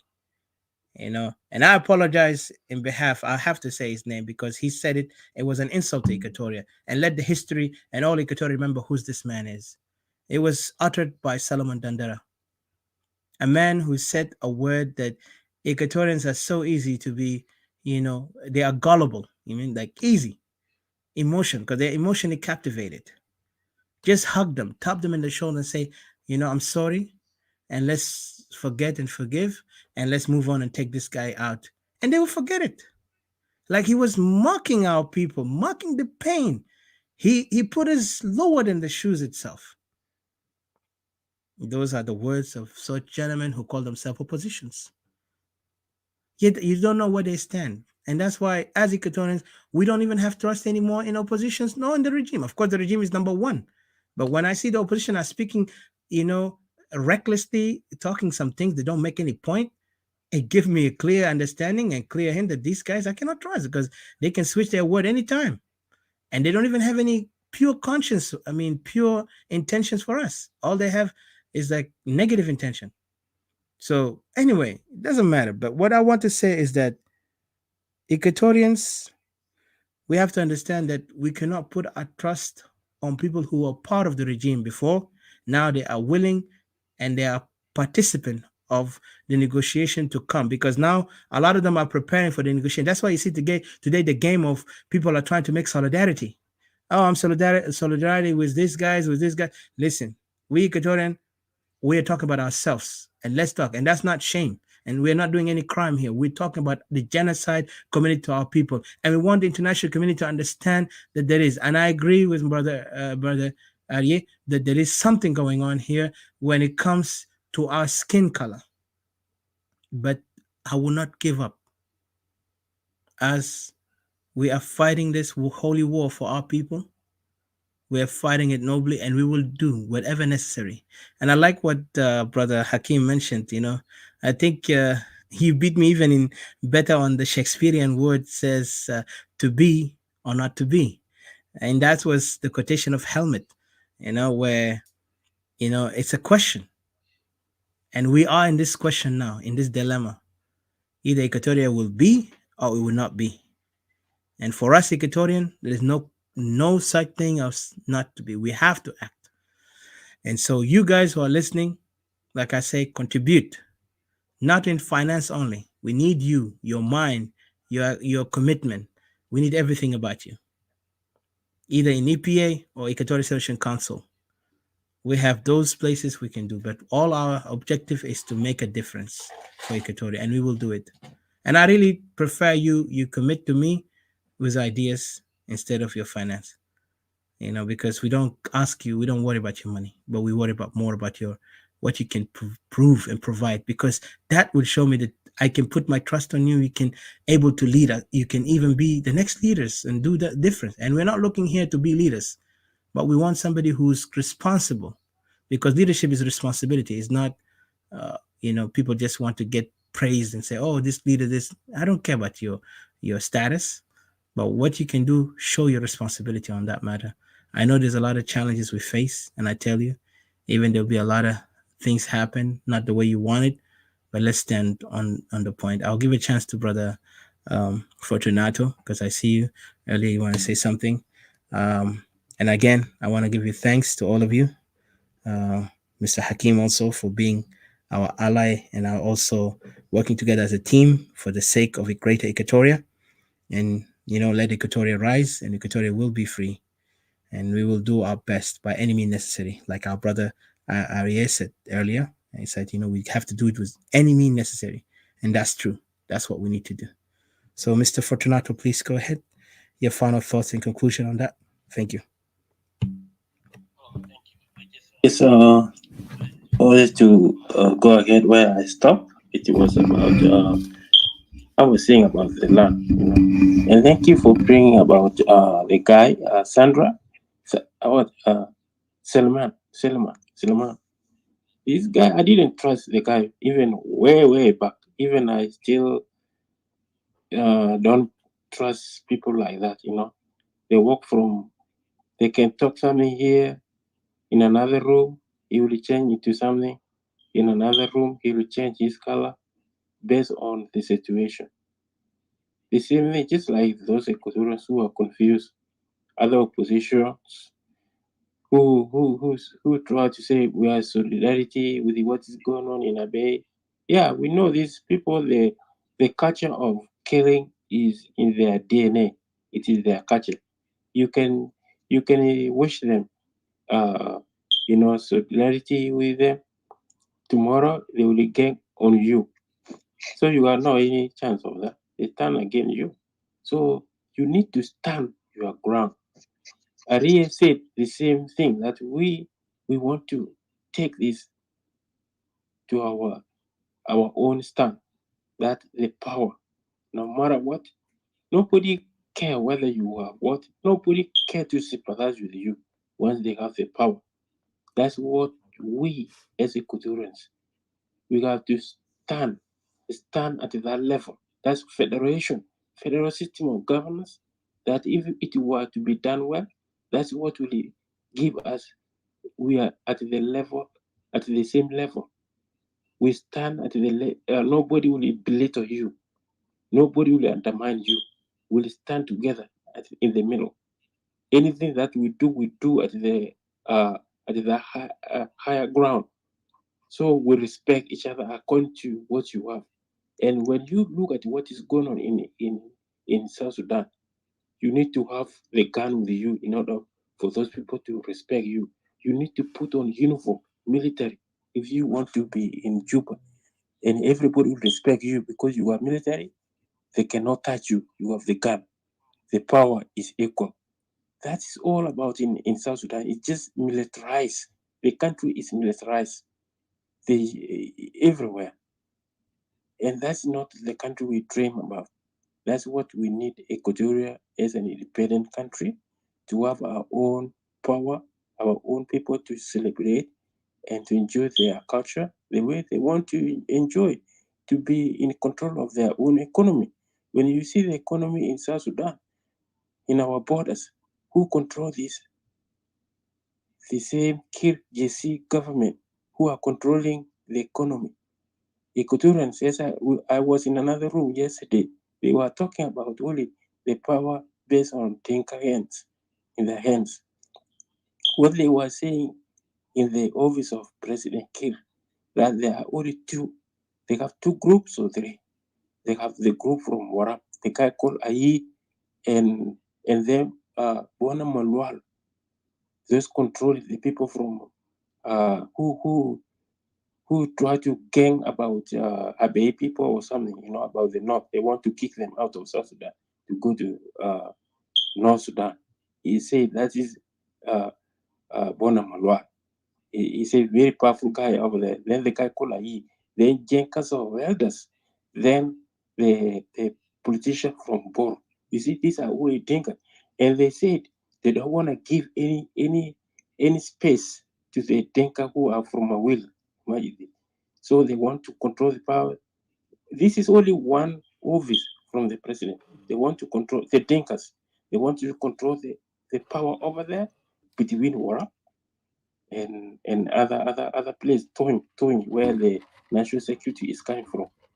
Akol, the guy from Warap, and then the people from the board, they say they are making noise because they kick them out. And then after that circle, after that trouble circle, we have Nuer over there. We have the guy called Tutkeo. Tutkeo and the vice president Hussein. He's a Dinka, but he's a Muslim, but he's taking the faith, Muslim faith first before his tribe, and the gang against the Tutkeo. Tutkeo is a Nuer, but both of them, they are Muslim. They are taking this power in the name of Islam to connect these issues to the North Sudan. That's it. They pull. There's a tug of war of the power over there. They want to get the power over there because Sudan, they are the one who manufacture guns. South Sudan don't have any. They can buy the gun. They can run out of ammunition, but because the ammunition come from Sudan, and these people from the Islamic kind of radical in the same government, they have this power supported by those people who are Islam in Sudan. That's what the power. That's what Kir issue a warning. Kir issue warning a few days ago that they will be split in the SPLM. It is because of this group, Islamic, and within the Dinka alone, and then Nuer, and then come outside that group, we have Taban and we have Riak. Okay, they were asking about how about Equatorian leaders. Okay, Equatorian leaders, they say these people are used for writing papers because they have the sharp mind. They're the one who writing the papers behind. Okay, Equatorians are writing the paper contract for the Dinkas because these people, they've been in the bush. Some of them not educated, but they have the money. So the Equatorians are to hire. They have been hired. They say how about Elia Lomoro? Elia Lomoro is the one who writing contract because this guy, that's why he's very powerful. At the same time, the same thing what Aria was talking is a power. Alia Lomoro have have a few militias. They afraid him a little, and then because the guy have the man, he writing the contract at the same time. This is the game within that. It's a mafia. Those people who are in the government, you see, there is no government. It's mafia. And then when these people are over there, then they have the military, the connection between military and themselves. And they forget about citizen, what is burning outside. They don't. Somebody asking, he was asking, how about the money? Now they say the money is not in South Sudan National Bank. Once the oil money coming like $200 million a month or more, they will, after they reach the airport, Kir is the one who distribute a call accord, taking or running all this. The money will run out of the out of their hands before even reach a bank or anything. The money will be used for buying the people, buying the influencer, buying the Equatorians who are have a little power. How about you, Wani? Can they trust to give the Wani power? If Kir died today, if he dies today, they say no. They don't even Dinka don't even trust non-Dinka to give the power. They say if they give power to Wani, the Dinka they are going to rebel. Why? Because they have the militias, they have the Matanganyo militias, they got the Tiger division, all who are Dinka dominated. So those who are in what the SPLA, what they call South Sudan, what SSDP, those who are not Dinkas, they are not given money. The Dinkas are the one who been given money in order to buy them to control situation. That is how the game is playing inside, and those who are issuing the press release about what, because there are people who are now they are waiting to hear anything from social media, because another society in the social media now, there are people who wonder what is going on. If there is something going on, they will hire people to write anything as as as quickly as they can in order to diffuse situation, like the government is in charge. But in reality, it is a ghost. It's a ghost government. It's a mafia. It is just confusion after confusion. That's what Equatorians are being used, and the military are being used to displace Equatorians in their own land, and backing by the powerful military and the gun and the money and the weapons that they have. And then they were asking about the Dinka people making noise, all this. They say they don't even allow this guy called Monyang. They don't allow him to go in, but they allowed in another ring. There's another ring. They allowed him over there, but they cannot allow him inside, deep inside, because of the situation. They have a problem. They cannot even live together. The war existing in their own minds between them and themselves. This is all involved. It's like the country belongs to the Dinka. They don't even think about diversity. You see, that is where the problem will be. That's what the United Nations understand everything. And the empty brain for these people only care about the chaos, about how to steal the money and how to distribute this money. That's what is for us, Equatorial, painful. 3 regions. Imagine, in these 3 regions, they have the tribes in it. Equatorians, Equatorial tribe, like 56, we are 56. Imagine the tribe from these 2 regions coming to Equatoria, and we have already people over there. The land is not like a sponge that can spread to all everybody. The land is just there. It's not like a sponge or spread. That's what we need our own country in order to protect our resources, our land. And these people come into Equatoria because they don't know anything. They just see the mango trees just there. They just grab and cut down. They didn't know we are the people who made the Equatoria beautiful the way it is. It took generations to plant the tree. It's a 1,000 years. If they cut it down, these trees, like they just I don't know the reason or not. So I stop here, and I would like to thank you all for being here, for being patient, those who are listening over there, and Audacious, Hakim, Aria, CJ, Didi, and the rest of the people over there. Thank you for your contribution. It's all about ideas, how we can come together, and how we can use your ideas. How can we inform our people to understand the reality?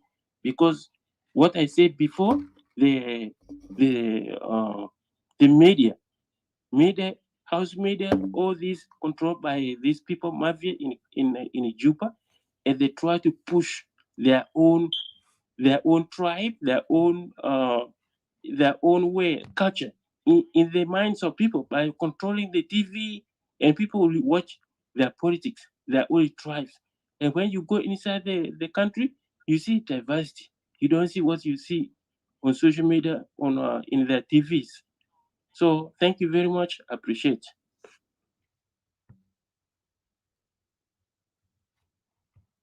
Alrighty, thank you, thank you. What you said, Brother Fortunato, is really something that I've kind of like seen it too. In particular, what you talked about, those calling us, we are only paper pushers. This is the term we use it in America. I remember when I was in the military, but this is funny because paper pushers is people they just only expert on writing things, signing things, and organizing things based on the legal documents. And to mock us to that term, well, I'm not surprised. These things would be said to us because as much as we're being nice to them, they did not understand what we're doing. We're taking things responsible, but they don't do that. And that's why I remember, like, if you remember the thing that happened with this guy Lomoro. Lomoro was right now sanctioned. I think his sanction still active, sanctioned by international community for his crime. By calling him that he's actually the man who's funding. Imagine, because he signed papers a lot. I don't know what they give him there. He's funding Dinka militia to go and attack the Nuer. And imagine they focus on the Nuer instead of the Equatorian. That's what they said. And they said he is actually arming those tribes of Dinka, and he's not Dinka, he's Equatorian. And that by itself, it shows you what we're facing. And yes, there's some Equatorian, sadly, and I'm ashamed to say, some Equatorian who sold themselves so cheap to the regime that will go to that extent to go and sign papers, even though they know that paper will actually get them into the court of law in the future. Say, oh, you guys are the one who signed, so you are, technically involved in this. Regardless, you say no, you're willing to sign paper that actually says give money to arm these militia to go and kill other tribe. So, and we say that Lomoro and Waniga, those are the one elements who we know them, we call them the 1% or the 1%ers. I mean, they don't represent Equatorians. They are there for themselves, and they've done their wrong and damage. And we, Equatorian ourselves, we want to prosecute them for their crime against Equatoria. Not to forget that they have done crime against others, but Equatoria, they have done more damage to us. And that's why today Equatoria is in this condition because of them. And we never call them leaders. And like my brother Hakim earlier mentioned, we have a vacuum, leadership vacuum. And why? Because the people who are, and I don't think, maybe this thing is debatable too, on that point of leadership vacuum. Because the one thing about our people did not realize, leaders are not born or they come from places that expected. Leaders come from just normal people like us. They participate, they work, they mobilize, and then they make it happen. So leaders are made mostly. And when they're made, they have to go through sheer hardness. Sometimes they have to harden their hearts and, accept the negative outcome from others and the positive, but let them not dwell on the positive, nor on the negative. Let them dwell on the objective that they're looking for. That's what leaders, they have to do. And one, I want to also remind our brothers and sisters of Greater Equatoria, what we are doing here right now, don't think we're giving our ideas out publicly. No. Because we have things, we know what we're doing. But I want you guys to wake up. Please wake up, especially in diaspora, because we need your assistance. We need assistance in participating with us, because you more participate, and instead of dwelling around and being confused by others who throw you some good slogan word, some beautiful, you know, words that makes you feel like, yeah, this is the guy. No, like there is an example. I was reading it last time. You said there is some people, they will be like their shadows is bigger than them. You will see they think that they are really strong and mighty, and then when you look at them, they're tinier than the shadow. The shadow give them an image. That's why you see they can actually persuade people in this fascinating, because they've been also, they brag that they've been there for many years. A lot of them, they always say, I've been here for social media talking about South Sudan for many years. Really, it's not about talking for so many years. It's about what are you making as an impact. Right now, Equatorian, they don't want to listen to those rhetoric that makes you feel good. We're not here to make you feel good. We're here to listen to all sides, and we're here to make sure that the discomfort must be so people can see the reality of it. If you put a Also, yes, sir. sorry, Yeah, go ahead, bro. sorry to Sorry, yeah, yeah, yeah. yeah. I think maybe there's time, maybe there's time, space to discuss some of these issues like leadership. And leadership is not necessarily an individual. Leadership is a different way of doing things. It tends to be, for example, you might come with an idea which is different that can attract people, mobilize people to achieve a certain objective. It doesn't necessarily have to be, one person. It can be a thought, an idea, and if you take by comparison, for example, organizations like Microsoft, like Apple, like others, they come up with ideas, right? And they come up with ideas, new ideas, and these ideas could appeal, could change society, could provide, alternative ways of doing things. That is what we mean by leadership. And if you apply that to the political realm, it's again, it's about, us Equatorians not being effective, us not taking initiative to do certain things. So we need to change that. But how do you change that? You change that by bringing new ideas, mobilizing better, organizing better, and then you're achieving certain results. So that is what we call leadership. Leadership is about everyone contributing with ideas that can move our society forward. So the bigger thing is, if you look at us as like a big, community, how do we move this community forward? How do we make this community to be cohesive?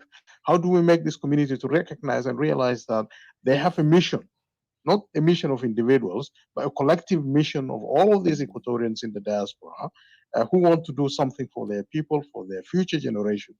How do they make that effective? What is it that they need to focus their minds on? What is it that they need to do, to be resourceful, be impactful, and to actually, influence political developments in the country? That is what we mean by leadership. And it is not like, okay, a general here has appeared, or Hakim, or maybe the SS have come and they are leaders. No, the leadership is in ideas. Okay, leadership is in ideas, ideas that make progress possible within society. And that's really where we need to focus, where we need to have discussions about how we collectively as Equatorians can put our hands together in order to offer leadership for our society, for people to move forward. So yeah, I just wanted to chip in on that. Mhm. Yes, sir. Thank you. Thank you. Exactly. And one thing I want to tell our Equatorian again, let's continue petition. And I know we have to act more than focus on petitions. What I mean is, um, we will do our part. You do your part.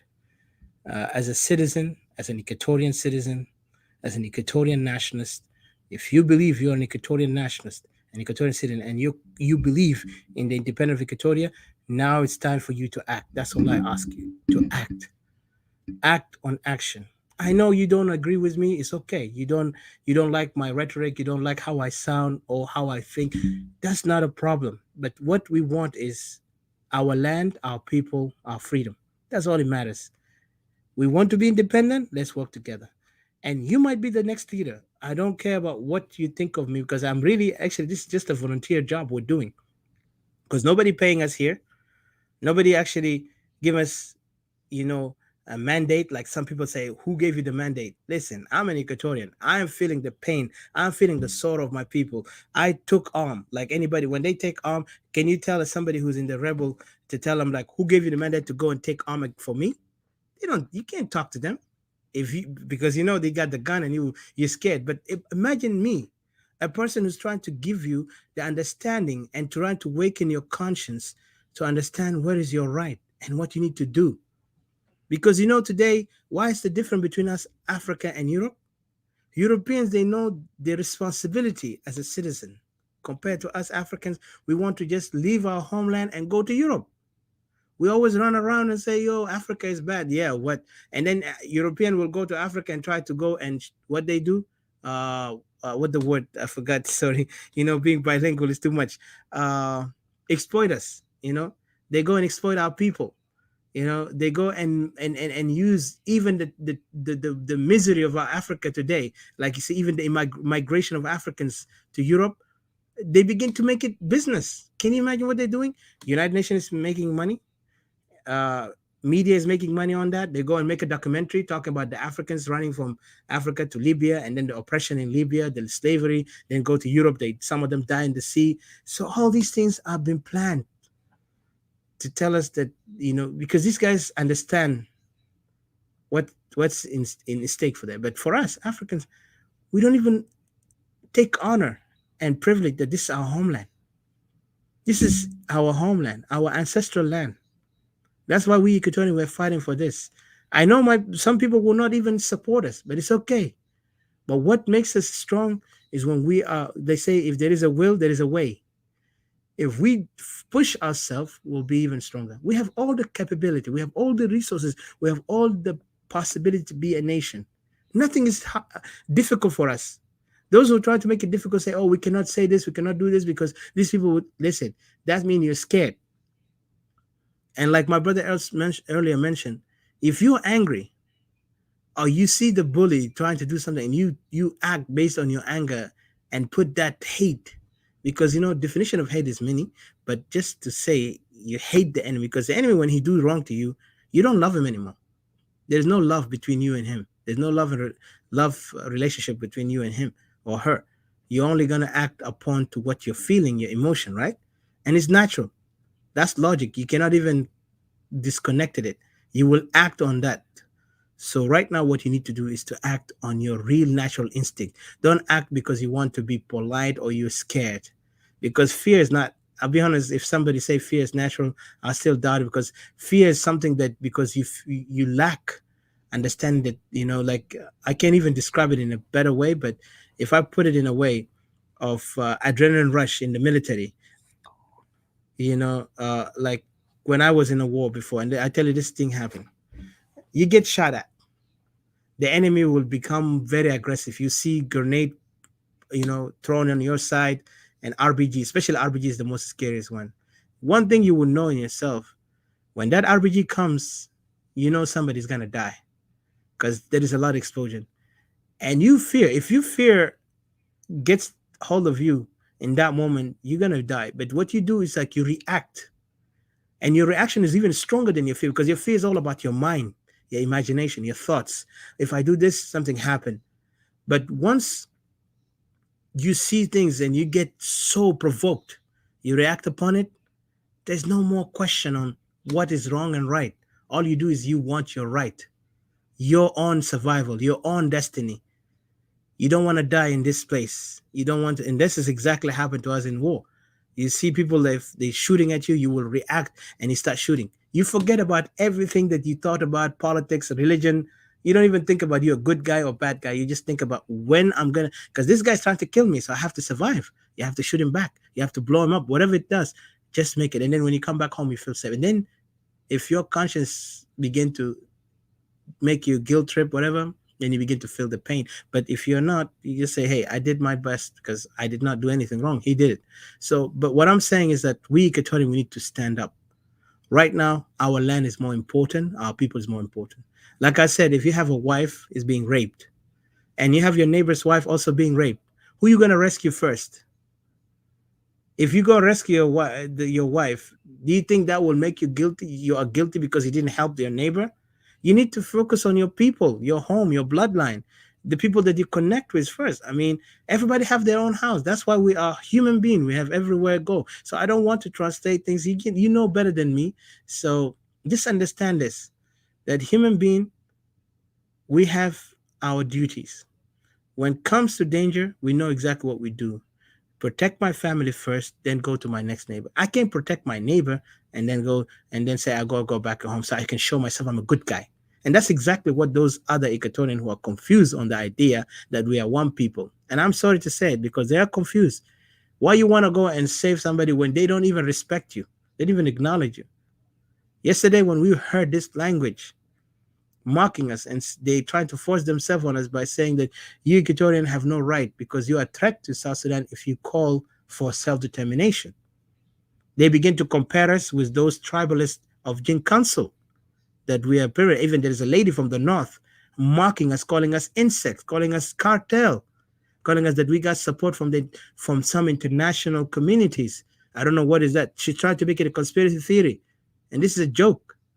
And this woman, I used to give her respect on the idea that she's actually a nationalist from the north. She stands for what she believes in, but she turned out to be somebody else that I was shocked. But it's okay. Things happen. I don't hate her. I'll be honest with you, because I will look at her like a person who's confused, who's not knowledgeable about what's going on with us Equatorians. You know, just because some fellow brothers of theirs in the north support our separation doesn't mean that I'm going to be an enemy to her, because she don't even know what my condition is. Because there is some people in the north are calling for separation. So she felt offended that those guys are supporting us. So she came in and began to kind of like mock us and insult us in a way. And then she said we are insulting. Just because some of our brothers and sisters speaking in their own mind, in the way how they feel better, comfortable to say, you automatically mock us, say that you don't know what we're fighting for. Have you ever sat down with those Equatorian nationalists? And really, I'll be honest, we don't need anyone to worry about what Equatorian nationalists are going to do. But the last thing we're going to do, we're just doing our first and last points, but then later our action will be clear. But at least, so when justice comes to condemn or judge, it will see who's right and who's wrong at that moment. But at this moment, there is nothing going on in this world. Only we see people, sometimes they stay with the strong. Like my brother Aye mentioned, the strong respect the strong, not the weak. The weak are always ignored. And like earlier, my brother Fortunato have mentioned, there's people are undermining Equatorial and say, oh, you're just paper pushers. You're cowards. You just go and sign our paper and we are the men. We do the job. Imagine, this is what we have been humiliated and treated in our homeland, in our father's land, Greater Equatoria, in Juba, and in the other territories within Equatoria. So I don't want to go far. I'll give a chance to Mr. CJ if you want to put your final thoughts, or Ms. Didi, and then from there we close our point. But it's really heartbreaking because there's a lot of things. Sometimes when I sit here and talk to you guys, there's a lot in my mind goes on. But one thing I'll tell you, things will work in the way we know best. So I don't want to go far. Mr. CJ, please go ahead. Are you there? Mr. CJ?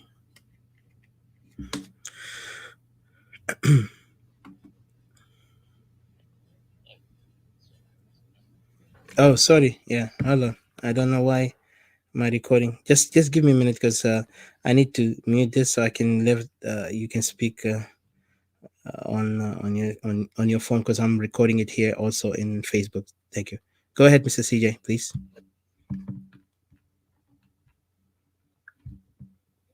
Yeah, let me. Thank you one more time, actually, once again for the chance. Yeah, what I wanted to talk about is what our brother have said. Araya. Yeah, indeed, brother. What you have said is perfect. It's said. What is taken by force has to be. You have to acquire it by force as well. Yeah, that's why as Equatorian civil associations, we have yet put it clear, that everything's on the table. We have some kind of issues that we're just proceeding with it. Of course, this is today's talk through the media is part, of course, partial part of that. when it comes to our issue, it's indeed a very serious matter. As you have said, the United Nations will come at the end, the last time, the zero time. Then we will honor what is on the table. Start insisting that it has to remain as it is. Yeah. So that is what Equatorial people should, of course, be aware of. That let us not give chance to those people at this particular point of time, because the more we give them chance to keep on moving, then we will be the losers at the end of the day. So I appreciate, your sacrifice as well. Despite all those who have been bombarding you, trying to get you out of the lines, why are you aligning with the Equatorians? We appreciate your roles, and we're very proud of you guys. Because at the end of the day, as African, we need to push hard. The more we do that, a day will come when every one of us will get relief and get his right. So, as well, United Nations, guys, the purpose of United Nations is there. Because the two world war had put it clear. When it comes to to the organizations, how it goes. If you go through it step by step, their formations and all that, and the way how it's standing today is something that is sometimes questionable. Remember Kofi Annan, God rest him in peace. The time he came up, he was trying to put things in order. The way how people like Obama are trying to put things in order in the US. It is unfortunate. He went through some hard time, difficult times. So we know what that organization is, though we respect it. Respect their roles, there are things that, we appreciate, but others we don't appreciate it. For instance, the presence of the United Nations, as I've said, in that country to this day, if indeed they are really genuine in what they have set up, bringing their troops in, by this time, South Sudan wouldn't have been in the conflicts. Remember that Equatoria was one of the peaceful areas by the time when this Dinka and Nuer war broke, involving the Ugandan and all that, troops. As we're talking today, we have two troops in the country, foreign troops. So the Ugandan troops as well as the Sudan troops. It's unfortunate. How comes within a short period of time Sudan would get involved, when Sudan was the one who gave you the independence, recognized you as an independent country? You think they are going to play that easy ways? No. So for Equatoria, like I've said, we have to do all our best, whatever it takes, to show the world who we are. With all these over 2 million refugees outside the country, remember, countries like in Pakistan, India, time when those of Bangladesh and all that, when they decide to become an independent country, there are 2,000 were being thrown out, over millions of their people, yet, they managed to get to the country. So for us Africans, our challenges are more. Our weaknesses have been there for a period of times. Don't expect that, somebody who get out of you, whom you push him out, will come one day and do something good for you. No, you don't expect that. So I have to leave it there anyhow. But the issue of the elections, whether or not these elections will take place.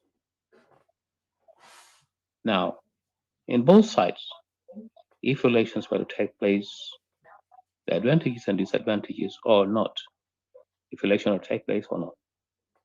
So as you can see, this scenario has been going on since 2015 to this day. Every year, this consecutively we have two every 3 months, 3 years. They say, oh, okay. In 2018, we're expecting another elections. Unfortunately, again, 2021. Then it goes on and on. So that's the scenario that's going on. What we need to do is to remove the plug from those bad guys. If we can understand, remove the plug and we will be better off. But how should we do it? Within the three regions, under the three region context now, probably possible, of course. There's mistrust between us and those people. So even talking about the sort of Upper Nile and Bahar Ghazal, as you can see in actions, they're totally parallel with us. When Equatoria seems to be stretching their hands and says, okay, let's go together. No, it doesn't work that way. It is our role to play the leadership's role. I mean, we have to play the leadership role this time around. Otherwise, if we're to go and follow up and say, okay, that one is 70 and the other ones and all that, no, that's not going to work for me. Neither for any one of us in the long run, because we have tried it all.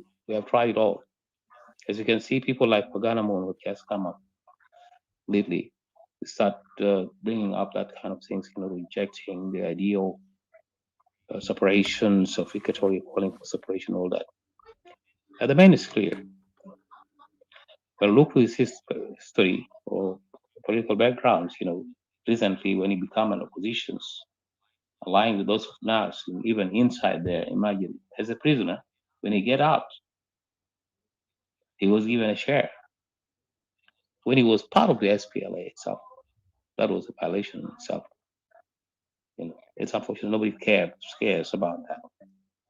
At the time of, what I'm talking about is the 2015 peace deal of Kir and Mashar that took place, where Equatoria only 5 shares out of 100. It was ridiculous. So Pagan, although Pagan and his colleagues, what so-called former Dinkanese, came up with 5 shares. And Dinka, has, Dinka has 63, 53, and Nuer have 33.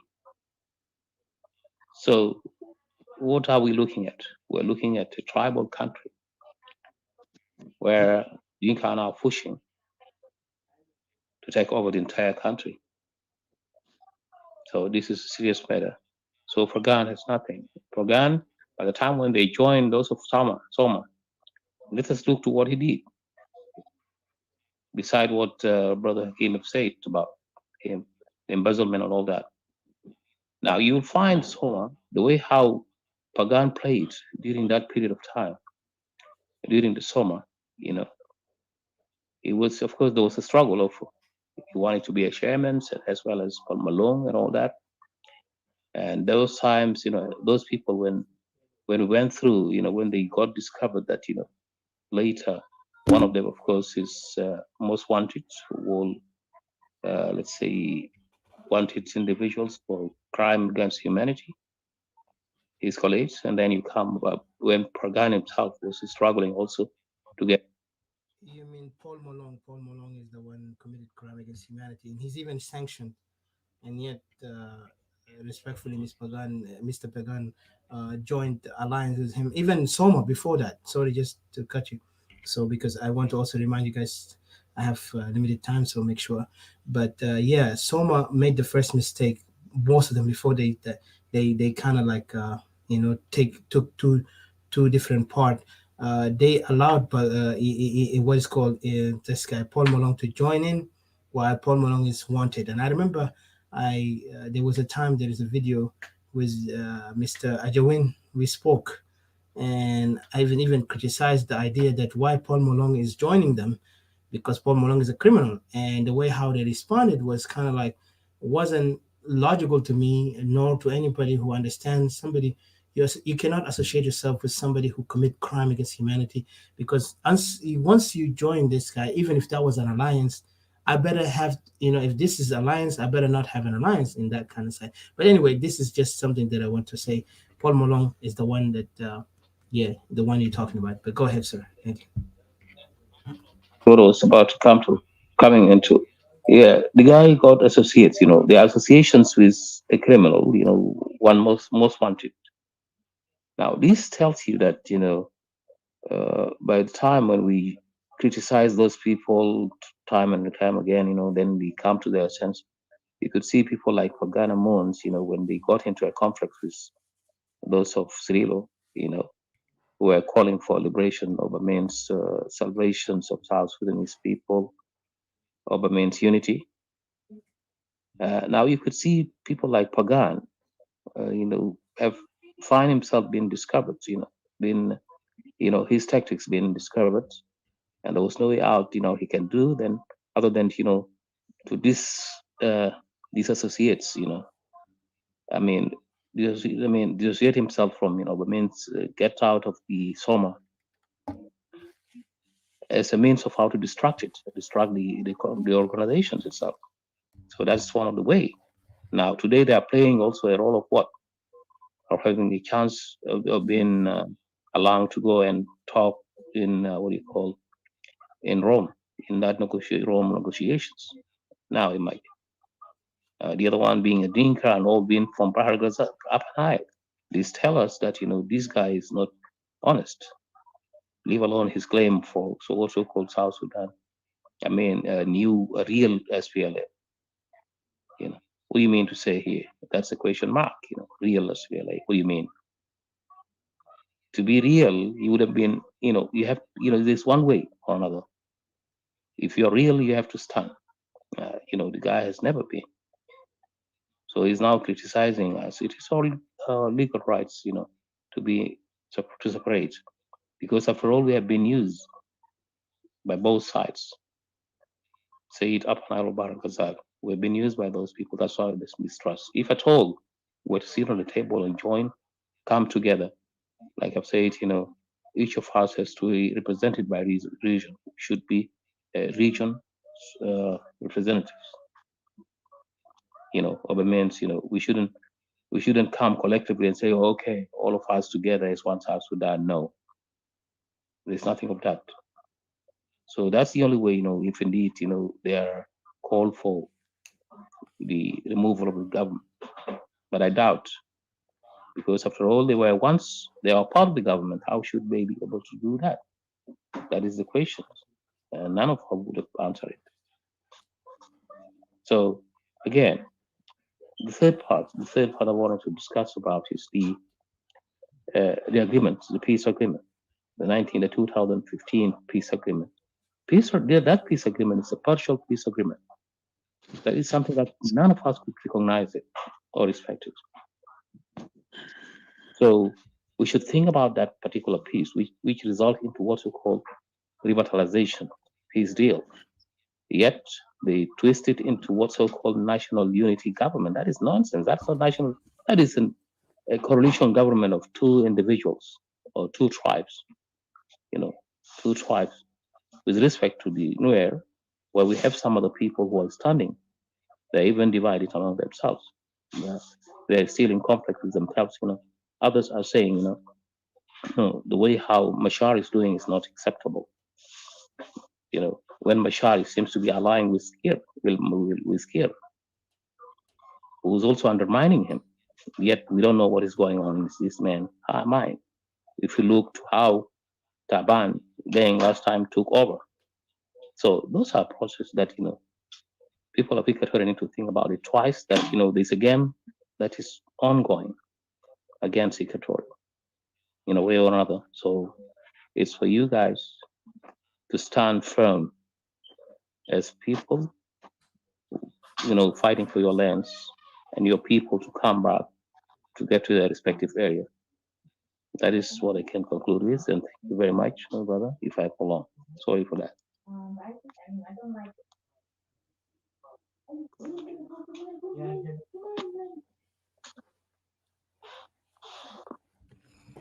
Thank you.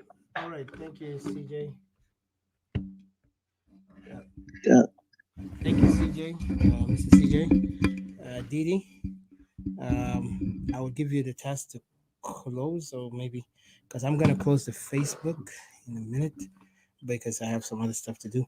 But I just want to say thank you, and there's a lot of things, unfortunately, most of the time. But just want to say something here. What you spoke is true. The opposition really they are not clear with their point. And we're not going to focus on them, because to focus on them, we're just wasting our time here. What we're focused on is Equatorial genocide. These genocide is happening to our people are not even acknowledged, just to tell you the truth.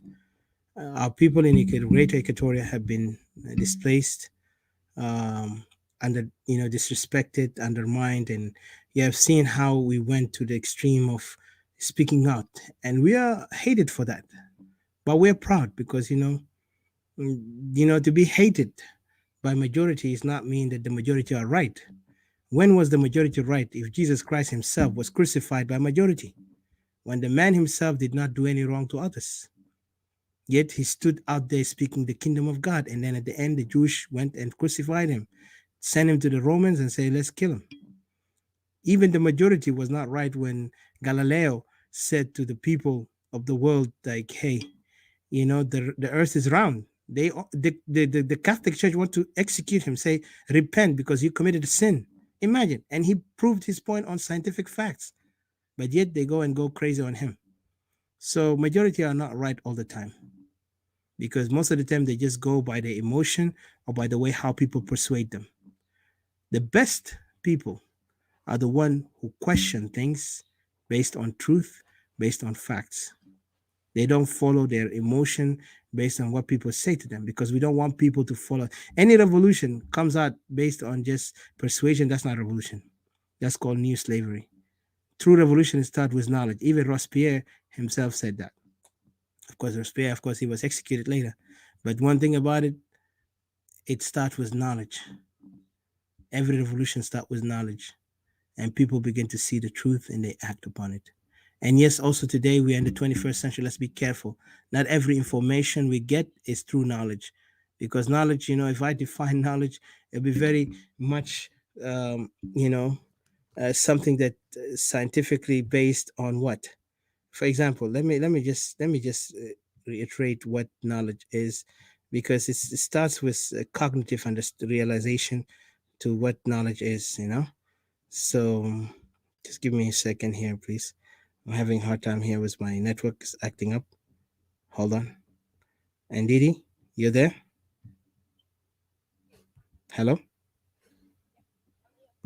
Oh, okay, I see. I hear you. Yeah, I'm having a hard time hearing you, but just give me a few seconds, because I'm also. No, no, no. I'm not. Okay. Yeah. So I'm focused with you guys. Yeah. You hear me, guys? Hold on a second.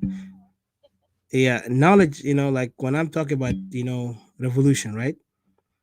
Knowledge begins with senses. What is senses? Is, we know what the sixth sense is. Sense is something that you see, you feel, you can grasp in where you can understand. Because once you grasp it, you understand it. I'm not an English speaker, remember, but maybe Mr. Aria will be better than me, on that point. But knowledge is that point. And then, oh man, what happened to my phone?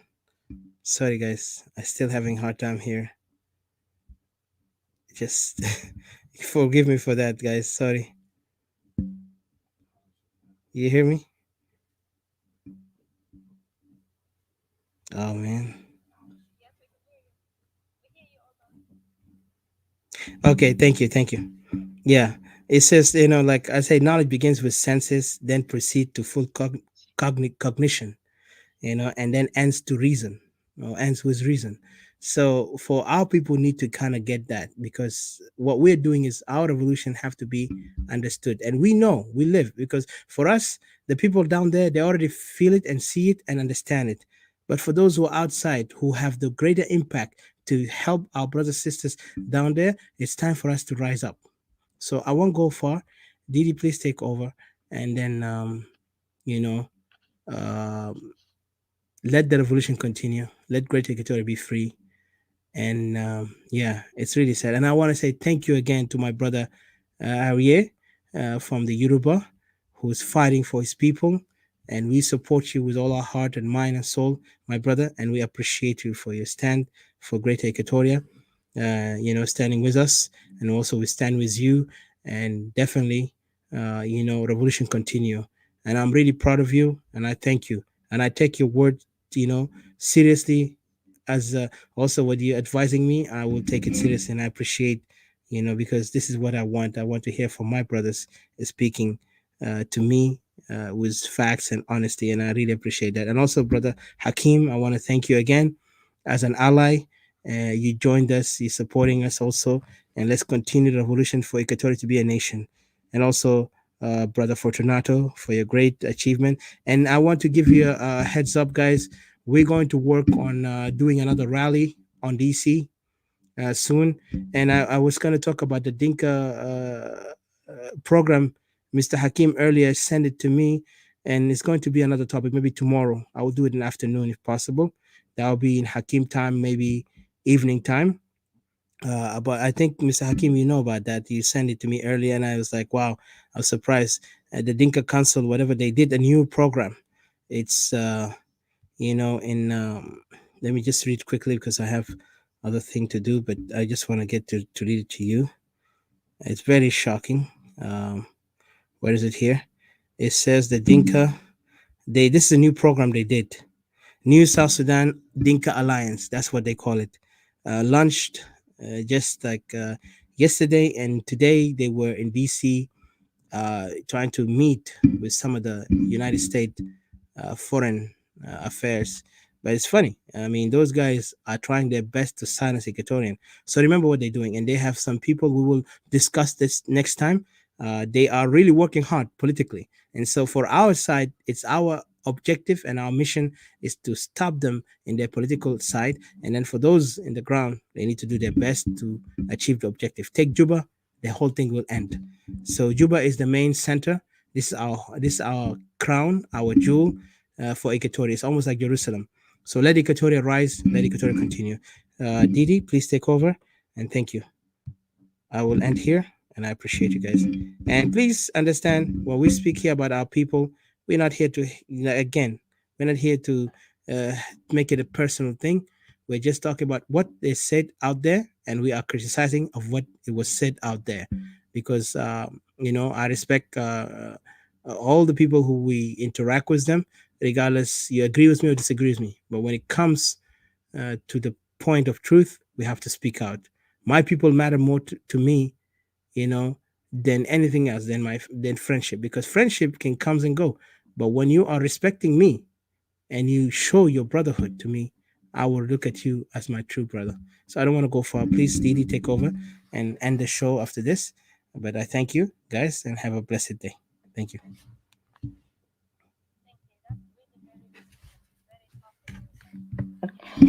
My people come first, not our friendship. I just wanted you to let me know if we're running out of time so that we don't lose the recording. You just interrupt at any time. You can intercept. Yeah, thank you so much. I'm really so pumped and so excited of all the input that we have. Like what usually people say, it's not about the quantity, but it's about the quality. You explore the maximum of what you want to hear, how we want to influence each other, how we debunk things and dissect the issues that are happening to us and from, various sides. Like we hear from Array, his words are really good. They're not the words that are really tickling our ears or tickling anybody's ears, sweet words that, what do you call it?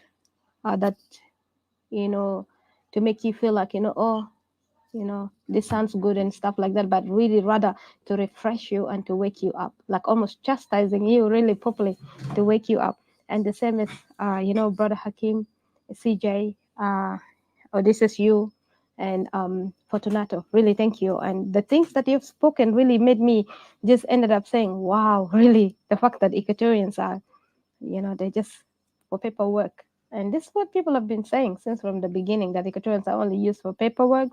They're the secretaries. They're the, running around and stuff like that. And this is coming right out of the book of Dr. Is it the report or the book of Dr. Carol or something that says that, you got to put the Dinka with the person that is knowledgeable and let them learn. The uneducated Dinka should be put with the unknowledgeable, with the knowledgeable person. Then later on in time when they learn, then you can get rid of them out and keep the Dinka in that position. In conclusion, I will not say really much, and I will just thank everybody and say that and also thank once again Brother Ray, and say that this connection that we make here right now is not a connection that gonna end here. It's a long-term relations and connection that one day will serve us really greatly in the future. And this is something that we're building on, and the mindset that we all have. I know we speak here, and a lot of people will think that that's all the ideas that we speak here. Imagine if we could speak these things here, and then what do we do in the closed doors? That's what people behind the closed doors, that's what people don't know. So we have great plans that will really further our people, that will really inspire our new generations to come, that will really help us both, how we can influence and help our people, both the people in Nigeria and around Africa that is really fighting for their self-determination, and really debunking all these ideas and these colonization mindsets that have trapped us in a coliseum whereby we've been watched to kill ourselves, and it's been supported by certain elites watching us to kill ourselves like some kind of animals in a coliseum, running around killing themselves. And what saddens me, like in our situation, we're dealing with a common denominator that is all the time on and on being an offender, and a common denominator that is ascended from the same descendant that you were really wrangling with over there, and we're wrangling with the same descendants. It's just because people, when you have clans and different names and stuff like that, but it goes back to the same line. And the fact that people just could not understand it, the fact that people just are very submissive to these tricks, So I just wanted to say that it's really good, and we will keep on building in these cases, and we will build more, even new, stronger, stronger forces and stronger ideas that will surround the plans that we're having, for our separation, for the nations that all Africans who want to separate, including, some of our brothers from the Upper Nile and stuff like that, what do you call it, a backbone that will support this, something that will serve us and serve Africa, so that we can all have peace, So I just wanted to thank you so much, knowing that, we, as much as we observe from you and you observe from us, and this is really good. So coming back to our situation, there is not much really to be left there, really. Nothing really for us. No hope, no nothing.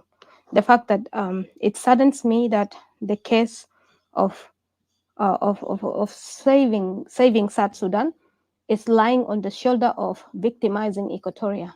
The case of separation from Sudan, it lies on the backbones of occupation and genocide of Equatoria.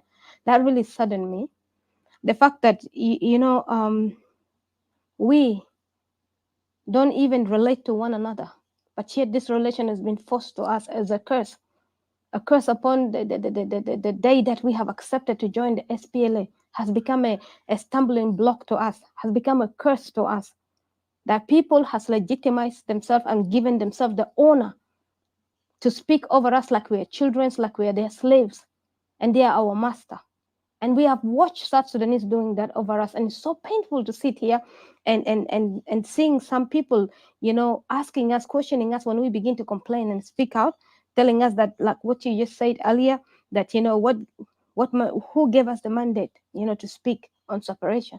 But what the questions that is missing out on them, that they're not asking themselves, who gave them even the authority to question us? Where did they get this mandate to speak to us the way they're speaking to us? And who gave them the authority to step their feet in their land? I mean, to our land. Given that everybody has their home. Given that you can stand up and fight from over there. And this is what our leaders in the SPLM should have done. That, you know what? Bahar Ghazal, you fight from there. Upper Nile, you fight from there. Equatoria, we are creating something. We are fighting from here. because the common enemy that we had, the North Arabs, they were not only fighting, they were not only found in Equatoria, they are found in all these regions. I have seen the people of Upper Nile and Bahr al-Ghazal affiliated with them. They even live the tradition of these people. They love the tradition of these people. So why fight this battle only one way out in the side of Equatoria for the plans of creating a genocide and occupation in Equatoria? Why? This is just the question that is left out there. This is a manipulation question. I mean, a manipulation tactic. And the fact that time and time again, that the one that hurts me the most, that, you know, even the person that says that they're the victim, they're victimizing Equatoria. This is just not on at all. This is not really right. You cannot cry you're the victim, yet you're victimizing the victim. This is one thing that we all have to align ourselves with the truth, and the truth that is very hard. And that's why you see people are very angry when you're talking about separation. People started thinking about how many lands they're going to lose in Equatoria. Their presence in Equatoria is not going to be there. Their plans, you know, to annihilate Equatoria is not going to be there. Their plans, you know, to mix themselves with Equatorians, to assimilate themselves with Equatorians. It's almost like they plan that instead of people fighting, you know, I've seen that the two regions, instead of people fighting what is up there is eating them, they rather help the thing that is eating them and come in Equatoria and, okay, let's mingle. Let's mingle together. This is the idea that is going to happen. Let's mingle together and everything will be okay. Let's just keep butchering ourselves. And let's become one race, one people, one nation in this country. But this is not ideology, really, ideological, really.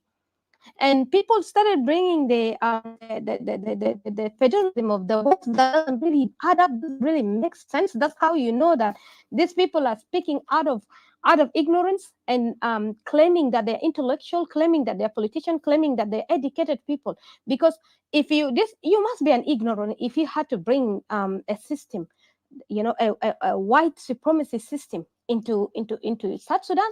You must be really an ignorant, really.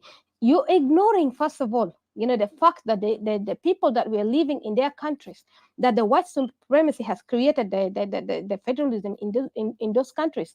These people are victims. They've been victimized. They're living in really horrible conditions. They're living outside their cities. They have no control, and they're always protesting the system of the West cultures. And the West themselves have to steal their native land, their homeland, which is called the Europe.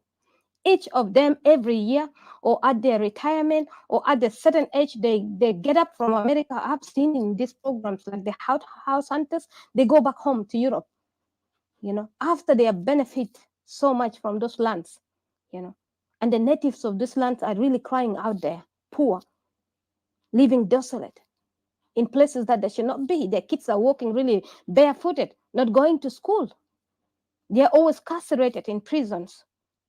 And then you're telling me you're bringing this system to me, which you already played part of this system in my land. You have displaced my people. My people are living outside the land. They're hiding in graveyards, seeking refuge with their dead ancestors and their dead people, their dead fathers, their dead children that you have killed. You're occupying their homes. You're acquiring more lands in my land. South Sudan, why do you do that to us? Why? I want to ask you, do you really have any guilt or any remorse in you? South Sudanese, why do you do this to Equatoria? Why? What has Equatoria done to South Sudanese? I'm not only speaking this to the Dinka, but I'm speaking this to the South Sudanese. What have we done to you? Has the union for freeing ourselves become a curse upon us? Now you made us to regret ever knowing you, to regret ever uniting for a union of this SPLM with you. Because this union has given you now the rights of you now insulting us, of you now telling us that we don't know what we want. You're our masters, and we must obey what you're saying. You took our rights off. You're acting like you owned our land, yet you can't even own your home. Your master, the Jenge, is owning everybody's land. But then also you are turning around, strengthening the Dinka against Equatorians. Why is South Sudanese? Why? Why? Why this nightmare that you're giving us? And it's really a hard root awakening that have woken up to find out that South Sudanese hated Equatoria, and they preach against Equatoria all the time, and especially the opposition parties. They preach against Equatoria with so much hatred. You're almost building your case on nothing instead of building your case on who has done you wrong. So I will just not take it further, really. Hakim, sorry, I think you wanted to say something. No, sorry, Didi. I think my movements kind of like generated Okay. noise, but I'm okay. Yeah, I really appreciate your words. Very passionate. Your voice is always very clear to our people, and that's really very important. So I think I'll leave you to make the concluding remarks. Thank you. Thank you so much, and it's really so. I'm so glad to have you here today. So You're welcome. I will just in my conclusion, I will just say this. As a daughter of Equatorian, as a woman of Equatorian, as a wife to an Equatorian person, I will never allow somebody to leave their places and come and disrespect my people, to disrespect my brothers, my fathers, my family, my sisters, our children. I will never allow that and be silent. I will never. Like I always say that a king in his home is a man in his home is a king in his castle. He has all the rights to claim his home without nobody objecting him, without nobody speaking over him, without nobody telling him anything. If any man dare, if any man dare have a right to fight, let him fight for himself. Let him free himself first, and then tell me you can free me. And I will direct this directly to any opposition or to anybody that is against Equatoria. If any man dare to free himself, please, to say that you want to free people and you want to oppress me, Equatorian, free yourself first. Free your people first. If you're a nation, free your people. If you're a kingdom, free yourself. Free your kingdom first. And then you shall come and talk about Equatoria, then we can come on table. In this day and this time, anything that we do in nowadays, Equatorians, we are going to go straight forward to the core. And I wish that this partly people of our Equatorians that are really working with this opposition, that make sure that you draw your lines really clear with these people. And I just wanted to conclude it and say that, anybody that bring a system in Equatoria that does not favor us, anybody that thinks that they can force themselves in Equatoria, we have a shocking rude awakening for you that you will never believe it. The day that anybody would claim that they bring federalism in Equatoria, there's a rude awakening for you that you will never believe it. We have seen the neighboring countries have fought for their land with never giving up. Nigeria is fighting. Somalia, the Eritrean, the Oromo. We will also show our side. But right now, we are really peacefully going. But tomorrow, the rude awakening will come. So I just wanted to leave it here and thank everybody that has been here. And I just wanted to urge that, please, check yourself first. Forget about Equatoria. Fight for your land. Fight for yourself, for your own dignity. Stop allying with words, allying with the regime just against Equatoria. Stop affiliating yourself in places that does not even suit you. Repair your dignity first before you attack somebody else. Equatoria is at a critical moment and it's very vulnerable. Do not legitimize you to go and acquire lands in Equatoria. So I'll leave it here and thank you so much. God bless you.